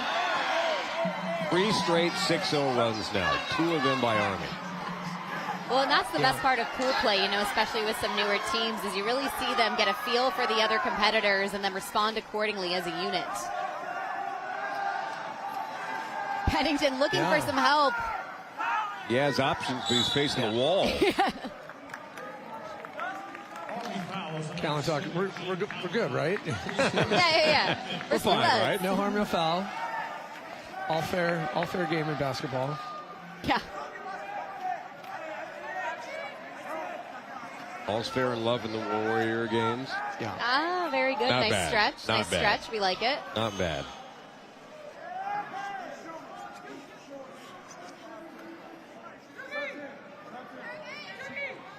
checking in for Team Army, number 3, Chelsea Scott. Sub out for Team Army. At the line for Team Navy, Makai Pennington, shooting 2. Love what I'm seeing by Navy, though. Good hustle, the tenacity of Pennington.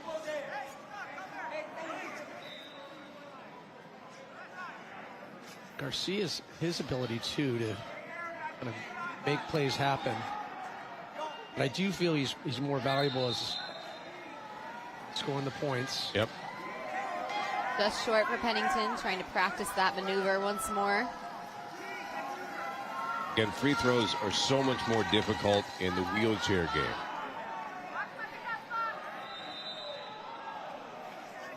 Nice.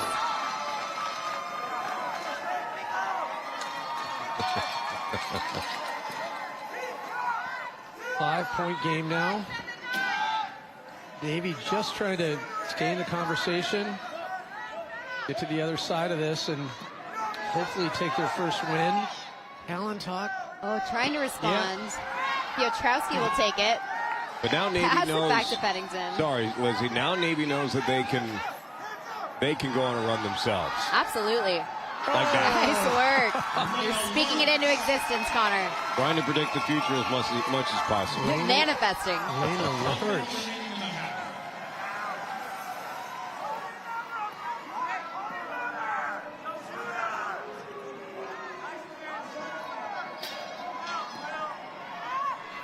A tough situation there, being that kind of cornered on the base.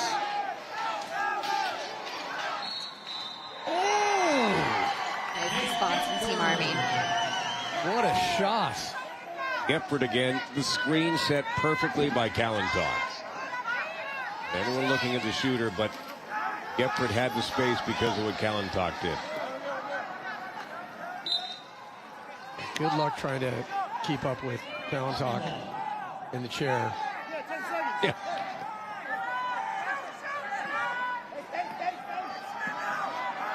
Why not? Yeah, and you can. Oh. That will round out the second period. Thought that wanted to go, but still a tight game between these two teams. Navy 9, Army 14 at the half. Again, Navy knows that they can do it. It was 6-0, and again, you just have to build with 1 and 2 and 3 buckets, and that turns into a tie game. Well, as we've seen, it was Navy definitely has enough in the tank to stay in step with Army, and looking towards the third quarter, I would not be surprised if we see Garcia step up. We'll have to wait and see if that happens. More wheelchair basketball when we return after this.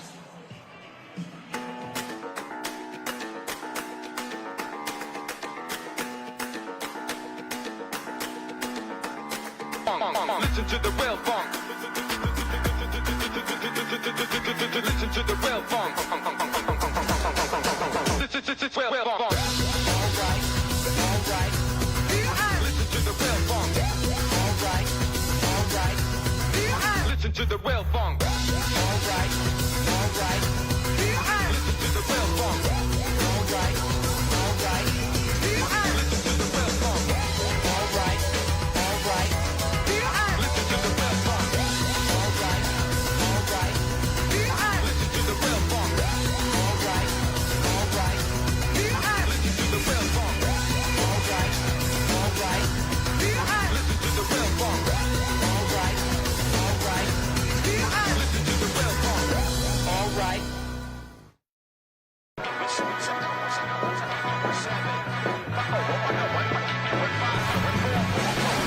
Rock steady with your mans, yo. Westlake on the beat, no hands, though. Keep up, you can't handle. It's like a cheetah trying to race with a Lambo. Ask about the history. We secure that victory. If it's a win, it got to be. Living a life of champion. No, I can't slow down. Holler if you with me, though. And I'll stand my ground. Energy go round, so back it up.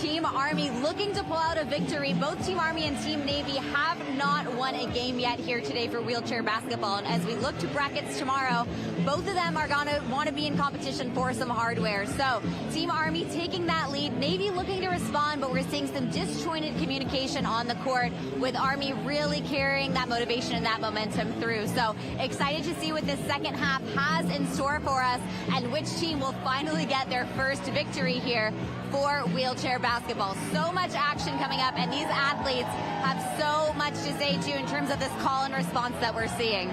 We have point-for-point games. We've got some 10-second violations. I mean, there is action happening on the court, and both these teams are hungry for a victory. So lots more coming up, and I know these coaches are eager to get a victory under their belts as well. Thanks, Lizzie. Yeah, watching the two teams practice right now, I feel like we're at first game. I mean, yeah. I'm so surprised how fresh each team looks.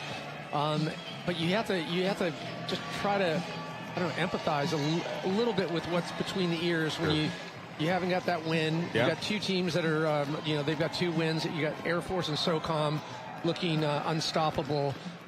But you have to start asking the question, maybe we're the contenders. Maybe we can get that little, we can get that bracket for the bronze. And it just starts with one. You just have to get one win, and then you don't know what happens later today, maybe for Navy, who will take on Air Force. Boy, how about Air Force over SOCOM next door?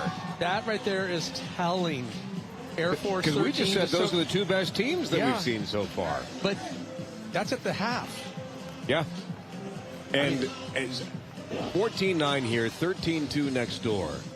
So, boy, Air Force has really dialed it in. But for these two teams, hope is not gone by any stretch of the imagination. But to the mental aspect of it, you just need one. We talked about one basket before. Imagine how far one win would go for a team. I'm still a little slack-jawed. 13-2. Air Force SOCOM. We'll let that sink in, and we'll be checking in throughout this game with the score from the other game. Keep you abreast of that.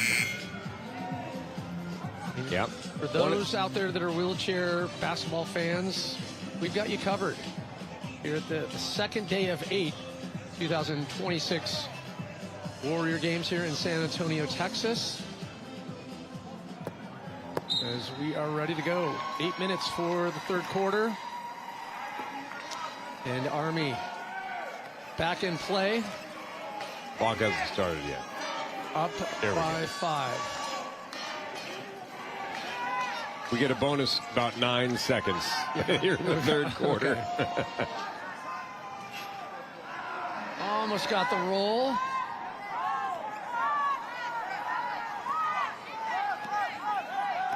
There's Walker, returning player.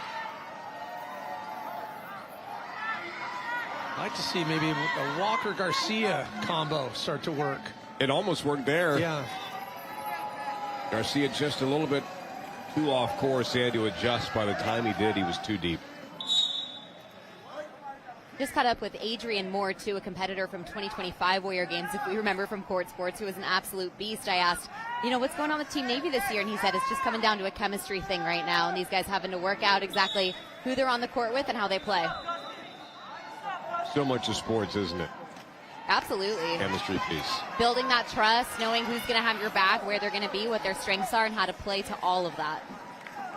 Well, especially when you get to that point where you're anticipating each other's moves even before they happen. Finish each other's sandwiches. And sentences. And we see that, right, with Team SOCOM, with Team Marine Corps, with Team Air Force. Pennington. Ran out of time.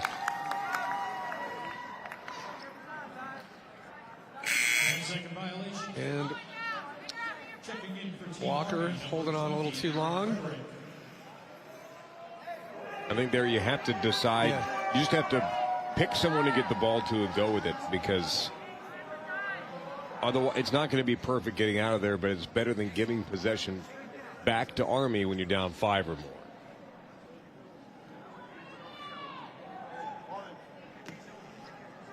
Officials doing a great job once again. They have done a nice job today. Really good. Boy, that's 3 misses for Gephardt from the exact same spot here in the third. Piotrowski getting it to Walker. Over to Garcia. Yeah. Numbers. Yeah. Good recovery. Oh, yes. Livingston. That's what Navy needed. Did not think that was going in, because he was coming in kind of pinned. Nice play by Livingston to recovery. That could have gone so wrong so quick, but he made it count. There we go. Malvin responding. Yeah.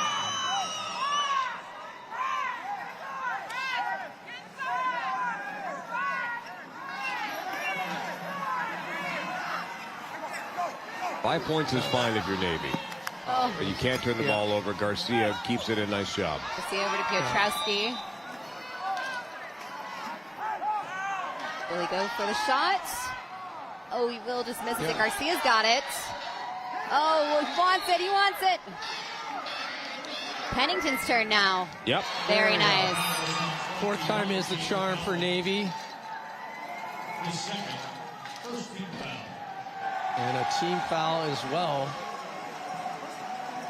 in the midst of that melee.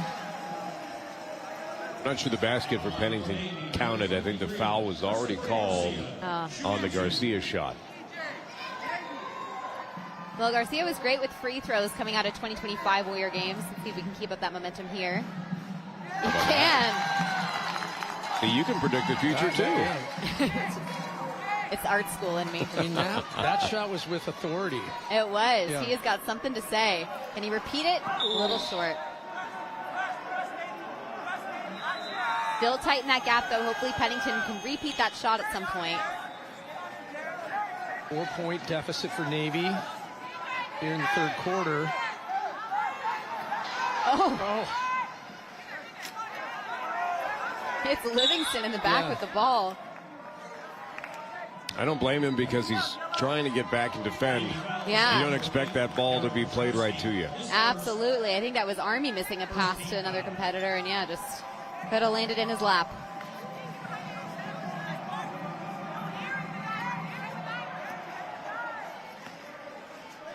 Vera Agnew.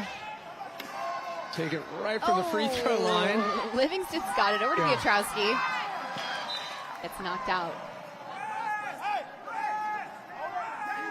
Yeah, Bush has had a few good swipes like that. Yep. He's sneaky with it every time, too. Everybody has their defending style, right? He's a swatter. Yeah. All right, Piotrowski over to Garcia, looking for someone to hand it to. Back to Piotrowski, yeah. Biggest body on the court.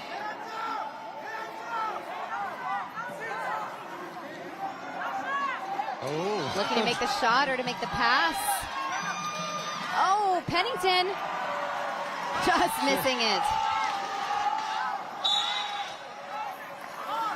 Just following the half, this third quarter completely different pace. Yeah. Yep. Both of these teams wanting their first victory of the day, and they're not going to let the other one take it easy. And they're both playing like it. Yeah. Walker's got it. Keeping it on Navy's side of the court. Will he make the shot? Will he get it to Pennington? Pennington's got it. Oh, just short.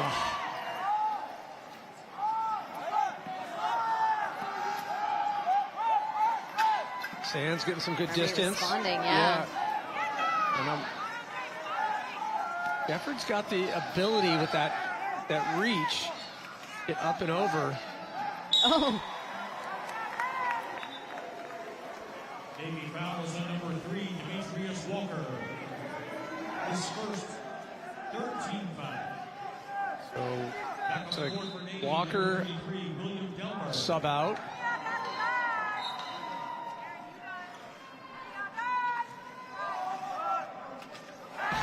That was a dart. Yeah. Throwing darts off the backboard. Coming in hot, flying low and avoiding the radar. Nice pass. Up and over. Couldn't get it over to Garcia. Oh, Garcia trying to get it. Delmer there from Team Navy ready to respond though and take possession, that number 33. It's one way to stop the fast break. Well, he was there in plenty of time. He just, again, a slight deviation makes you go off course, and he hit the outside of his wheel. You also think you can get so much closer to your competitors than you really can because these wheels are angled out and they'll catch you by surprise sometimes. Great point. Go back and forth there. Army looking to widen that gap as much as they can, but Piotrowski will take it back. Over to Delmer. Wow. Oh, Delmer losing it. Oh, he's got it back. Back and to Garcia. plenty of time. Pennington to Piotrowski. Thought he had it. And you have to commend Malvin. He's always right in the right spot for those rebounds. Effort. Couldn't recover there. Team Army support staff so quick. He's turning these chairs. So with that basket, making an 8-point gap for Army over Navy. And Garcia does not want that. He is looking for someone to help him out here to get it back to Navy side over here. Piotrowski to Pennington. Well, I have to say, the way that Navy is moving the ball around. Oh, Garcia, can he get it? Except for right there. But they've been doing a really good job at creating spaces, moving the ball around. Yeah, we're seeing them kind of get that passing strategy down at least. So at the end of third quarter, Army 20, Navy 12. Still a surmountable gap for Navy, without a doubt. They could do this.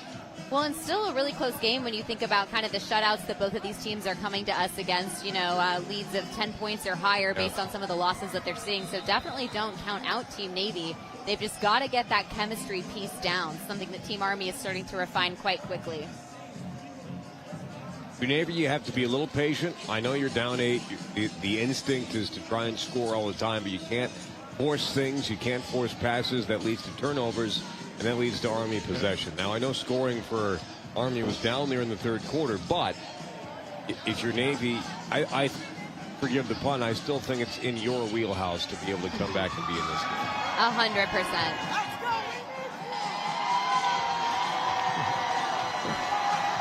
Crowds are not quiet. No, and they've been here all day. That's Hayden. She's one of Team Navy's daughters. She's absolutely incredible. We've gotten to know her since 2023 Warrior Games Challenge. Came up to me and gave me a big hug. I said, "You got to stop growing. I won't be able to recognize you soon."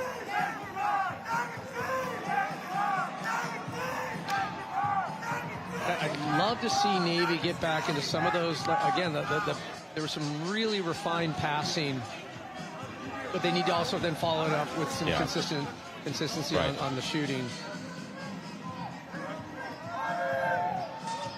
Shot selection always the most important. But again, just be patient. Wait for good opportunities. Not great opportunities. Good opportunities are enough to be in this game.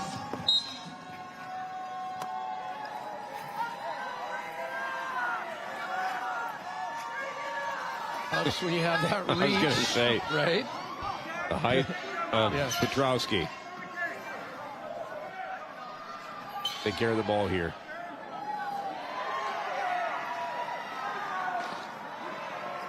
And if you're Team Army, you just have to be thinking, right? 7.5 minutes to victory, the first victory of the day. Yep. Evans takes a shot, stripped out there. Navy will not be having it. Chance to recoup. Yep. That's tough because the wheel is out of bounds. And when you touch the ball, just used to regular basketball, you touch the ball and your foot's on the line, it's out. Not a whole lot that Saints can do there, though.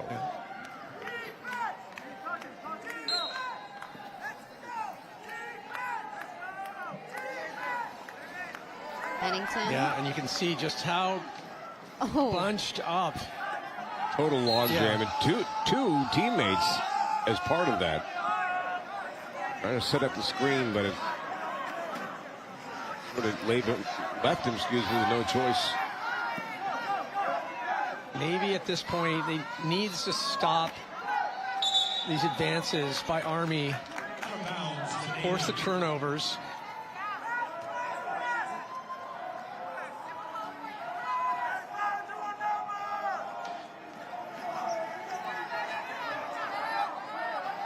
Let's see, Navy responding. Yeah, it's go with, the higher rate of consistency with shots like that. Now a 6-point game with 6 minutes on the clock.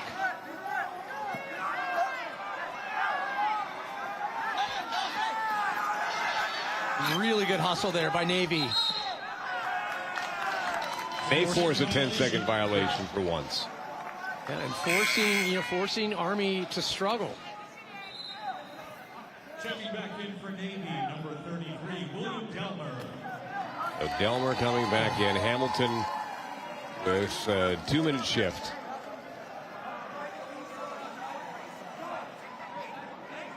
Just to remind everyone, we're in the midst of pool play here in wheelchair basketball. 2026 Warrior Games here in San Antonio, Texas.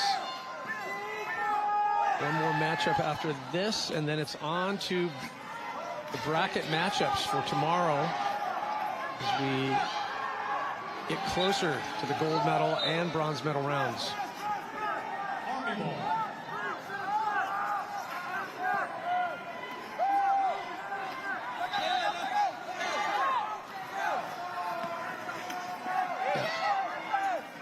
Sands had that nice pass opening up that entire front line, but Pennington, good recovery there.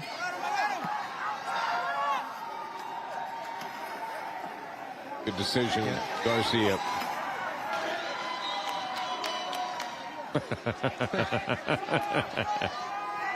That's the friendly jawing that we were talking about. Yeah. Things getting vocal in the last, just under 4:20 on the clock.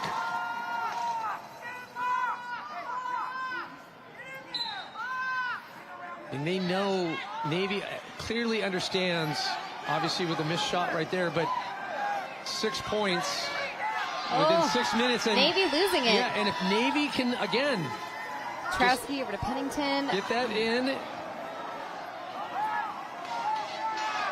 And another opportunity for Navy. Excellent front court defense. You saw that with Sands just lost the ball off the wheel. And just need to slow it down, but do it in a timely manner. Yeah. You got to get out of that muck. Missed dribble there. They had 10 bodies all within a span of about 8 square feet. Yeah, Army is not giving Navy much room to play with at all, and for good reason. They are hungry to start making some baskets. Once you get in the muck, it's hard to get out of it. The mucky muck. The mucky muck. If anyone knows the band Tenacious D, Jack Yes, Black's exactly. band, high above the mucky muck. Navy trying to regroup at this point. Again, with 3:22 on the clock, 6 points, well within their grasp. We see, as we've talked about, Rodney Williams, head coach for Team Army, but also being supported there by Team Army's head coach for wheelchair rugby, Joel Rodriguez. Most of these competitors will roll over into the wheelchair rugby team, so great for him, too, to just get a feel for how they play together, any coaching feedback he might be able to give to help support Coach Williams.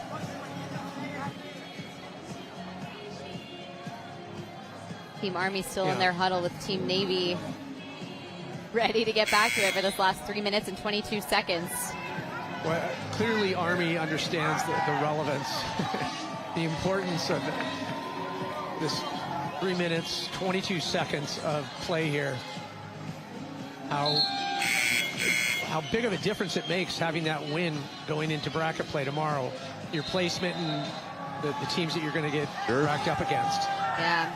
just the morale for whichever team comes out on top for this game, too, is going to be huge.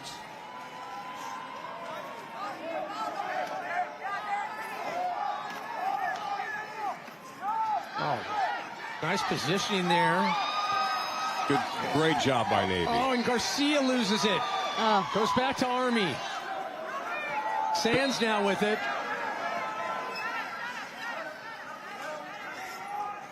Garcia doing a good job providing pressure on his backside. Sands losing it, but Navy defending in layers, right? They had the backcourt pressure. Then they had the midcourt covered.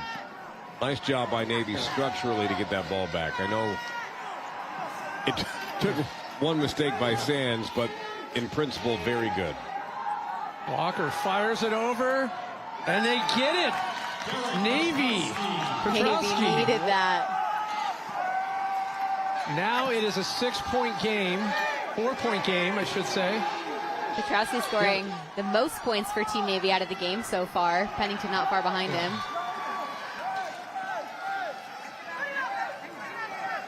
Navy trying to put on the pressure here. Forcing the turnover. They get it.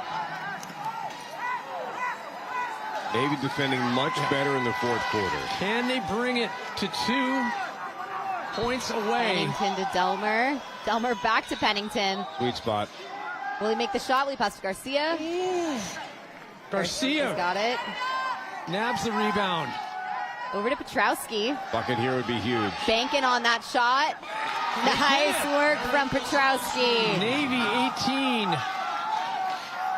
Army 20, now within 2 points. A minute 35 on the clock. Oh. Now Garcia in position. Got it back. Chance to tie it up right here. Team Navy needs this. They want it. Garcia's ready. In. Oh! Garcia just the 1 point, a free throw, no field goals for Garcia in this game. Score update coming in over from court 2 in the fourth quarter. Air Force 27, SOCOM 10. Your eyes are not deceiving you. Shocking. Doth mine eyes deceive me? That touch from Coach Hannah Walker on Air Force. Wow. Got them humming. Another timeout call between these two teams. 2 point deficit for Navy. Done a great job clawing their way back. Navy fans, they haven't lost hope. They know that in a minute, 23 seconds, they could be looking at their first win here in wheelchair basketball for the 2026 Warrior Games. And again, defense, more often than not, Pat, leads to offense. That's exactly what changed here in the fourth quarter for Navy. They defended better. Army didn't have anywhere to go. They haven't been able to get anything going of any sort, and that has to do with Navy defending very well. That's how they've gotten most of their points. And they're ready, Team Navy. Look at them lined up. Delmer keeping his wheels ready. And I'm a little bit surprised. I would say Garcia normally would be leading on the scoring front for Navy, but he has provided a great source of play creation. And he's a big part of that defending too. Yeah. Pennington. It's like on the foul there. Just no breathing room whatsoever from Team Army. 13th foul. Minute 4 on the clock.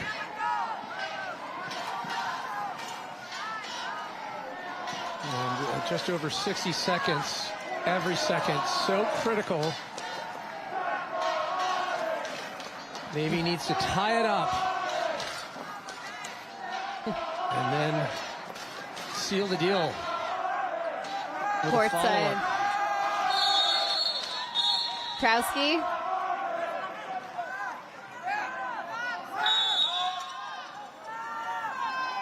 Right over to Garcia. Giving it to Walker. Who will make it? You did not. Wow.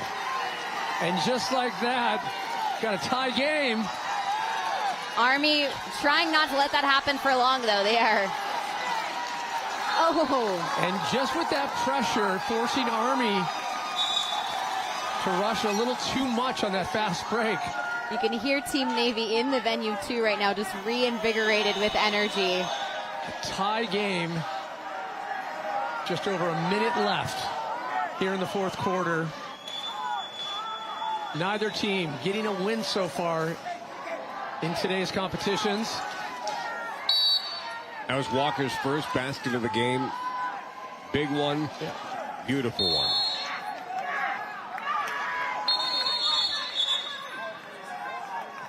On the line, Army basketball.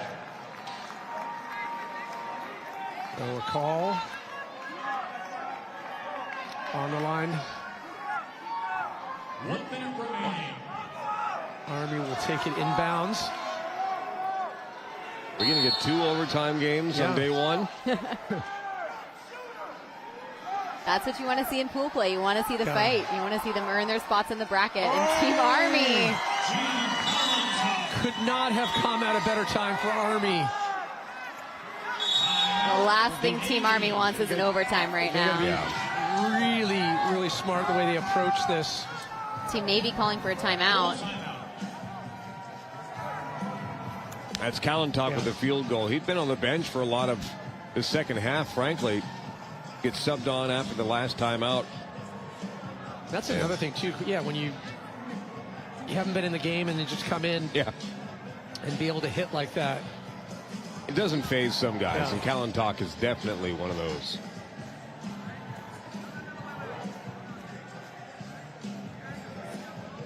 So under a minute left here. It'll be Navy basketball. I'm equally impressed with the crowd stamina alongside. They've been here all day. I know. Having numerous Hayden, sports events. The dancing MVP for Team Navy. She's keeping them on their feet. Bring it on. Atta girl. Army not to be outdone. Hayden's father, incredible competitor for Team Navy, and has really become an incredible para-archer, too, finding that passion through Warrior Games. The final score, Air Force and SOCOM. Air Force 27 to SOCOM's 12. That is, wow, what a blow right there. But good news for Air Force. They are on a roll, soaring in this first day of wheelchair basketball competition. Air Force soaring. Nice. Come on. pushing. SOCOM's first loss of the day.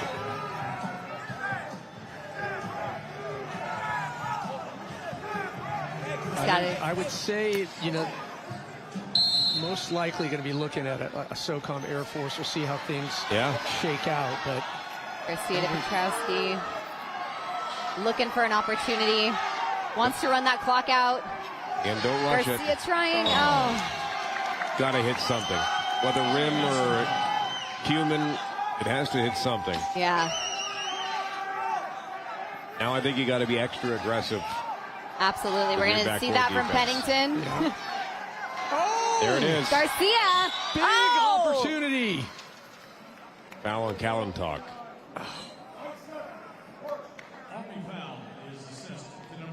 Yeah. Oof. Hard hit there for Kalentok. He's got Pennington there to help him up. And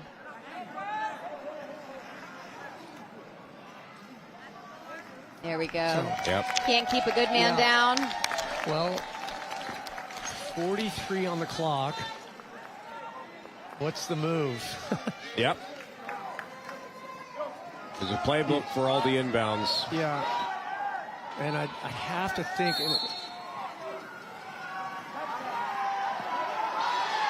Oh, there we go. There we go. Petrowski trying. Oh. Delmer getting possession back. Who can he pass it to? Oh, Army will take it. Let's go, Garcia, trying to get that. Will he get the possession back for Navy? Boy, Kalentok has gone down twice. Yeah. He is here to fight. He is defending that lead right now. Yeah, the incidental contact right there. And Kalentok, he did go down really hard with that run-in with Garcia. So grateful for the incredible medical staff that all of these teams have. A lot of them active duty or former duty military themselves. Number 23, Christopher Garcia, shooting 2. Yeah, it's part of that incidental contact component of this game. You never know. Yep. But they actually did call a foul on them. Yeah. Yeah, we'll have Chris Garcia shooting 2. But yeah, there's that balance in the game of what's legal contact and what's not, because there's that as Kalentok back up. Both teams excited to see him back in his chair, ready to keep going.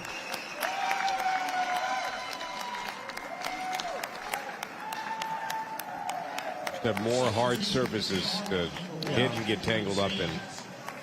Absolutely, and Team Army's got another game coming up after this against Team Marine Corps, and we'll be covering here Team Navy against Team Air Force for the last game. Kalentok will come out. Sands coming in. Yep. Sands will sub in. Kalentok getting evaluated by that med staff on the sidelines. So grateful for their support here. Chris Garcia, no pressure. No pressure whatsoever. We saw him make that shot earlier. Can he do it again? He can! Gets a second one. Chance to tie it up here.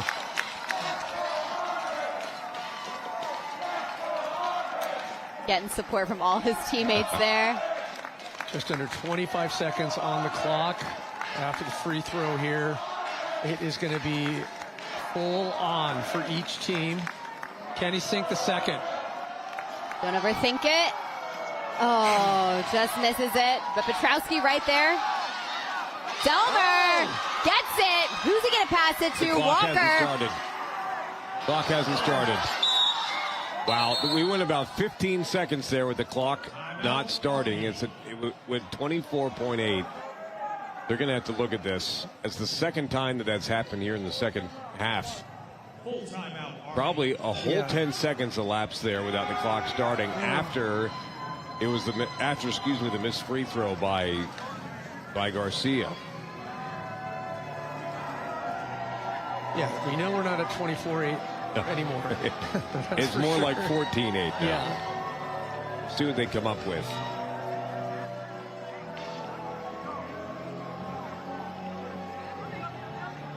You see Rodney Williams bringing that up because he wants the clock to tick down as much as possible. Conversation happening over the scores table, but I mean, without review, it's not sure what you can do. Narrowest of narrow margins. Yeah. 1 point between these teams, each looking for their first win. And they're not letting it happen easily. You know, both these teams are going to fight for that victory. Chris Garcia there taking in his coaching.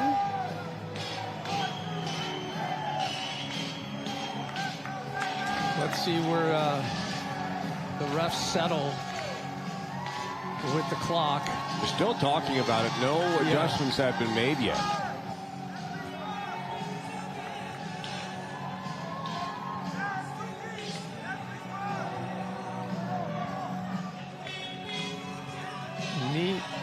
Neither team, though, showing any signs of fatigue right now.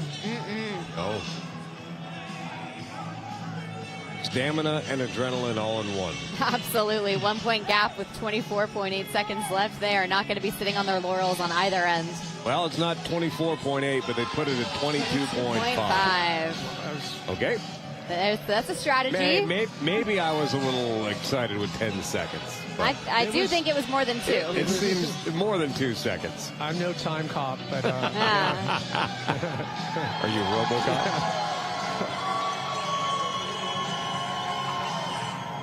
All right.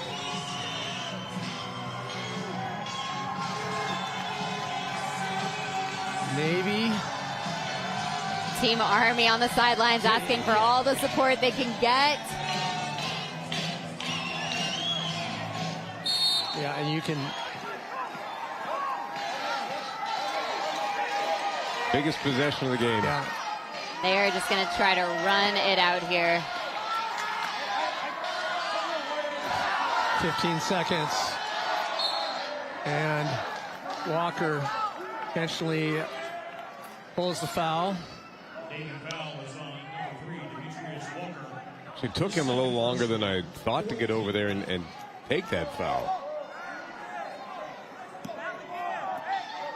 Not to the line yet. This will be out of bounds.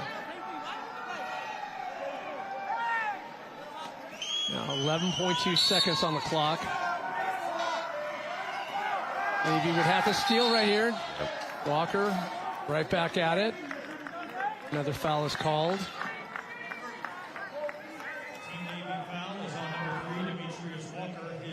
And now we're shooting.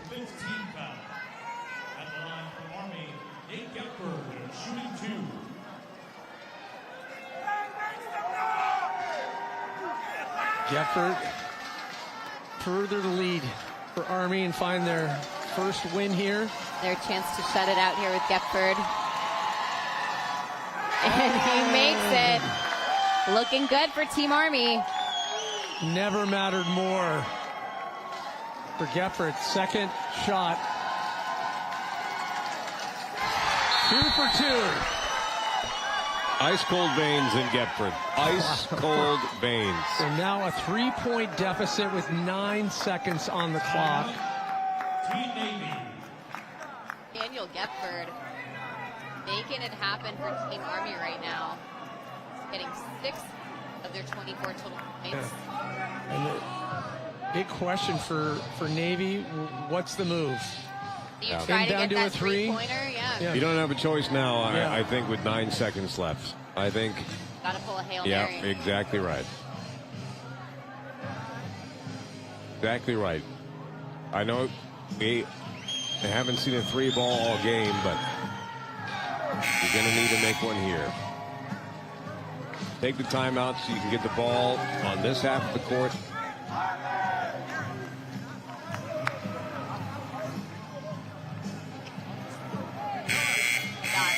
The Tiger playing in venue. I'm sure both teams trying to channel that energy.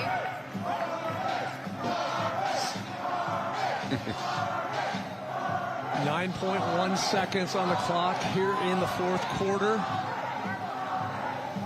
Navy have to claw back just to tie it up with 3 points. Pennington, Krowski. Misses Garcia, trying to close the gap, blocks it away, Walker. And with that is official. Army 24, Navy 21. Army grabs their first win of the day here in wheelchair basketball in pool play. Great back and forth with these two teams. It really was. Yeah. And early on you thought that Navy didn't have it, but then they showed you that they had it. And Navy fans were loud and proud. I know they didn't get the win. It's all losses. But again, like we were talking about the Marines earlier, you saw that it's in there. And now Navy knows that it's in there. I know the record doesn't show it, but the right stuff is in there. You love to see, when these teams get pushed. Yeah. And they show the gumption. They show the grit. And as LeMay said, they don't quit. They took it down to the wire, and you love games like that where it's just it's right there, and every point, every second matters. Hats off to, you saw Gephardt there. He played a great game. Yeah, he did. And had the icing on the cake with the 2 free throws at the end. So it's 2 games in a row now. Gephardt, second leading scorer in the first game that we covered here versus SOCOM. He leads Army, second in scoring this time around, right behind Kallenbach. And if you're in, if you're anywhere in the score sheet near Kallenbach, if you're an Army player, that's a good thing. So hats off to Gepford as he solidified the win over Navy with his 2 free throws, as you mentioned, to get the first win for Army in the tournament. And at the end of pool play, we'll get out the abacus, see where the dust settles, and we will set up our brackets for tomorrow. Wheelchair basketball will be coming right back at you here from San Antonio and the 2026 Warrior Games. And it will be interesting to watch. Can Air Force, can they go unbeatable? Yeah. And continue. We've seen it before from the Air Force team, but looking back at this game, it was great to see Navy challenge the way that they were Army. And then it was these type of smart, calculated plays. Good rebounds under the board for Navy. Kept them in the conversation. Walker, and that was fresh off the bench. Yeah, without a doubt. I mean, he had just come on as a sub. We saw that twice. Kallenbach on the other side. But what I liked is the ability to defend. You had Navy the first time around in the first half, and it really wasn't working for them. Then they adjusted, and that got them in the game. Well, like I said, incredible game, great back and forth, and it was a great way to finish it with those 2 free throws. Our own Lizzie Smith is with Gepford. Yeah, exactly right. I'm here with Nate Gepford, absolutely crushing that last period. Talk to us about the fight, not only against Team Navy, but all day long to pull out the first victory for Team Army. Yeah, all day we were just trying to play our game, and we had a lot of really tough competition, making sure we didn't do that as well as we know we could have. I think just reminding ourselves how we can play together. It wasn't just one person making all the buckets in that one game. We really shared the ball well, and we reminded ourselves, what got us here. What was going through your mind when you were shooting 2 there in the last period, pulling out that bigger gap for Team Army to take the victory? I've put in the 10,000 hours, throughout my life, and I had my team right there, whether I made them or not. That I can do this. Well, curious now, we're hearing from Team SOCOM about their recovery snacks, peanut and M&Ms and Skittles in between games. What are you going to have before your next game against Team Marine Corps? Definitely some water and electrolytes. Love it. Well, good luck, Nate. Congrats on the victory. We're excited to see more from Team Army. All right, thank you so much.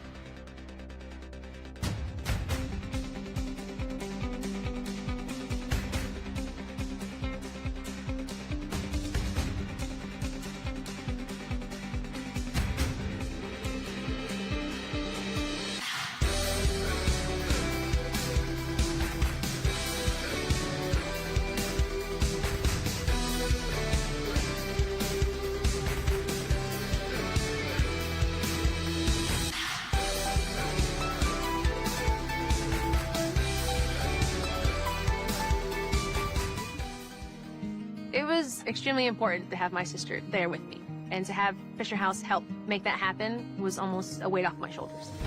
The first time I walked in the Fisher House, it was very welcoming. To be able to walk from one place to the other and be able to be there for your loved one whenever you needed it.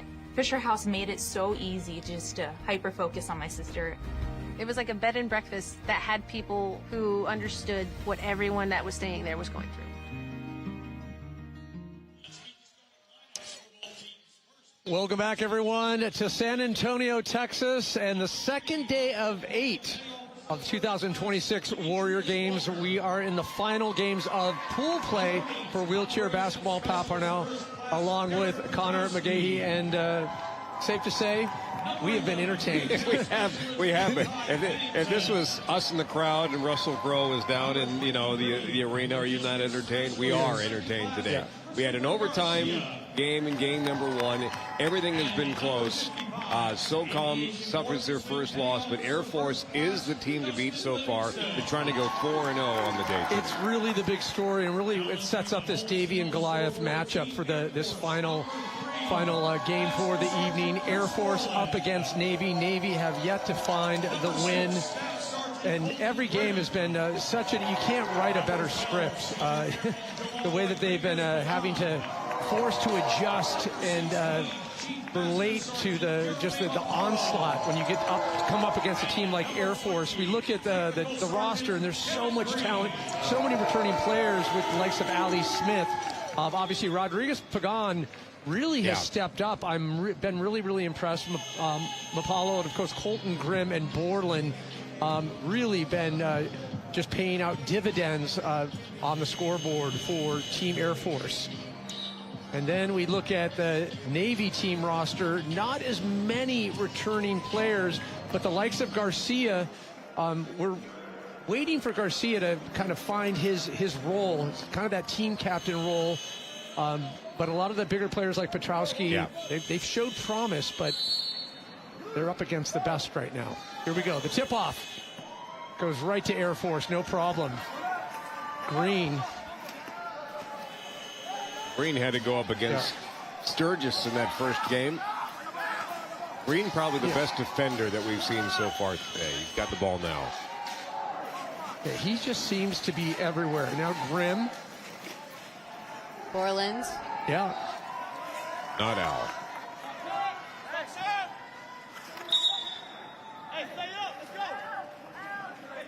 But again, Navy has to feel really good about that last game versus Army. I know that 0-4, game number 5 on the day. But you got to feel good about how it happened and what you're able to do. Especially with how that last quarter looked for them, you know. So what do you say if you're Navy? How do you quiet the storm between the ears? You have yet to get a win, and you're going up against a team that is unbeatable at this point. I think you focus on the good. Yeah. And there's a ton of good in that Army game, especially in the second half, because again, you made the adjustments. You knew what you needed to do, and you executed that. Defending was your key, and they do that here off an Air Force miss. I think there's a lot to focus on. Positive for Navy, and that's what they have to do in this game and then going into what the matchups will be like tomorrow. And you'll hear from these guys, too. You know, it's not individual. It's not about me, how I'm feeling. They want to make sure that the rest of the guys and gals on the court with them know that they have their back and they're going to show up and can give it their all for Team Navy, not just for the South. I have to say, I'm a little surprised. Air Force seems a little, not disheveled at this point, but have yet to find. There it is. And we're back. And we're back. We're powerful manifestors. Yeah, seriously. All you had to do was say something. Now all 3 of us have done that at some point today. I wouldn't be surprised if Team Air Force is feeling it against, having gone against Marine Corps and SOCOM in that last game. They've been battling it out today, too. I mean, what a devastating blow to SOCOM, that score deficit. A game that wasn't close. That was a veritable blowout. Look out here. There we go. Green. It'll be interesting to see, if Air Force continues with the strong momentum they've had today, if they're going to make this a massive shutout against Navy or kind of use this as a practice opportunity as a team. Well, holding SOCOM to 2 points in the first half in the last game, that's beyond impressive. I'm going to go through the records, but I'd be surprised if it was not a record. I agree.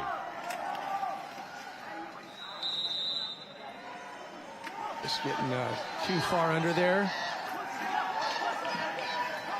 And to be fair, sorry, just to follow up on SOCOM, I mean, that was their 5th straight game. Yeah. For SOCOM, right? Yeah. You don't know how much that would have played into it. Good pickup. Oh. Guess who? Kevin Green. Yeah, and the hustle. But Petrowski, that's, Navy, if they're going to do well, they're going to have to rely on his height, his power. Yeah, the good Petrowski-Pennington combo out there on the court. Attempt from Delmer. Nice to see him get some more play time, too, coming out of the second half of the last game and now kicking us off here in the first quarter of Game 5.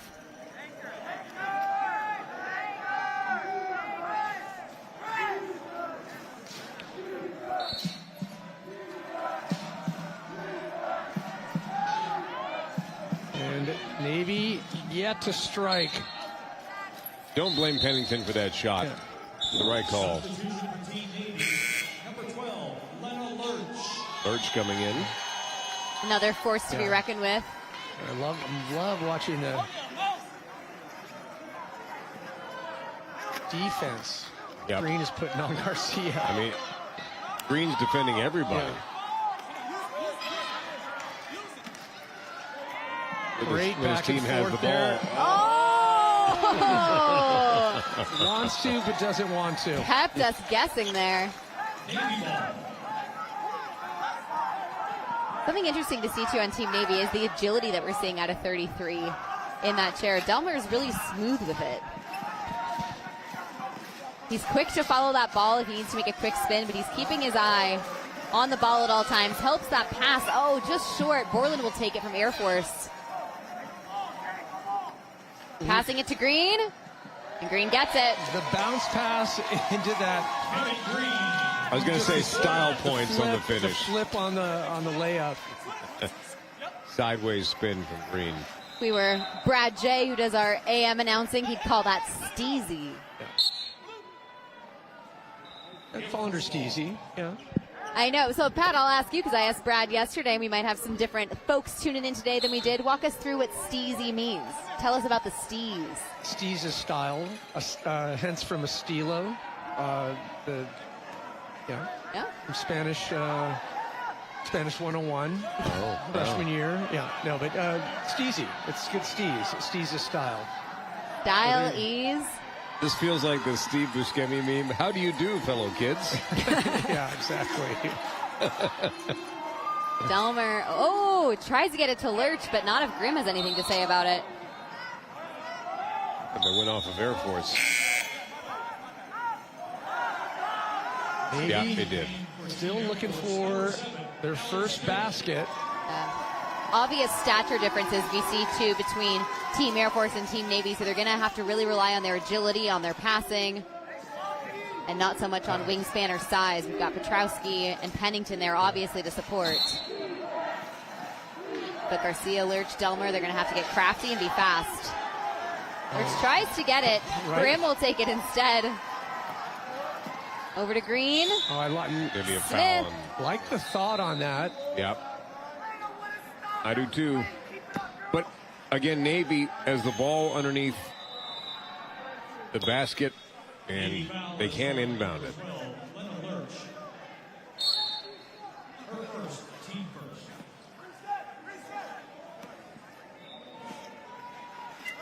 So Borland. Misses it. Smith tries to get it. Petrowski will take it instead, looking for someone to pass it to. Gets it to Pennington. Borland's on Garcia, not letting him go anywhere. We got it to Delmer, though. But Green on the defense.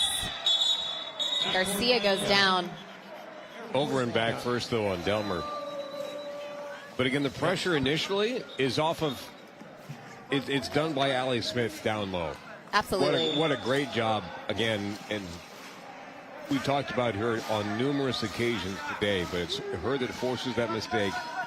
pushes Belmar to the point where he feels like he has to get into a bad situation, and it turns out to be an over and back. Passes it to Grimm. Makes the shot. So now Air Force up to 8. Navy still yet to score. And a second timeout is called.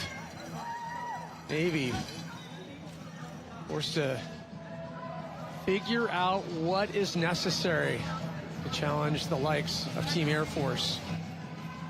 And dare I say, too, maybe the fastest first quarter that we're seeing so far here today. Yeah. On court 1. And just down to under 12 seconds left here in the first quarter. And that would be a stat that you wouldn't want to probably brag about too much. They didn't score one basket in the first quarter.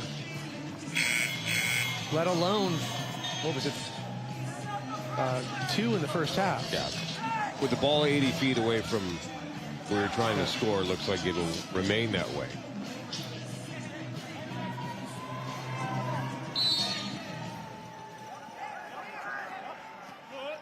Not a lot of time for Navy. That's not going to help matters. Now 6 on the clock.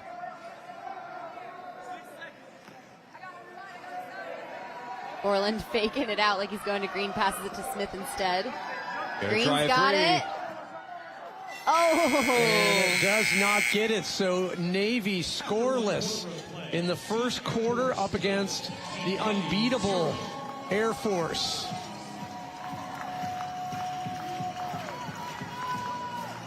What can Navy do? And if you're Air Force right now, what's your strategy too, right? Are you trying to get that shutout? Are you making some practice moves for what they might want to see tomorrow with different players, like that three-point shot we just saw attempted from Green? Yep. You know, looking down and seeing Garcia there, you know, on the sidelines, obviously there's a lot of thought, a lot of discussion, but I do think there's a side of Garcia that wants to step up, can step up, needs a little bit more support. And again, in that last game with Garcia, the ball was not going in the bucket, but he was making a difference away from the ball. Yeah. And that goes for anybody on Navy right now. You can make a difference away from the ball. It will go in eventually. But problem is it's been going in for Air Force. I was just about to say. That's exactly what it's been. They've made the best of their opportunities. And that's what Navy needs to do as well. They need to be opportunistic. I do think that the Navy has been slowing the roll of Air Force, albeit ever so slightly. But clearly they need to get some points on the board. Absolutely, yeah. Chris Garcia definitely hungry for the kind of success that Team Navy was seeing last year. Alex Smith making it. But we have to remember, too, a great asset on Team Navy last year who's not able to compete this year is Kayla Saska. And she and Garcia really made an incredible team. Yeah, Saska and Garcia together were so complimentary. Yeah, and both just fighters, you know. They knew what to expect in the other person, that tenacity. Multi-sport athletes. Absolutely. Green and Borland trying to get the shot. Assembly line approach. Yeah.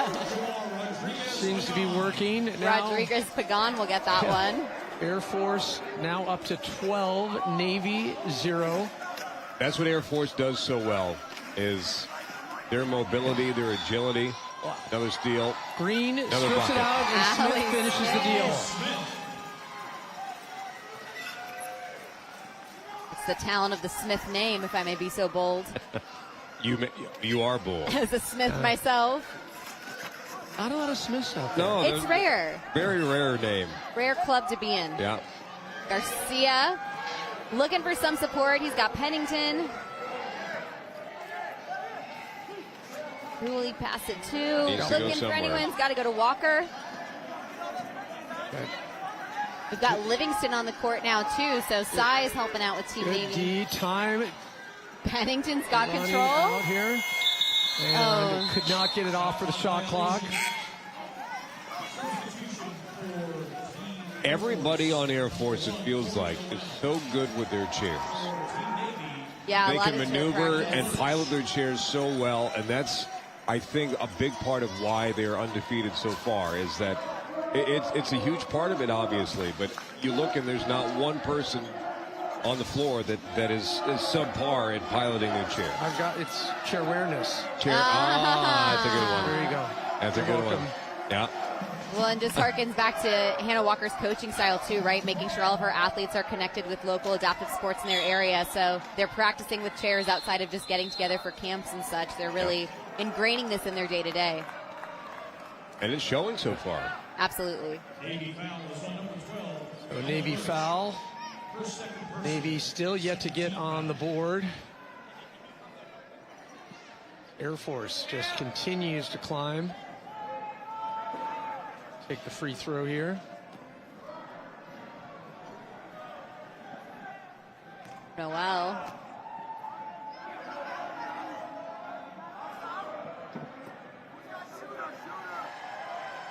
Calm and collected as well.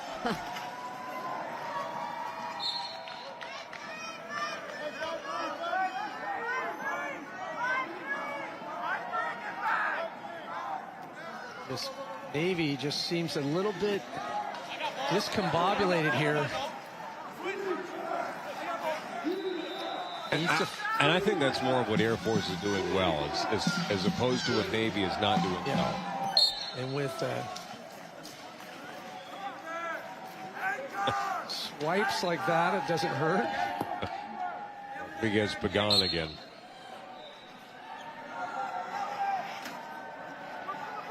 He's looking for Delmer support. looking for help. Borland says, not today, my guy. The coverage is so good for Air Force. It really is. Oh! Easy, squeezy. Just rolls it off ever so gently. Pennington back to Delmer. Those are the good kind of butterfingers.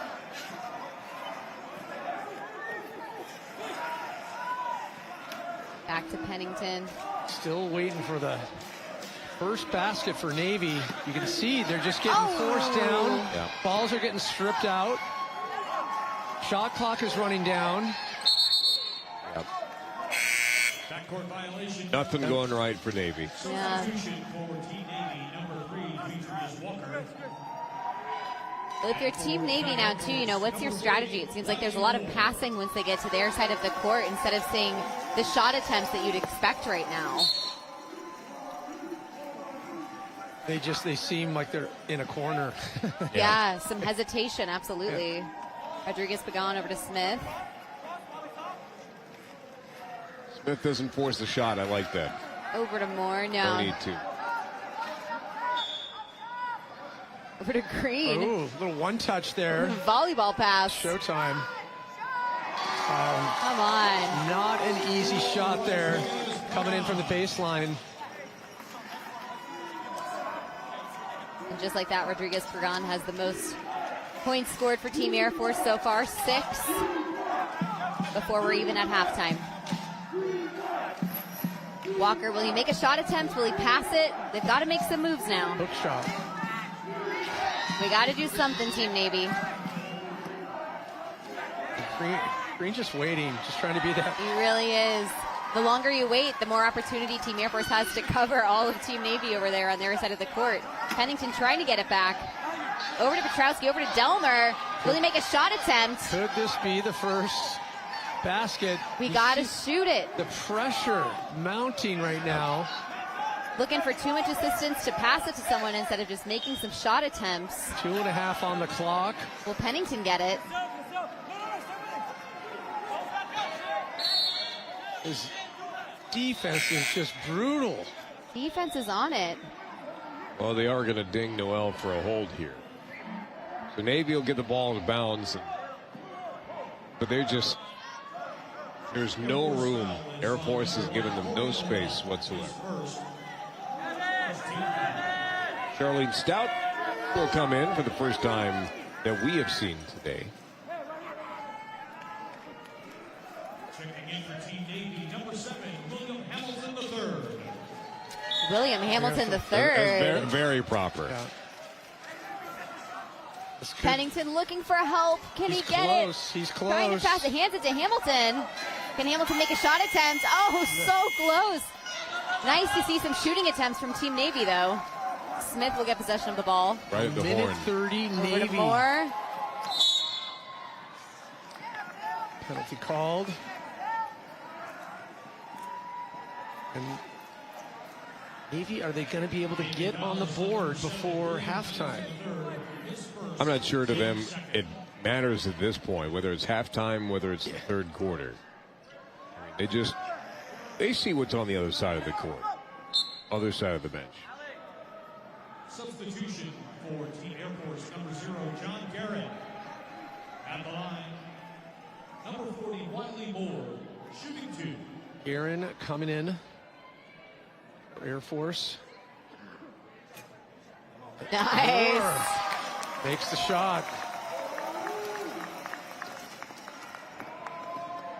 Tactical Sergeant Wiley Moore, and awfully relaxed. He's my number 1 Wiley in the power rankings, Coyote being the second. I was going to say. Yeah. Moore 1, Coyote 2. I'm sure he's never heard that before, ever. He's not listening, is he? Yeah. All right, Delmer. That I know of.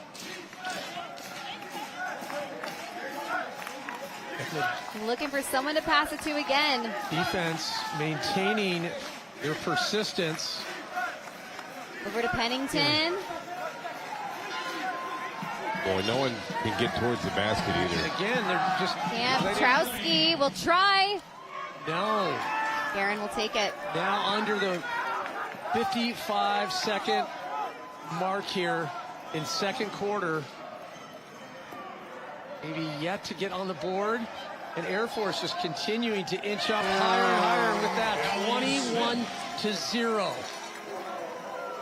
And Navy's still got some great defense over there, but what I'm seeing from Air Force consistently is they're shooting. They're making those attempts to shoot, and Team Navy is just having hard even getting to that point right now. Well, Stout might as well have been Moses. The Red Sea parted for her just right down the lane. Made the most of the situation. Wow, right into the hands of Guerin. Yep. Rodriguez Pagan. Steve.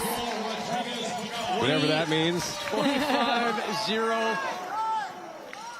Petrowski's got it now. Hitting the 5-second mark. Gonna have to hurry here. 2 seconds. Will he try? Oh, just short. So, at the half, Navy 0, Air Force 23.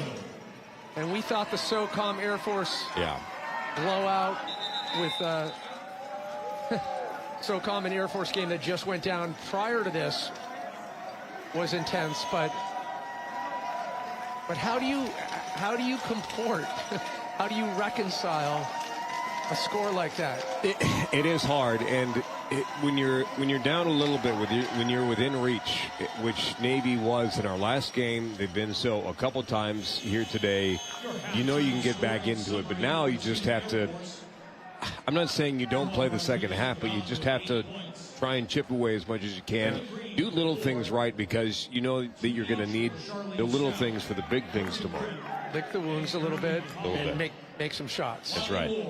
See what you can do out there. It's been an intense battle, and we didn't expect this type of performance from Air Force and dominance over Navy, but we'll have to see how it unfolds in the second half. More from San Antonio when we come back.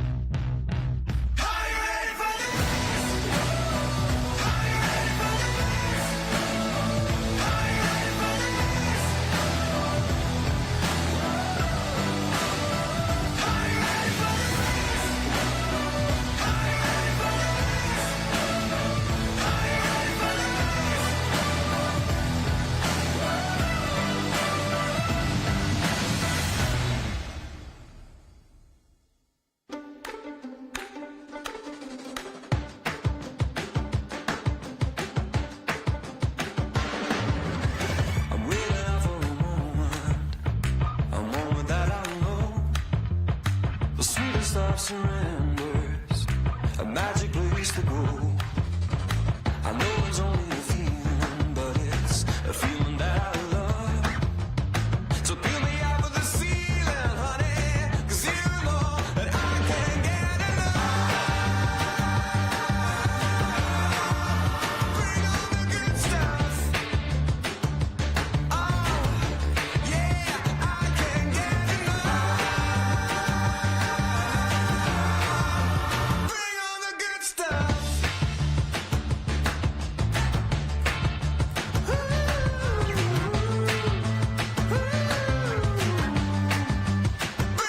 good stuff. Well, 23-0 at the half. Team Air Force just continuing to dominate, which no one is surprised to see from that team. Team Navy, unfortunately, has not seen a victory today and not looking likely that they will coming out of Game 5 here. But hopefully some great practice opportunities for tomorrow. They've played all of the teams that they're going to, Marine Corps, SOCOM, and Air Force and Army. So they'll be able to understand exactly how these teams are operating, what they can expect, who they need to maneuver against, and how to really strategize in bracket play tomorrow. But unfortunately for Team Navy, we're just not seeing the victories that they wanted today. So I'm sure a lot of fight left in the second half, but Team Air Force just continuing to dominate, which I know, Pat, Connor, neither of us are surprised to see. Isn't that right? Yeah. We are not surprised in the least. And the tough thing is you're trying to find the silver lining for Navy, but it is disheartening. But Lizzie brings up a good point. It does give you maybe some of the tools that you might need tomorrow going into bracket play. Without a doubt. And sometimes you can't find those silver linings, and that's acceptable. You're going to lose games. You're going to lose games bad. It's going to happen. But it's all about response and forward progress. And I think that's what the coaching staff is applying to Navy right now, and that's what they have to do starting here in the second half. I don't see any weaknesses in the entire roster of Team Air Force. It's really hard to find some. It is, because they've now gotten, I think, every sub in except for Curtis Ballou at this point and Jason Osborne in these games. Everybody else has come in, maybe in the games that we did not carry here, but in the three that we've seen Air Force here, most have played. And honestly, it's not like the level of play was let down when your bench was in the game, which is an unbelievable compliment to Hannah Walker and her squad. And over-under, are we going to see Navy with a basket in the third quarter? Yes, we are. Okay. Yes, we will. All right. Calling it right now. Will we see them break 10 points? I mean, with the defense that we've seen from Air Force, it would be almost impossible for that to happen. It's just what Air Force has been able to do has been beyond impressive, and I think Navy knows that. Navy. We talked about the Marines struggling last year. Navy may be in a similar spot here. Almost everybody is a first timer, and it takes a while. Yeah. And so this is building for next year and the year beyond. Well, for the rest of the field, it could end up being a battle for bronze. Silver obviously decided the team that will lose the gold medal match will be going down after bracket play. And Pennington taking his time, goes for the three, can't sink it. Stout up to Guerin.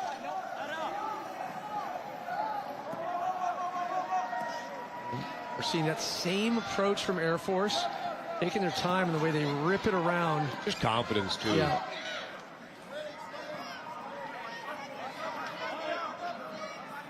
Oops, a little too high. Elevation just went up and over Wiley Moore.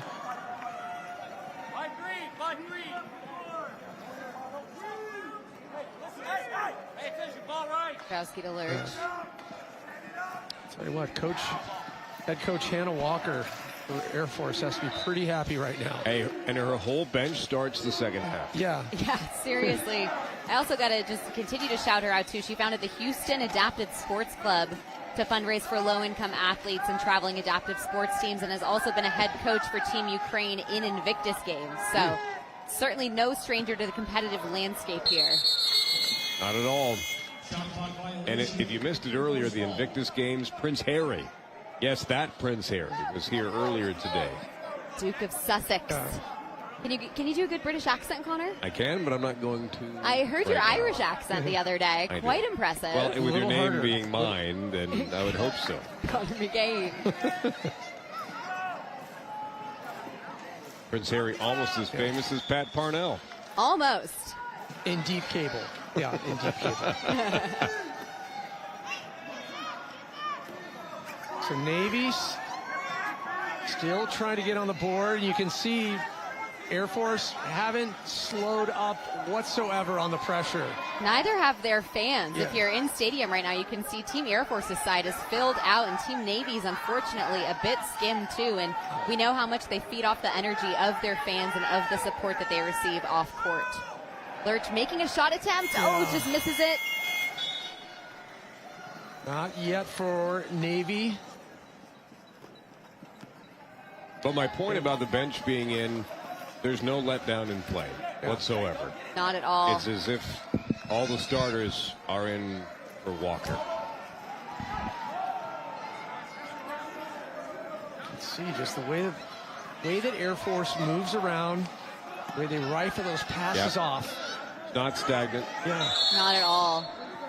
3 second, as soon as I say that, 3 second Three in the violation key. on Wiley Moore. The power of the words today from this team. Not stagnant except for. We should get a lottery ticket tonight. All right, Pennington will get possession back of the ball. Over to Petrosky. Over to Lurch.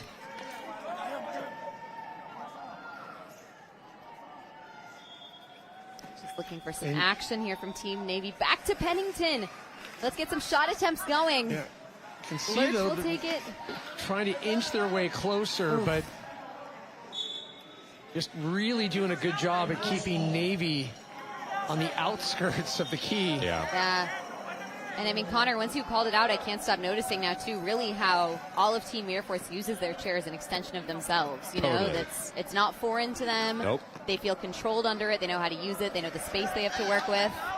And in all adaptive sports, whether it's a wheelchair, whether it's a sled in hockey, the best athletes say that their apparatus is an extension of them, and that's what makes them the very best. Absolutely. Pennington losing control there. Krowski. Oh, would have been beautiful to see. Closest attempt so far. Air Force just trying to further devastating point gap right now. Petrowski's got it again, and during the Army-Navy game we saw earlier, he was the one that got Navy on the board to kick off with, so hopefully he can do the same here. We'll see that from Lurch. Surprisingly, Air Force a little off their rhythm here in the third quarter. Garcia to Petrowski. Yep, that's worked before. Nice. Team Navy needed that. Called it. You can see Garcia did a little fist bump of excitement there. Navy's finally on the board. And we'll go to the line for good measure. Foul on number 1, Corey Noel, his second. Team first.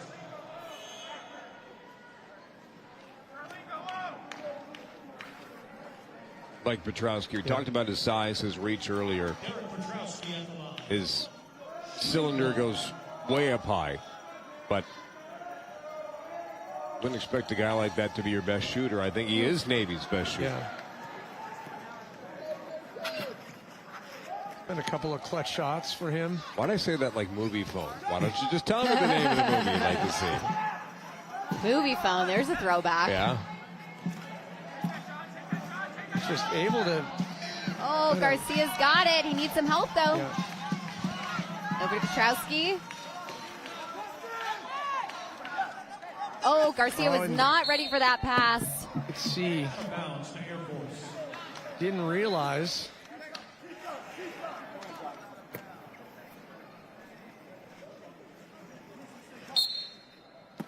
I think that's what we see with Air Force, too, compared to Navy, is they're ready for anything at any time. They keep their eye on the ball and each other. And with Team Navy, we're almost getting pigeonholed into roles or expectations where you got to stay ready. Smith. Ooh. Stout. Oh. It was close.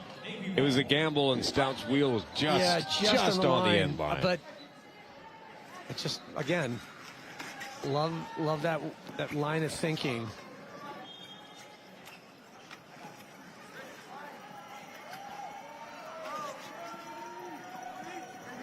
Maybe trying to get one more.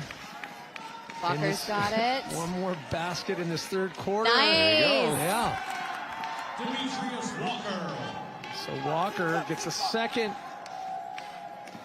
basket of the game for Team Navy. Air Force. Most dominant team we have seen at this year's Warrior Games. Wow. Stout can shoot, can't she?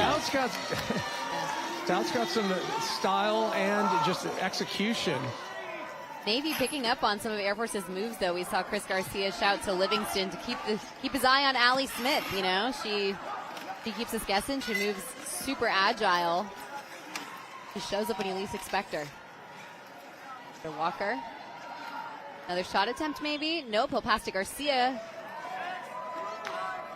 Good recovery. Recovers. Over to Petrowski. Hurry up here. Making the attempt. Oh. Right at the clock as game time clock still running. Checking back in for Team Navy, number 11, Makai Pennington. Pennington, a difference maker for Navy, too. Absolutely. I'm just winding down here in the third quarter. Stout again. Will make it. 6 points for Stout. With that, Air Force up to 27 to Navy's 4.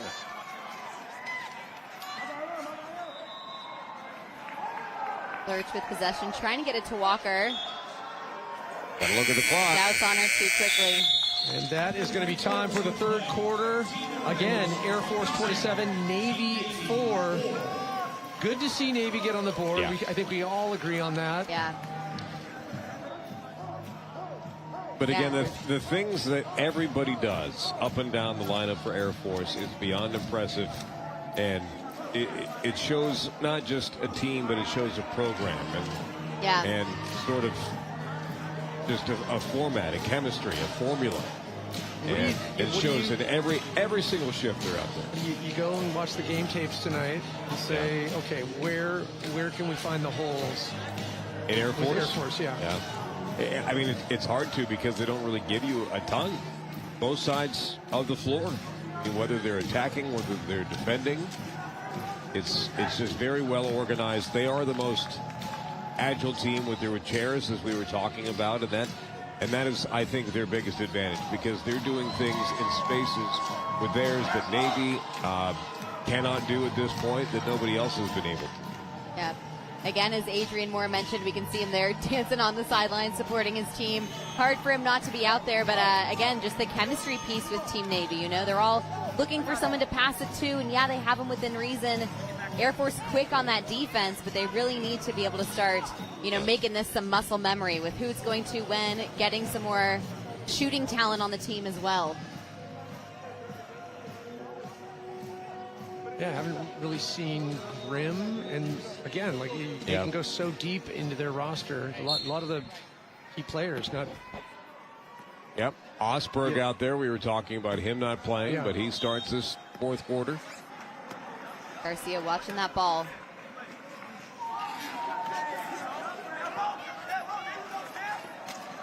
Stripped away by Walker there.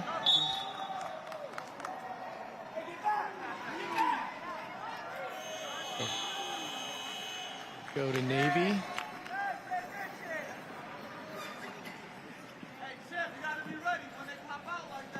Regardless of the gap between Navy and Air Force, Navy still active on every play here. Absolutely. Showing the hunger. Oh, nice attempt from Pennington. Attempt number 2. Oh, boy, it's a great setup. Oh. Nice Pennington trying to get lane. it back. He does have it back. Navy's got the ball. You get this third attempt. He can't. Stout's got it from Team Air Force. Good patience initially from Petrowski for Pennington on the lead, and again 0 for 3 on the sequence. Ball just not going in. Said that 100 times tonight. Still true. Stout looking for some support. Hands it to Smith. Even the misses work out for Air Force. Back to Stout. Oh! Yeah. Walker to Petrowski. Navy's got it. Except for that one. Petrowski looking for someone. Gets it to Lurch. Walker's open. Misses that. That was good pressure by Navy. Had they been applying that same type of defensive pressure throughout the game, maybe a slightly different score. However, I mean, the consistency of Air Force and their shooting puts them in a slightly different category. It's there from Mossberg. But again, when Navy gets the ball, and they've had it more here in the second half, what do you do with it? That's an uncharacteristic turnover from Garcia. A nice little move there. Boy, Stout follows it up perfect with the bank. Wow. 8 points for Stout. That ties her for the game lead along with Rodriguez Pagan. Didn't you love that move? The quick pivot, and then to have just to calm the nerves and then be able to get that shot off as you're rolling. We have to remember that. I was going to say I would have fallen over. Yeah. Well, great for the Air Force bench to get this practice into ahead of tomorrow, because the Grims, the Borlands, the Moores of the world on Team Air Force are going to need their rest. It's going to be a fight tomorrow as we bracket this out and hand some hardware out. So nice to have their bench get some practice in too, so that their MVPs can get the rest that they need.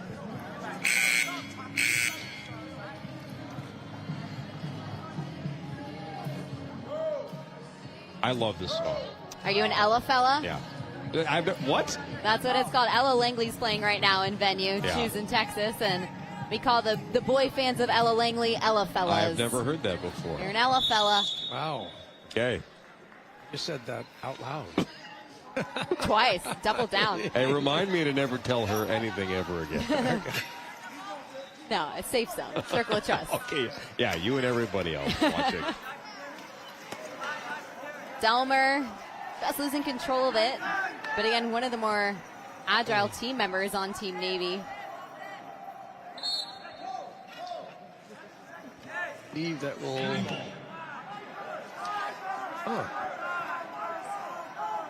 Thought that went off the. I thought it did too, wheel. but Delmer definitely sold it like it was Navy's ball and it stayed. Petrowski with the attempt. Oh, so close. Again, I don't blame them for shooting at this point. If it goes in, it goes in. Try and cut it just a tad. Exactly. You can make better decisions tomorrow.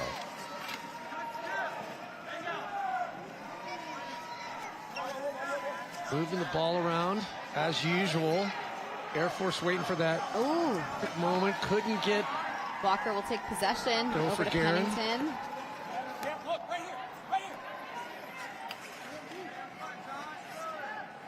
Lots of pile up here.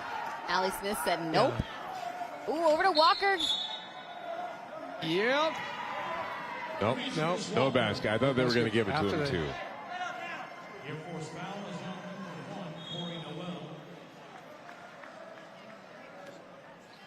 His third. Team first.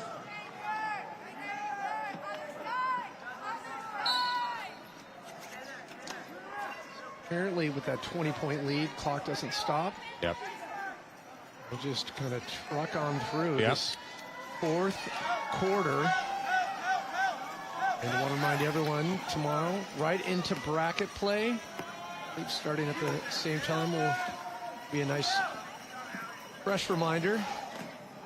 The culmination of this last game of pool play tonight. Same bat time, same bat channel. Something like that, yeah.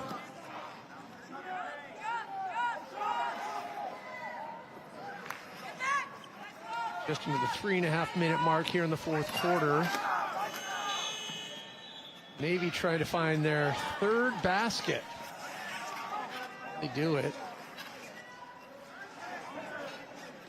Air Force isn't making it any easier.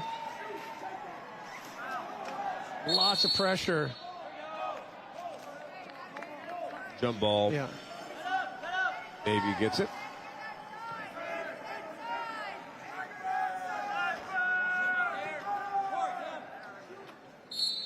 Again, and you just another interesting takeaway too is the intensity of Air Force hasn't let up one bit. Nope. Not at all. Looking like tomorrow we'll kick off with Army versus Navy for semifinals, see who's going to start in that bracket play, and then the battle for bronze begins. So, Army, Navy.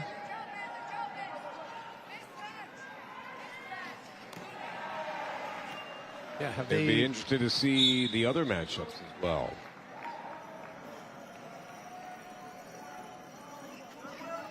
Well, I'd like to see Marine Corps have some good moments tomorrow. I feel like there's a lot of promise in that team. Yep. I'd like to see who they end up against. Absolutely. Again, and especially coming off of 2025 where they did not podium in any court sports. Huge for them to have the momentum that they do right now for Team Marine Corps. Stout makes it. Are you kidding me? Game leader in points, Charlene Stout. It's 10 now of the 31 that Air Force is doing. And again, she was pulled from the bench for this game. Yeah. Pretty much all bench players out there now. Matter of fact, that's the case. Shows the talent in troves. Yep. Team Air Force. Smith just relentless on the defense there with Pennington. Forcing them to rush it.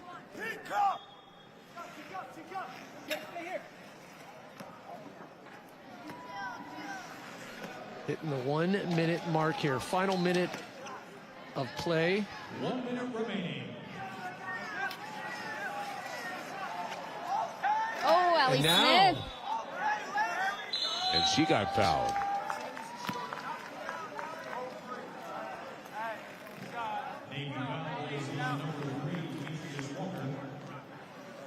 Walker.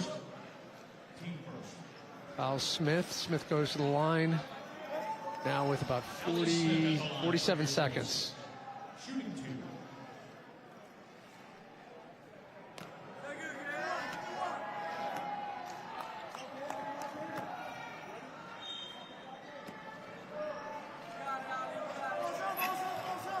So close for Allie right there.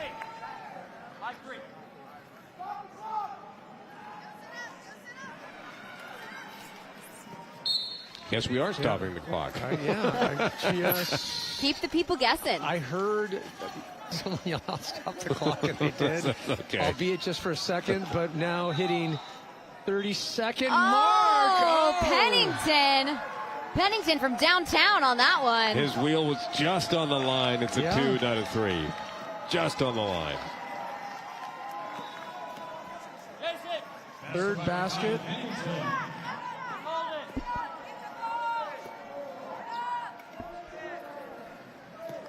Mossberg's just going to hang on to it. Well, we'll see if that score for Team Navy changes. The ref called it a 2, but it's on the scoreboard as a 3-pointer. Yeah. And that will do it. That is official time for the fourth quarter. The final game in wheelchair basketball pool play as Team Air Force goes undefeated, 31 to Navy's 7. We will have to see how things unfold tomorrow. Can Air Force keep the perfect record? I have to say, I was very surprised when I saw the numbers between SOCOM and Air Force. I think it was going to be a little bit more of a contested competition between the two. The big question now is who can even remotely come close to challenging Air Force. Well, I think SOCOM's going to want some revenge tomorrow in a matchup that we think will absolutely happen, barring anything crazy. But right now, Air Force, in every facet of this game, has dominated, going 5-0 on the evening. Absolutely perfect. And they are the ones to beat going into bracket play tomorrow. Well, Coach Hannah Walker can hold her head up high. She has put together an incredible team. So much talent, so much depth.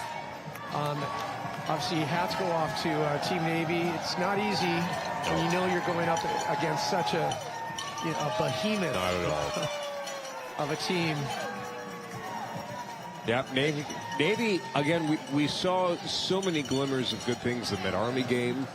They're not a bad team by any stretch of the imagination. I think the Air Force is a great team right now. Well, as mentioned, tomorrow we go into bracket play, and that's where things get so much more contested, so much more interesting as we get ready to hear from our very own Lizzie Smith. Lizzie? Lizzie Smith here with Allie Smith. I'd love to take any credit for having her DNA. Unfortunately, I don't. You are dominating out here. You started with powerlifting yesterday. You had cycling today. Now wheelchair basketball. How is Team Air Force maintaining this momentum and absolutely dominating? I think what makes us such a great team this year, like everyone on our bench, whether they're like anyone that comes in, they know what they're doing. We all mesh as a team, both on and off the court, and I think that's what makes us the strongest team out there. So I'm proud of these guys. Like, this is my last and final game, so it feels amazing to be here. It's only day 2 of 8. You can't make me emotional already thinking about the last games. You said your first game against Team Marine Corps, obviously getting some jitters out, first time playing together as a team too. What is it like heading into the next 3 games that you played today once you got that camaraderie down? I think we just need to keep the same energy we had today. Like, there's always going to be competition. You can't go out there thinking like you're the best. We just have to play our game. That's all we got to do. Stay humble and play hard. All right, we talked to SOCOM earlier about some of their recovery snacks. We heard Skittles, peanut M&Ms. What's on the docket for you tonight, getting ready for bracket play tomorrow? Big Uncrustable fan. I love it. Peanut butter and honey. Beautiful. A woman of taste. Anything you want to say to Team Air Force as you get ready for tomorrow? I'm beyond proud of you guys. I'm proud to be a part of this team, and let's bring home that gold. Well, if that's not a tearjerker, I don't know what is. Pat Connor, we know Team Air Force, one to watch tomorrow. Thank you, and I'm getting hungry. You can't tell me Uncrustables. It's one of my favorite Not at this snack. hour, not after this many games. I am hungry. I'm officially hungry. But I'm hungry for all the competition tomorrow. It is going to be good. Nice segue. And I'd love to see the hunger, you know, in hearing how bad she wants it. Yes. She wants the gold still. You know, and they've had already so much success over the years. It's so cool to see. And you can assume what you want about competitors in any, whether it's this, whether it's the individual sports, whether it's outside, this means everything to them. And you can see that in those interviews with Lizzie, and you can feel that in the way that they play. Whether it's Navy, who lost in this game 31-7, or whether it's Air Force, who's undefeated. You mentioned it, the hunger is there for everybody, and it's really a joy. I predict we are going to see an underdog performance that is going to surprise. So that's all coming up tomorrow when we get underway with bracket play. On behalf of Lizzie and Connor, I'm Pat Parnell, and we will see you tomorrow at the 3rd day of 8 of the 2026 Warrior Games here from Texas.